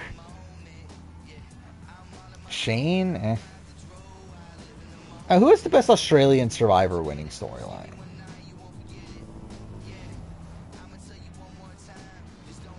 It's... is it Mark? Like, I think Mark's is, like, boring. But, like... It's, like... I think it's, like, an interesting story on paper, at least. Like, him, playing alongside his wife, and his wife sacrifices her game for him, and then seeing him, like, still, like, have to navigate the game after she leaves. And also him also being a returning player and everything. PS is boring to me. Especially because, like, it was shown in such a boring way, too. There's just, like, so obvious that Pia was winning from the very beginning. And I guess, too, for that is also Mark. But I think, like, the actual, like, intricacies of it with Mark are, like, more interesting. Where, like, I just think there's, like, almost nothing interesting about Pia's winning story for me.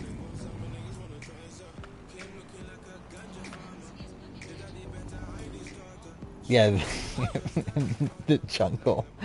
Or also the shot that, like, the really over-the-top shot from the pre-season press of them standing, like, in front of a bonfire and everything. Like, that was also stupid.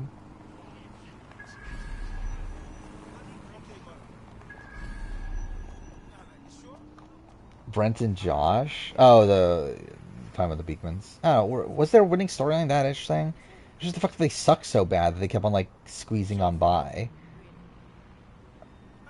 What is this? Oh, I have my thing muted, that's why. Taken aback. Were you shocked? Yeah, I bet. I bet everybody was. Have you talked to Alexina? Where's this from? No, she like cut me out, like of her life, like I did something to her. When I see you and Felicia and Valentina, we're like best friends in the house.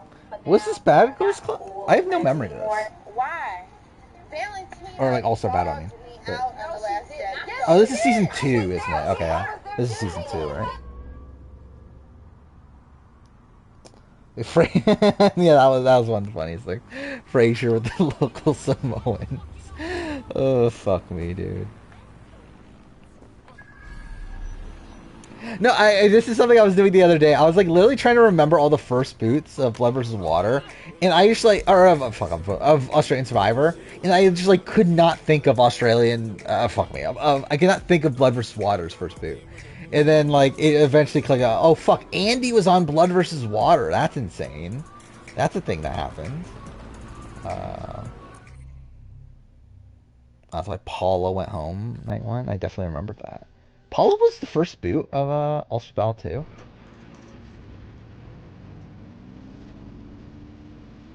I remember she went home early again. I don't remember her being that early in the boot.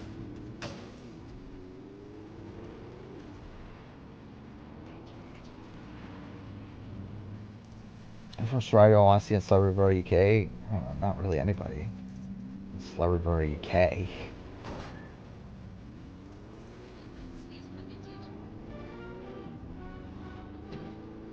I'd rather see him be on a better show. Would Andy do better on Return? Probably not. Well, I mean, better than first boot, probably. But, like, better as in, like, actually well? Probably not. Third boot? Yeah, that's what I thought. I thought she was, like, third boot or something. He's like, she was third boot the first time, right? And I think it just, like, it was, like, just the same thing again. But I love how, like, I'm literally just going back to the same location again for, like, the 4th time. I think there's, like, some interesting people. I don't think there's, like, no interesting people. I think the problem is that one of those people was Sabrina, who's already gone. Like, Lawrence seems like someone that could be interesting. Tanuki seems like an interesting person. We just haven't gotten much of her, like, personality-wise. But yeah, she's, like, a professional roller skater. That's, like, an interesting thing, right? Who else is there? I like Chris's personality. Ashley seems okay. Ren is probably okay. Pegleg. Pegleg's fun. Yeah. I mean, yeah, Lawrence's bio is really funny. And, like, I don't think purposely. It's like it's just like kind of like ridiculous. Yeah. Brianna was fun on Blood vs. Water. Like, Brianna's probably one of the better characters on Blood vs. Water, which I mean it's pretty ridiculous, Blood vs. Water, but she has like a really insane like early boot trajectory there. I feel like Andy's such a perfect shield to work within challenges, so he's valuable early. I think the problem is that you can't trust Andy, though. Because, like, Andy just, like, constantly makes moves to go against his own allies. And, like, I think that was his issue with his, like, perception coming into into Blood vs. Water out of Champions Contenders 2. Is that he was constantly looking at this person that, like, was always, like, doing things behind the other contenders' backs and everything.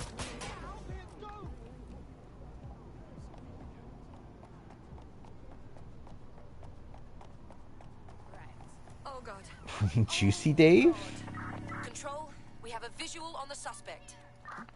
Oh, what are you talking about? Who I think it's anyways, race 8? I think it's Darren and Tristan. I think it's either them or Emma and Haley, but I think it's probably Darren and Tristan.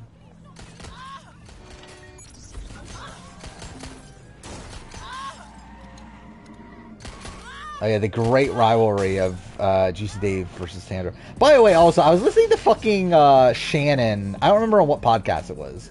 Like, she was talking about how, like, oh yeah, Sandra, she was on Australian Survivor and really ran the game. It's like, did she? Like, when that happened?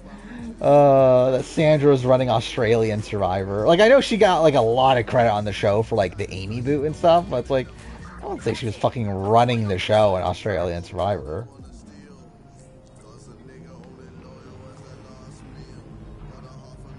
Why they call him Juicy Dave? I don't remember anymore, but I'm pretty sure there was a reason. Was it on the show, though? I think we got it through Exapress. This link doesn't work, by the way. I heard someone say that Sandra dominated Heroes and Villains. Obviously she dominated it.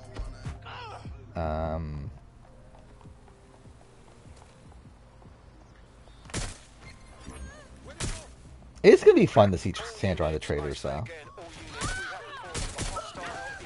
Sandra should have been a House of Villains. Watching for suspect.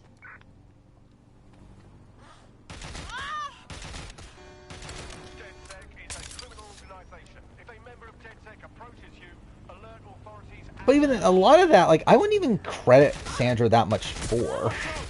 Or, like, I think Sandra's being kept around because she's Sandra, and she's, like, a bigger target in front of other people. Not because, like, of what she actually did.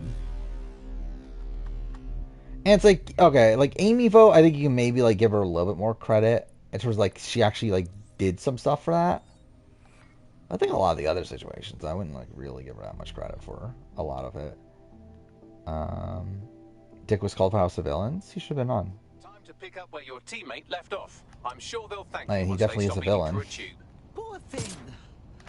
Perhaps a bit of back alley justice will make them feel better. All units, we have reports of a hostile in your area. We received a call over. I mean, yeah, I guess. Like, yeah, Game Changers is probably, like, the most, like, dominant, like, style of gameplay that she's ever had.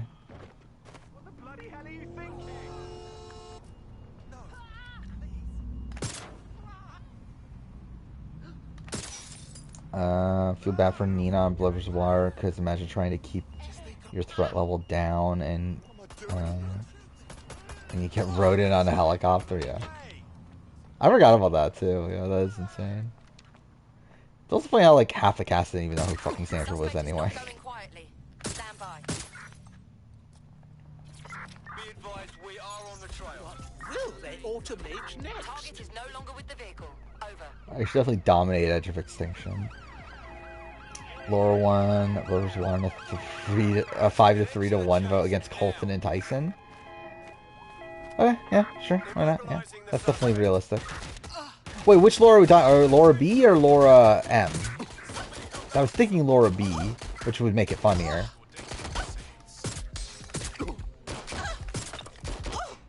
Imagine someone, like, actually fighting against some cops with a fucking nail gun. They're both old. Actually, which one's older? I think they're both, like, the same age, aren't they? Let's see. I'm looking at the cast of Blood vs. Water to see how old they were at the time. Let's see. Bonham was 44. Moret was 43. They're literally 1 year apart.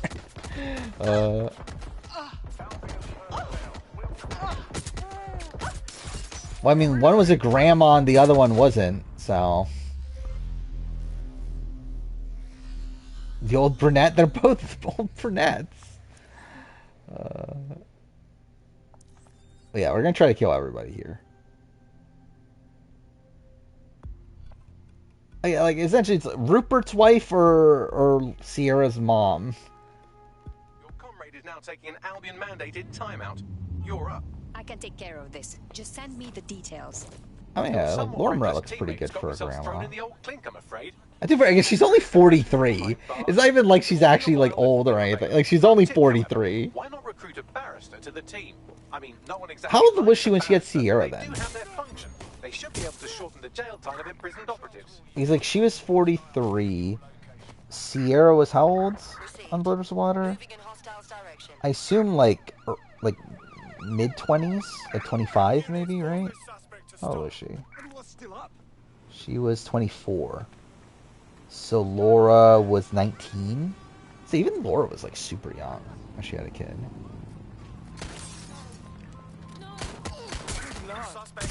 Okay, cool.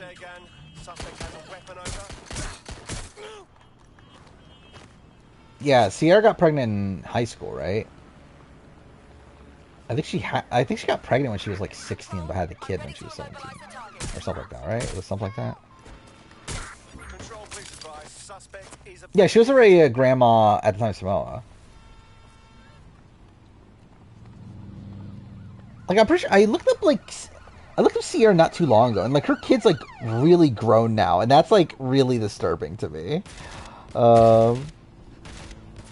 Like, how old is Sierra? Like, Sierra's 34 right now. And like her kid is like 18, I think, something like that. Like almost 18. Like, that's pretty insane to think about. Where's her? Like, I'm pretty sure she had an Instagram. Oh, wait, duh, because she goes by Sierra Moret now. Duh, I forgot about that. I forgot she got divorced.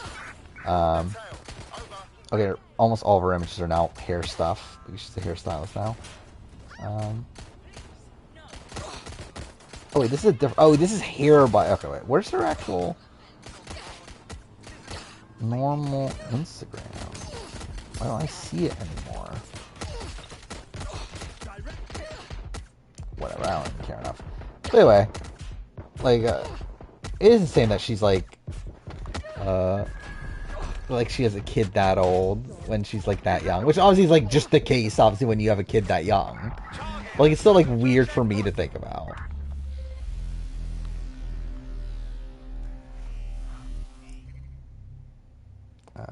Oh wait, this person. Wait. Oh, is it not gonna let me have everyone dead? I believe Elizabeth and Jack are still together, but I'm not 100% on that. Just been taken into Albion. Oh yeah, now I see. How come that didn't come up earlier?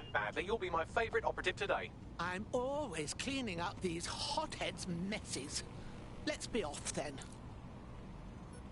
Yeah, her kid's 17 now. That's insane.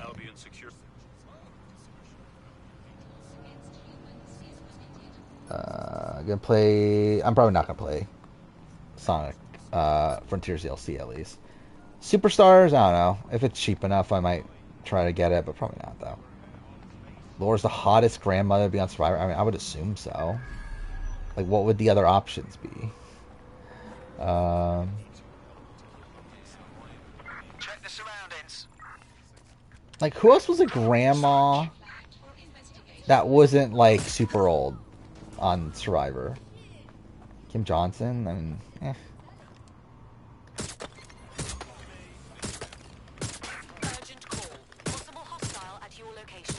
Like, Laura's definitely like the youngest grandma by a lot, right? On Survivor, you would think. Sonia wasn't a grandma, right? Maybe that. No. Was she really in consideration? How many Survivor players have voted out their moms? I assume 2, right? But Sierra and Nina? Is there more?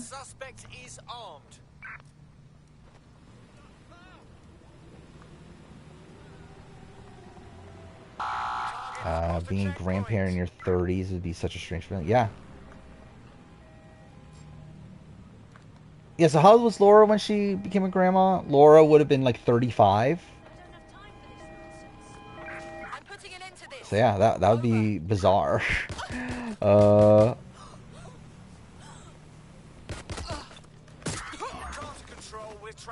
it's even weird thinking about, like, for me, like, at the age I'm at now, it's like a lot of people are having kids at this point. Like, that's still even weird for me to think about.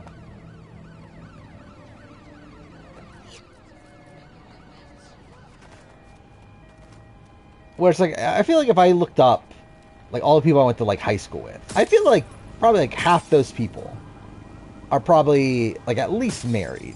I probably more than half those people are probably at least married at this point. Probably, like, a good chunk of them probably have kids by this point.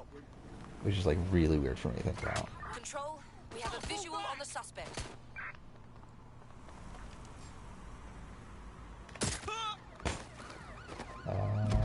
Morgan Devitt is the hottest grandparent, obviously. What a hot grandparent Morgan McDevitt is. This is a game?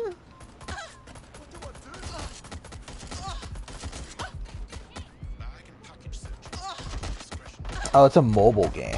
Okay.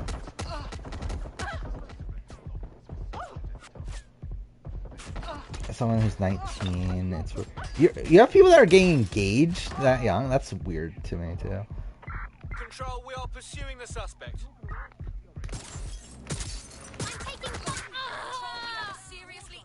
Like it's always so weird to me that like seeing people like get married when they're that young. Like it's always weird watching and like I don't think I even like knew many people like even when I was in like college and stuff that were like already like engaged and that sort of thing. But it's like it's weird when I'm watching like A&W and like there's so many people on A&W that are so young and already married. Like people that are like fucking 21, 22 getting married. It's like fuck off. Like why are you getting married that young? And to like a lot of them are religious and they're probably just like getting married just like so they can finally have sex to not go against their religious beliefs. But like still, it's funny that like so many people are getting like married so young that are on A&W. And like it feels like also on A&W, why is no one single on A&W? Like is it like do you have to be in a relationship to be on A&W? Like it feels like that's a thing. It feels like no one is single on that show. Like, even the teenagers. Like, a lot of the teenagers are even in relationships themselves. It's fucking weird.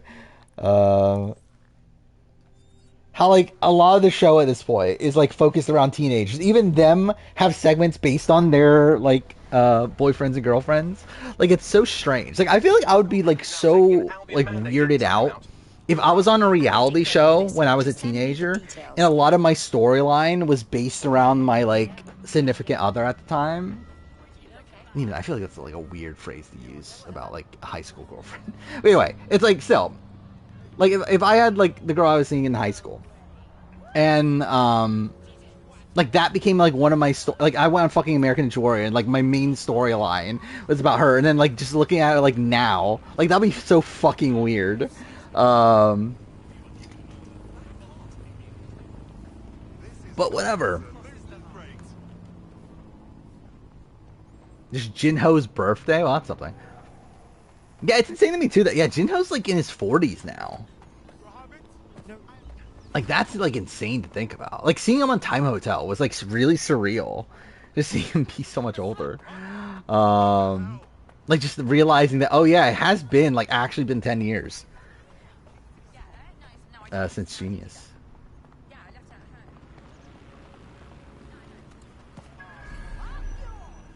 Oh, you watched Genius? What's the page I had? Fuck, where do I have it now? Oh, there it is. This is one I was using, but I don't know if it works anymore. I think from what I understand, the grand final link doesn't work anymore, but the other ones do. Yeah, do I think Devil's Swing get season 2? I don't know. Maybe. I don't think it's a guarantee. I think USA 2 is probably the best challenge season of the year, right?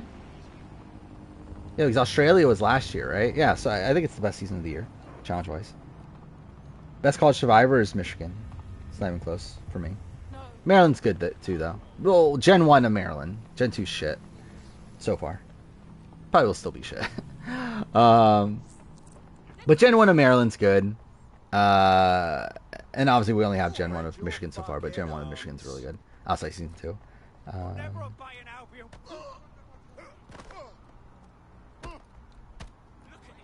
I mean, the thing about American Ninja Warrior is that, like, a lot of them are dating other American Ninja Warrior people. Like, a lot of them go on to the show, like, either, like, go on to show, like, having trained with their, boyfriend, girlfriend, or they met through Ninja to where, like, they're obviously on the show together that way. You watch American Ninja Warrior for the cast backstories? I mean, that's my thing. I've been complaining about the show for forever. It's how much they focus on it. Season 1 and 3 went down on Vimeo too. Oh, that's a shame. Yeah, I'll look for it eventually when I get around to watching season 3. That won't be for a bit. Like, that's the next batch of videos. But yeah, I will watch Black Garnet next. That will be fun. Don't end stream yet? Why not? Making a Brant feel for what? But yeah, we are definitely nearing the end of the stream, though. Which I'm surprised I kept with this game the entire stream. I've literally been doing nothing for like 2 hours now. But again, I think we're done. I'm not playing Legion again. Fuck this. I don't care about this game. I can't... I don't think I could stand playing another Watch Dogs game. After fucking spending, what, almost the entire month? Actually, no, I did play, the entirety of October was just playing Watch Dogs on stream. So, yeah, I think I'm done.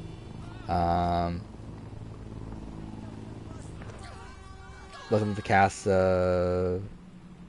Devil's Plan. Yeah, I did see that too. I didn't realize that until after the fact. But yeah, she was the, like one of the hosts on Ultimate Beastmaster.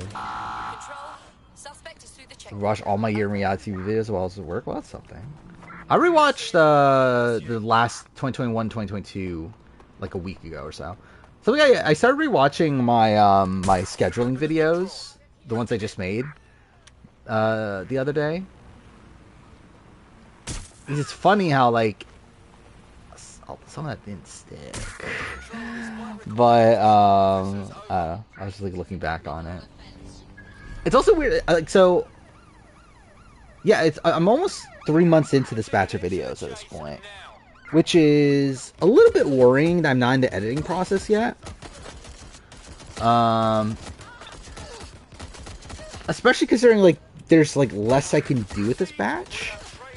But also, to be fair, I am getting like a lot of the bigger videos out of the way. Kind of, I guess, like not necessarily because I still haven't done the rank of our Big Brother player. But yeah, I need to do a Total Drama video. So in terms of like prep, like prepping videos, I need to get the Total Drama video done. Then after that, BB5, and then my Morphin Season 2.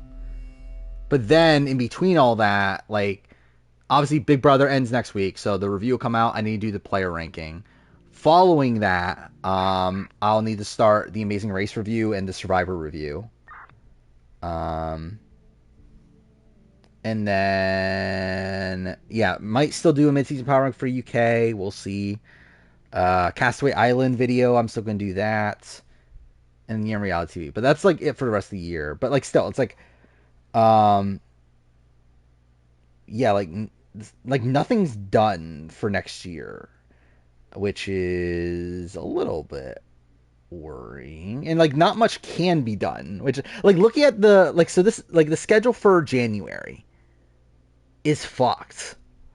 Like it's pretty bad to where like nothing, like not much can be done right now, when January is like relatively close. I don't even remember the fucking players of Devil's Plan at this point to do a fucking ranking of them. Yeah, I thought Jeremiah, like I thought there was definitely a chance Jeremiah went home after the last episode, but I think like after the first like 10 minutes of this episode, I was like, okay, Jeremiah's definitely going home. But I think it played out in like the best possible way, considering I was assuming Jeremiah was going home. Does Karen beat Drew in Final 2? I don't know. I talked through that. So I recorded the BB5 player ranking. I did talk through a lot of these scenarios. I think it's close. Like the sense that I get, I think Drew beats everybody, but Karen, which I think is close. Where, yeah, Drew against Karen, Will votes Karen.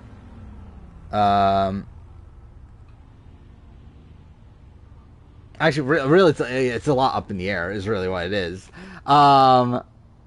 I think Diane votes Drew, Cowboy votes Drew, Nokomis and Will vote Karen. And then you have Marvin, who I think is like, could go either way. I think I would lean Drew, but I think he could go either way. And then Natalie and Adria are also like could go either way.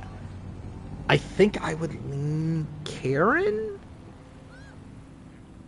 but I can see where they vote Drew. So I think that one's like super, super close. I think Drew beats everyone else though when looking at the jury votes.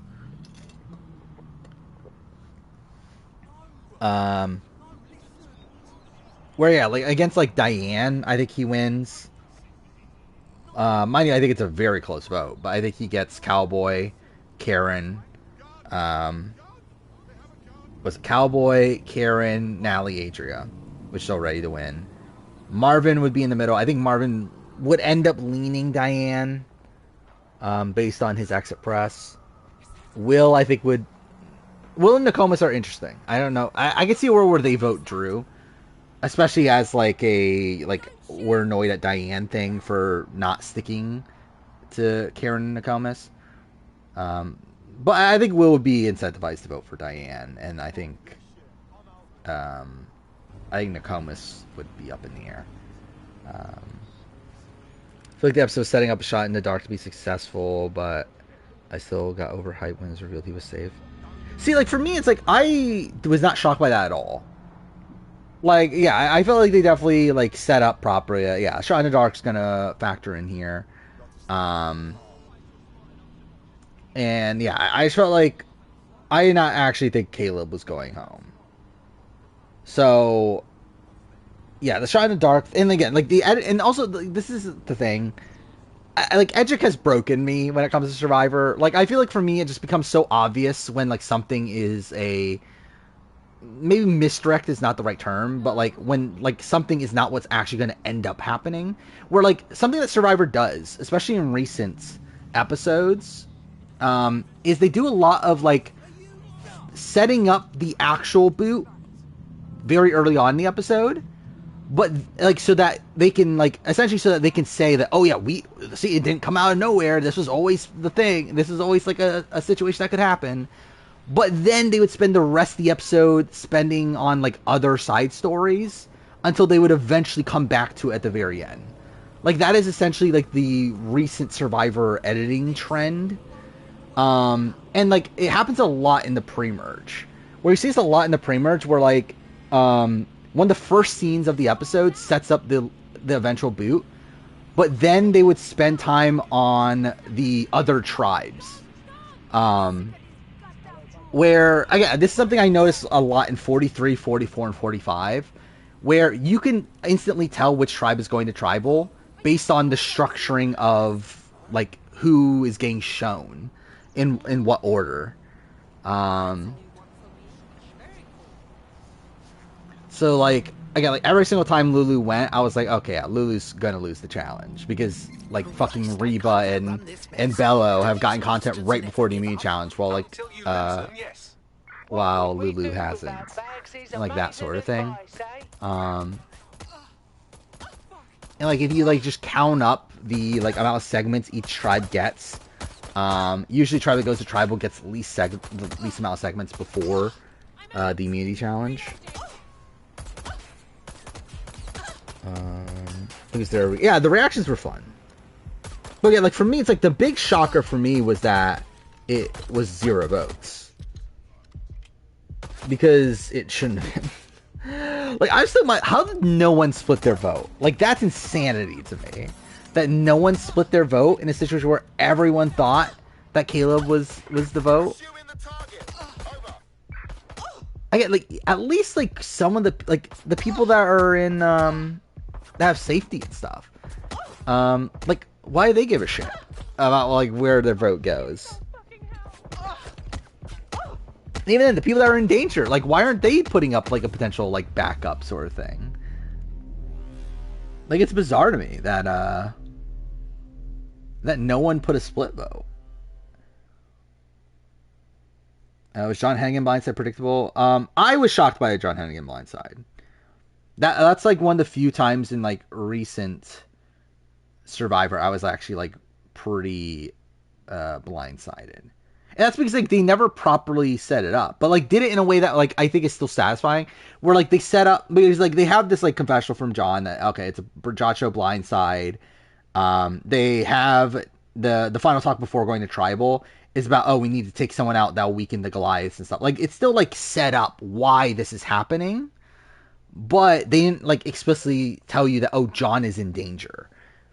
And, like, I think it was, like, it reminded me a bit of the Jeremy Blindside, not to the same degree, because, like, Jeremy Blindside, they still set up Jeremy as the target, but at least there, like, it was such a last-second thing that it didn't feel like it was the practical thing to happen. It felt like it was a misdirect.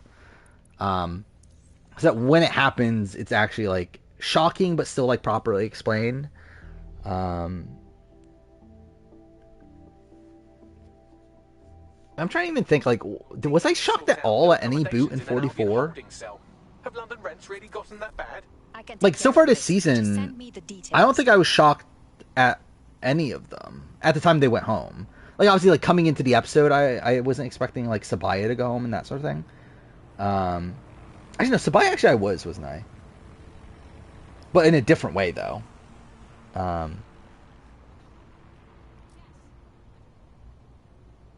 Actually, looking at the list, like, I guess Jemaya might be the one I was the most surprised about coming into the episode. Sydney boots? No, right? I think I had Sydney pegged as, like, the merge boot for a while. If I remember right. Again, the way she went home, I was shocked by. But, like, her actually being the one to go home, no. Where I'm trying to, like, when was the last time I was actually shocked by the time the votes were read? Is what I'm thinking of. Where, like, again, I don't think it happened this season. Looking at 44. Yeah, I don't think it happened in 44. Yeah. 43. I think I was shocked at the Lindsay vote, wasn't I? I didn't think Lindsay was actually getting voted out. Well, like, Sylvain, they didn't bother explaining at all, right?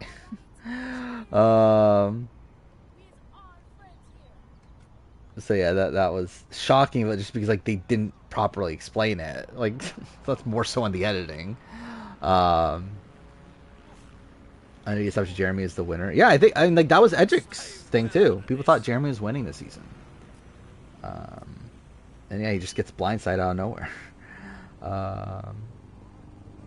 It's not out of nowhere. Like, game-wise, it actually makes sense. Like, if you look at the game, like, practically and, like, how things were set up, like, obviously it makes sense that Jeremy goes home there. So was I shocked by a Castro and Kagian? I might have been at the time? Actually, I don't know. Was I? I don't think I was, actually. I think I was expecting Wu to win, though. But I think I was expecting him... Actually, no, I definitely would. I don't remember anymore. I don't think I was that shocked by Cass getting voted out, though.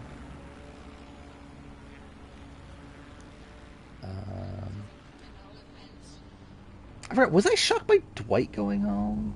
No, I wasn't. No, I wasn't. Never mind. I think I was coming into the episode, but not by that point.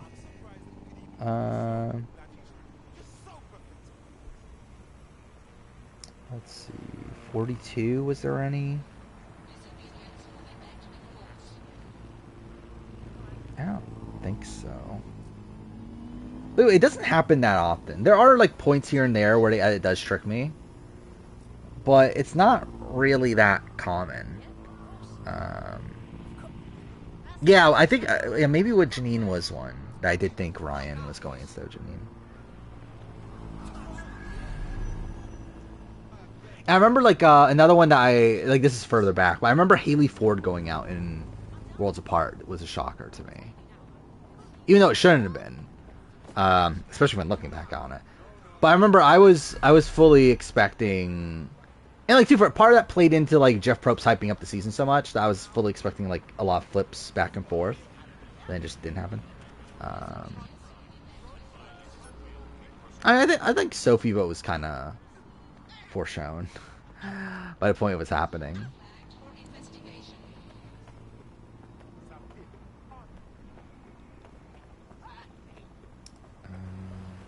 Yeah. Last time I remember being shocked was when I watched SA Philippines and watched Rockjaw. I'm trying to remember. Was I shocked by the rock draw? I forgot. Was I spoiled by that point or not? Because like I know I didn't watch Philippines until episode 3 had already aired. So I don't remember. Was I spoiled on that or not? I might have been spoiled on it, but I don't remember for sure.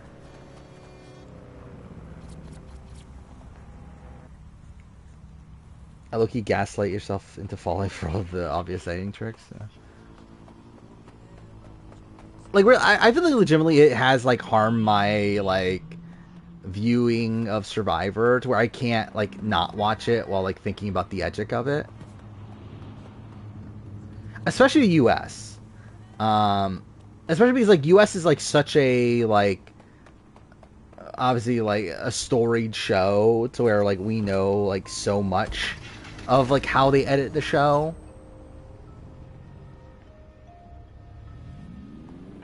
Everyday worries can become Yeah, like it's like that's why I feel like that's why I don't feel like it would be that interesting to see me like react to a Survivor episode, because like for me typically there's not much to react to, because usually like I get a sense of like what's happening like pretty early on, so I'm like, okay, yeah, whatever. Yeah, Brando gets voted out, obviously. So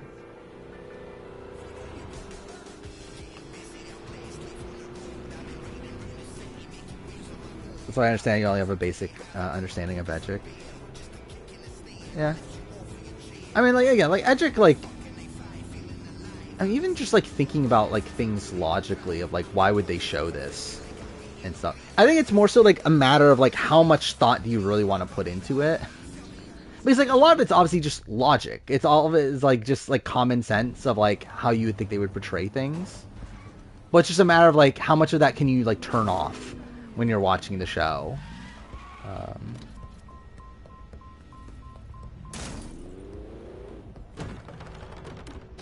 Yeah, the Jesse thing was definitely foreshown, but obviously it would have been cool if he did win, at least from a gameplay perspective. I was shocked, I think, by that. Yeah, I think I was shocked by the rock draw in Motion X. Especially that they actually went to rocks. I wasn't surprised by like the 5-5 and everything, but I was surprised they actually went to rocks.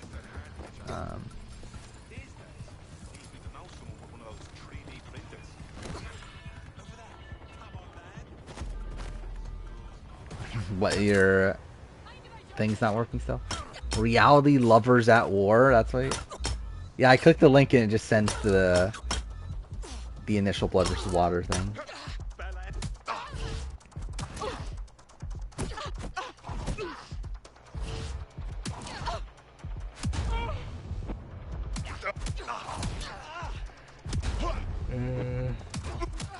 Alright, let's see if this works. Is for the best new era season? Yes, it is. It's still the same thing. It still just comes up with the blood versus water. I mean, you literally posted the exact same link again. I mean, like, I have 41 above 42, personally, but yeah, I think it's better, though.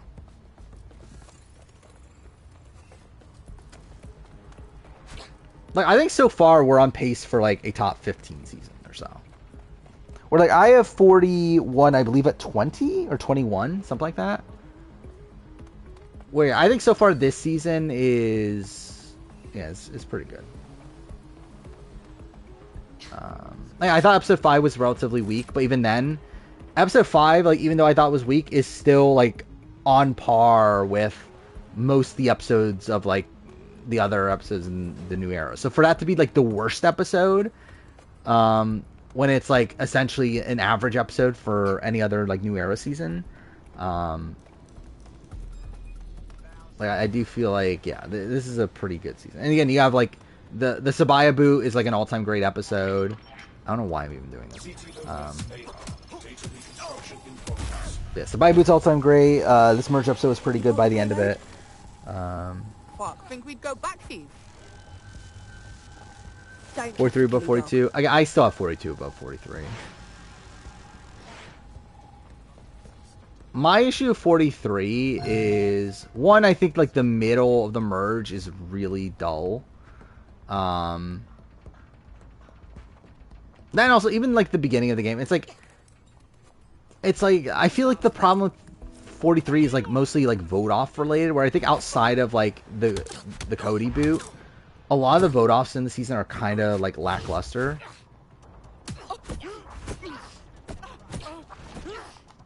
And then, yeah, it's like middle of the game is like kind of just frustrating to see a lot of people play like super passively. And yeah, I think that was what I was getting to. The bigger issue is like just editing wise, it's just a mess.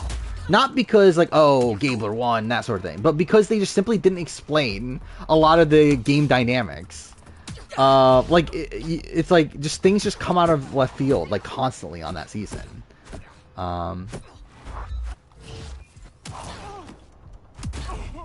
So it's just edited atrociously. And again, you could argue that 41 for sure, but I think 41's at least a more fun season for me.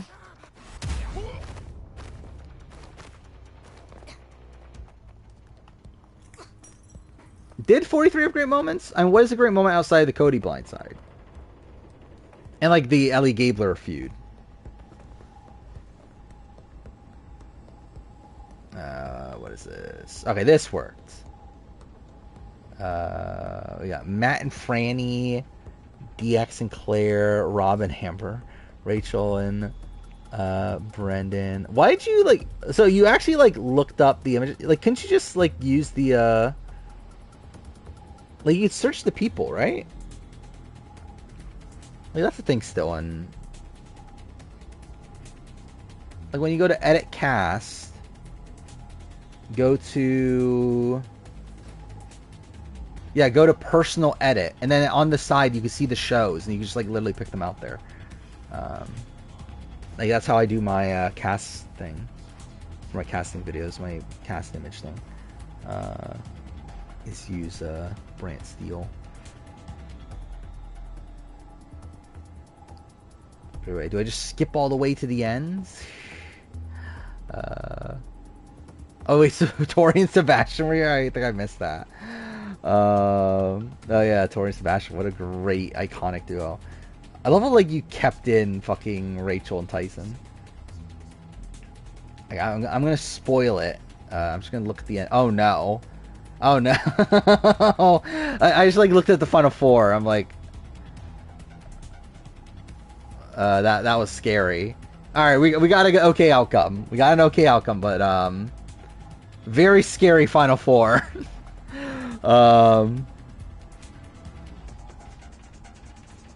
Where again, I'll spoil the Brant Steele here to talk about it, but again, Tori and Sebastian making Final Four is very worrying. Yeah, Franny won for me. Yeah, I mean, like, it should be the same result as long as you don't like change anything on it. Because that's how like the save seasons work. But yeah, again, the final four of Tori, Sebastian, Christmas, and Franny is very scary. If it was anyone but Franny, it's like fuck me, dude.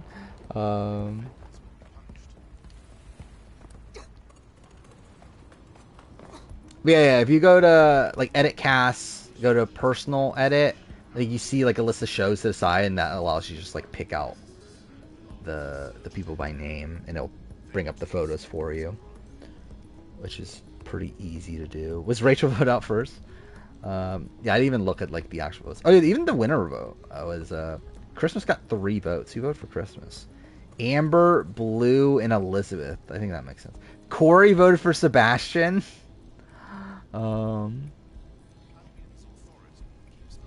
Actually, Rob and Amber voted for different people. Wait, Rob and Amber and Tori and Sebastian are the only couples to make the merge? That's fucked. Elizabeth won fan favorite, as obviously she would. What? Oh, I forgot the opening was Blood versus Water, so it's like a weird vote. But like look at the first votes. Memphis gets voted at 3-2 to 1-1 to 1-1 to 1-1 vote. Jerry gets voted at 2-2-2 1-1-1-1 vote. But yeah, like almost every vote is a close vote. So that's funny.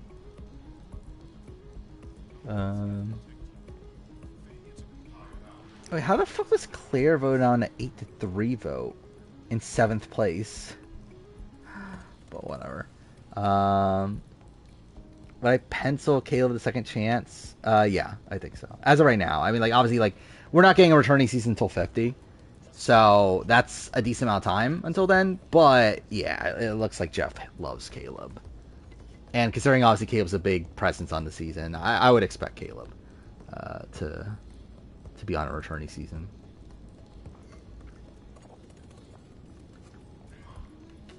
Is Emily better than Denise in what? Does Caleb have longevity in the game? No. Yeah, I think Caleb's gone within the next couple rounds.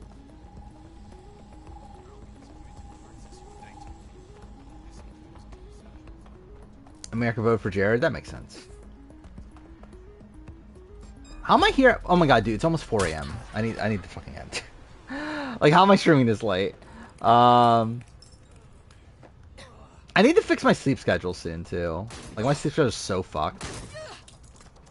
To be fair, yesterday I like did a bit better. Like yesterday I went to sleep at 3 a.m. Like that was a bit better. Because like recently it's been like 5 a.m. which has been fucking terrible. Yeah, I definitely need to fix it. And like I haven't been yeah, like I talked about this before that. Like I can't like even sleep anyway is my issue. That's like I feel like no matter what I get up at the same time anyway. So like even if I go to sleep at 5, I still get up around 10. Like, I just, like, get less sleep. It's not even like I sleep in longer. It's just, I get less sleep.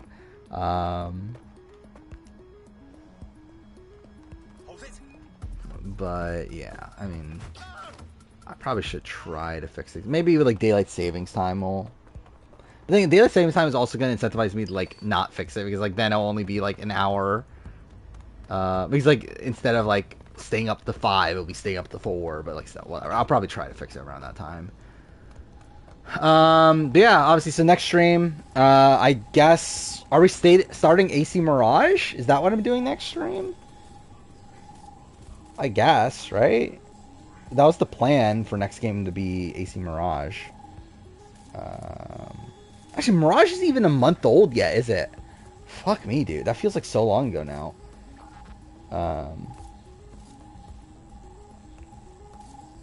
I'll play. I'm gonna do it. I'm gonna play Sifu when Sifu gets voted out. So whenever that is, it'll be kind of annoying if it's next week. I'll be honest, because then if I start AC Mirage, which is a game that will only take me like 2 streams anyway, for me to have to break that up by playing Sifu in the middle, like that'll be a minor annoyance, but whatever. I think Julie is very likely to be a losing finalist. I think losing finalists are like force fire making loser. That's kind of where I see Julie. Sifu could be losing finalist, but like I kind of see him more of a boot within the next few rounds sort of thing. If he isn't, then yeah, I think he's probably making the long haul. Like I think he's one of these people that is either going to be this like expendable person who's easy to take out early merge, or yeah, he's gonna like make it to the end, have no respect, and not win. I think it's one of the two. I think Julie has more of a shot than Jake. My thing with Jake though is I just don't know where Jake is going. Like I don't really have a good sense of where Jake lands in all this.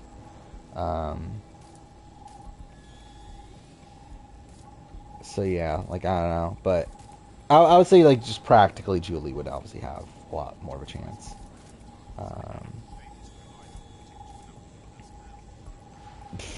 Pretty appropriate game for each vote off. Now we need someone to come in with like a name that relates to a video game. That's the thing. We need like what would even be another like outside Sifu? For there's obviously the game Sifu. Like who else even like would even correlate to a video game? Like Yeah, is there like anyone's name that's like a pun or... Pun is probably not the right term I was thinking of. But either way, is there any name that like correlates to a video game or anything? I don't know. I don't think there's an Alice in Survivor history. I don't think in general, yeah, even beyond US, I don't think there's an Alice. Lara, I don't believe so. There's a Lara on BBAU, I remember. I don't think there is a game called J. All right, let's look. All right, take a quick look at my physical game collection. I just want to see like what games do I have that have like character names in the title. Sackboy? Is there gonna be someone named Sackboy?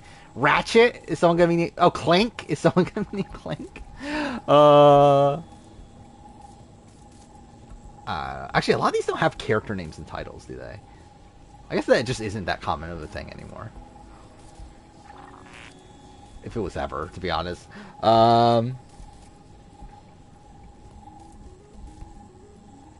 David would be a game of gambling? Oh, there's literally an article, video games with names and title. Now, Tony. Oh wait, should I play Tony Hawk when Tony comes back for Survivor 50? I guess that's what I should do. Now, is anyone's name gonna be Sonic or Spyro? Let's see, what else do I have? I guess you could just do like correlate to like names of characters, right? That's probably easier to do. For like when Nathan from Survivor UK gets voted out, should I play Uncharted?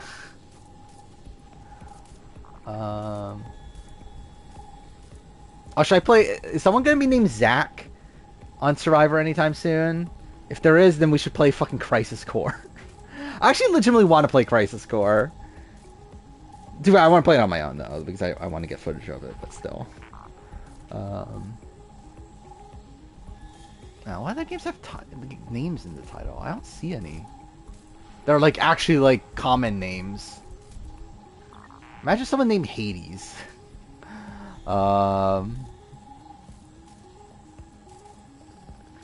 Yeah, there really isn't. That's kind of weird. I never thought about that. Oh, Alan Wake. If someone's name is Alan, we could play Alan Wake. Yeah, I don't even remember the 46 cast. But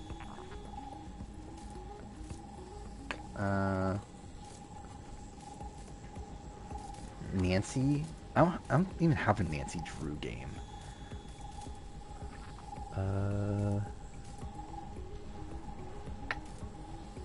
Emily is a character in Until Dawn, right? That's something. I forgot I owned Doki Doki Literature Club physically. That's funny. There's certain games that like I forget I own. Like it's funny how like that's the point that I'm at. That was always the point I was at because I always had a big video game collection. But like it's funny that that's the case with like PS4 games at this point. There's like legitimately PS4 games that I forget I have. Even PS5. Like I forgot I had like Road 96 and I haven't played that yet. I still haven't played Soul Hackers 2. Haven't played Lake. Here's a good game. Yeah. Either way. The God of War when Venus gets voted out. Is there a Venus in God of War? Well, no, yeah, because it's Greek, right? It's the Greek names instead. Who is Venus in Greek mythology? I would be surprised if Dee's a losing finalist. I think she's either like 5th or 6th or winning.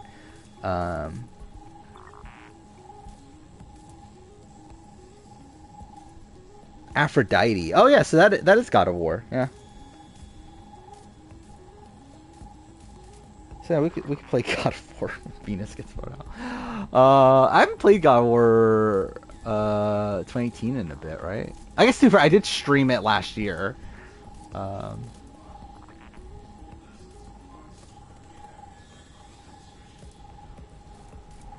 Is there anyone named Miles?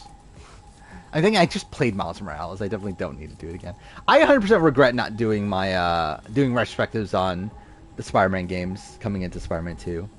Because I kind of want to now, and it's like, well, it's kind of too late. But, oh well. Imagine someone on Survivors named Clive. That'll get me to play Final Fantasy 16 again. Or Geralt. Imagine someone named fucking Geralt on Survivor, and I play fucking Witcher 3, finally. Which, like, I really want to do. I just don't, like... it's such a long game that I'm not gonna have time to actually properly play it.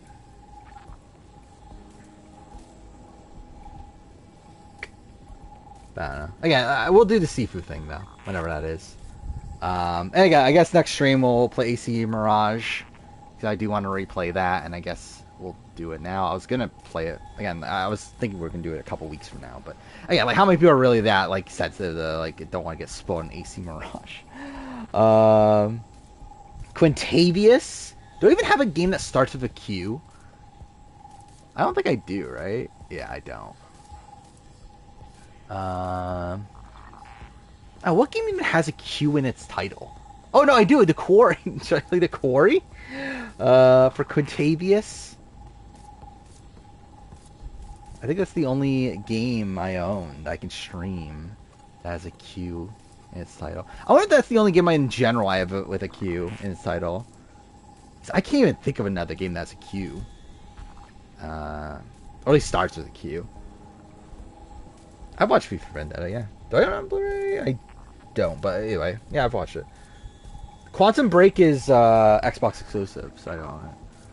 I would like to play it, though. It's always the game that I was interested in, but yeah, it's Xbox exclusive. Like, if I had an Xbox, that would be one of the games I would go out and try to play. Cupert. Well, that's something. Yeah, I read the comic way back, but I don't remember what I really thought of it, if I thought it was better or not. I remember Watchmen is definitely better than the movie.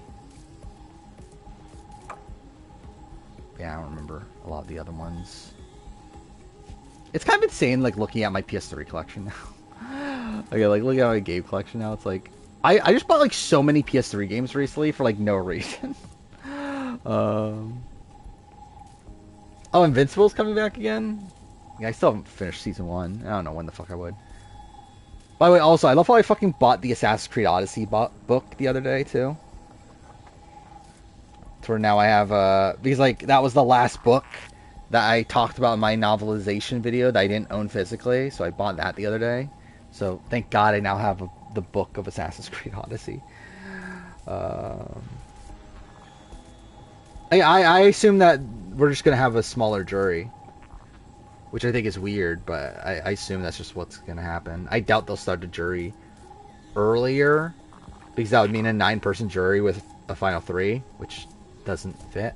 Unless they do, like, jury removal, but I doubt they'll do jury removal. I think it's more likely to just have a 7-person jury, which I think is weird, but whatever.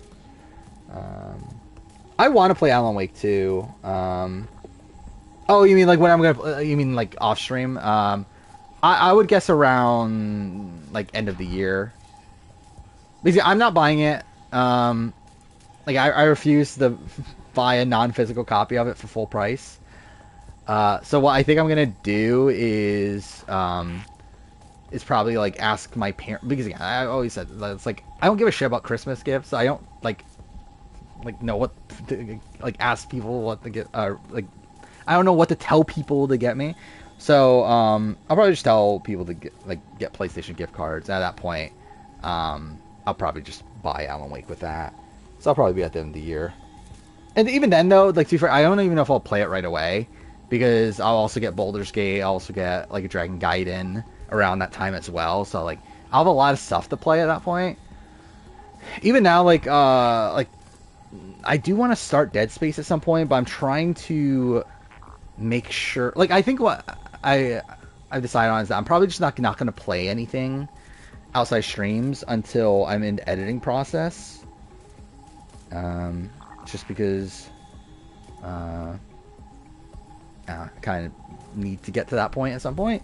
I'm gonna play Dead Space. Dead Space is so short too, right? It's only like 7 or 8 hours.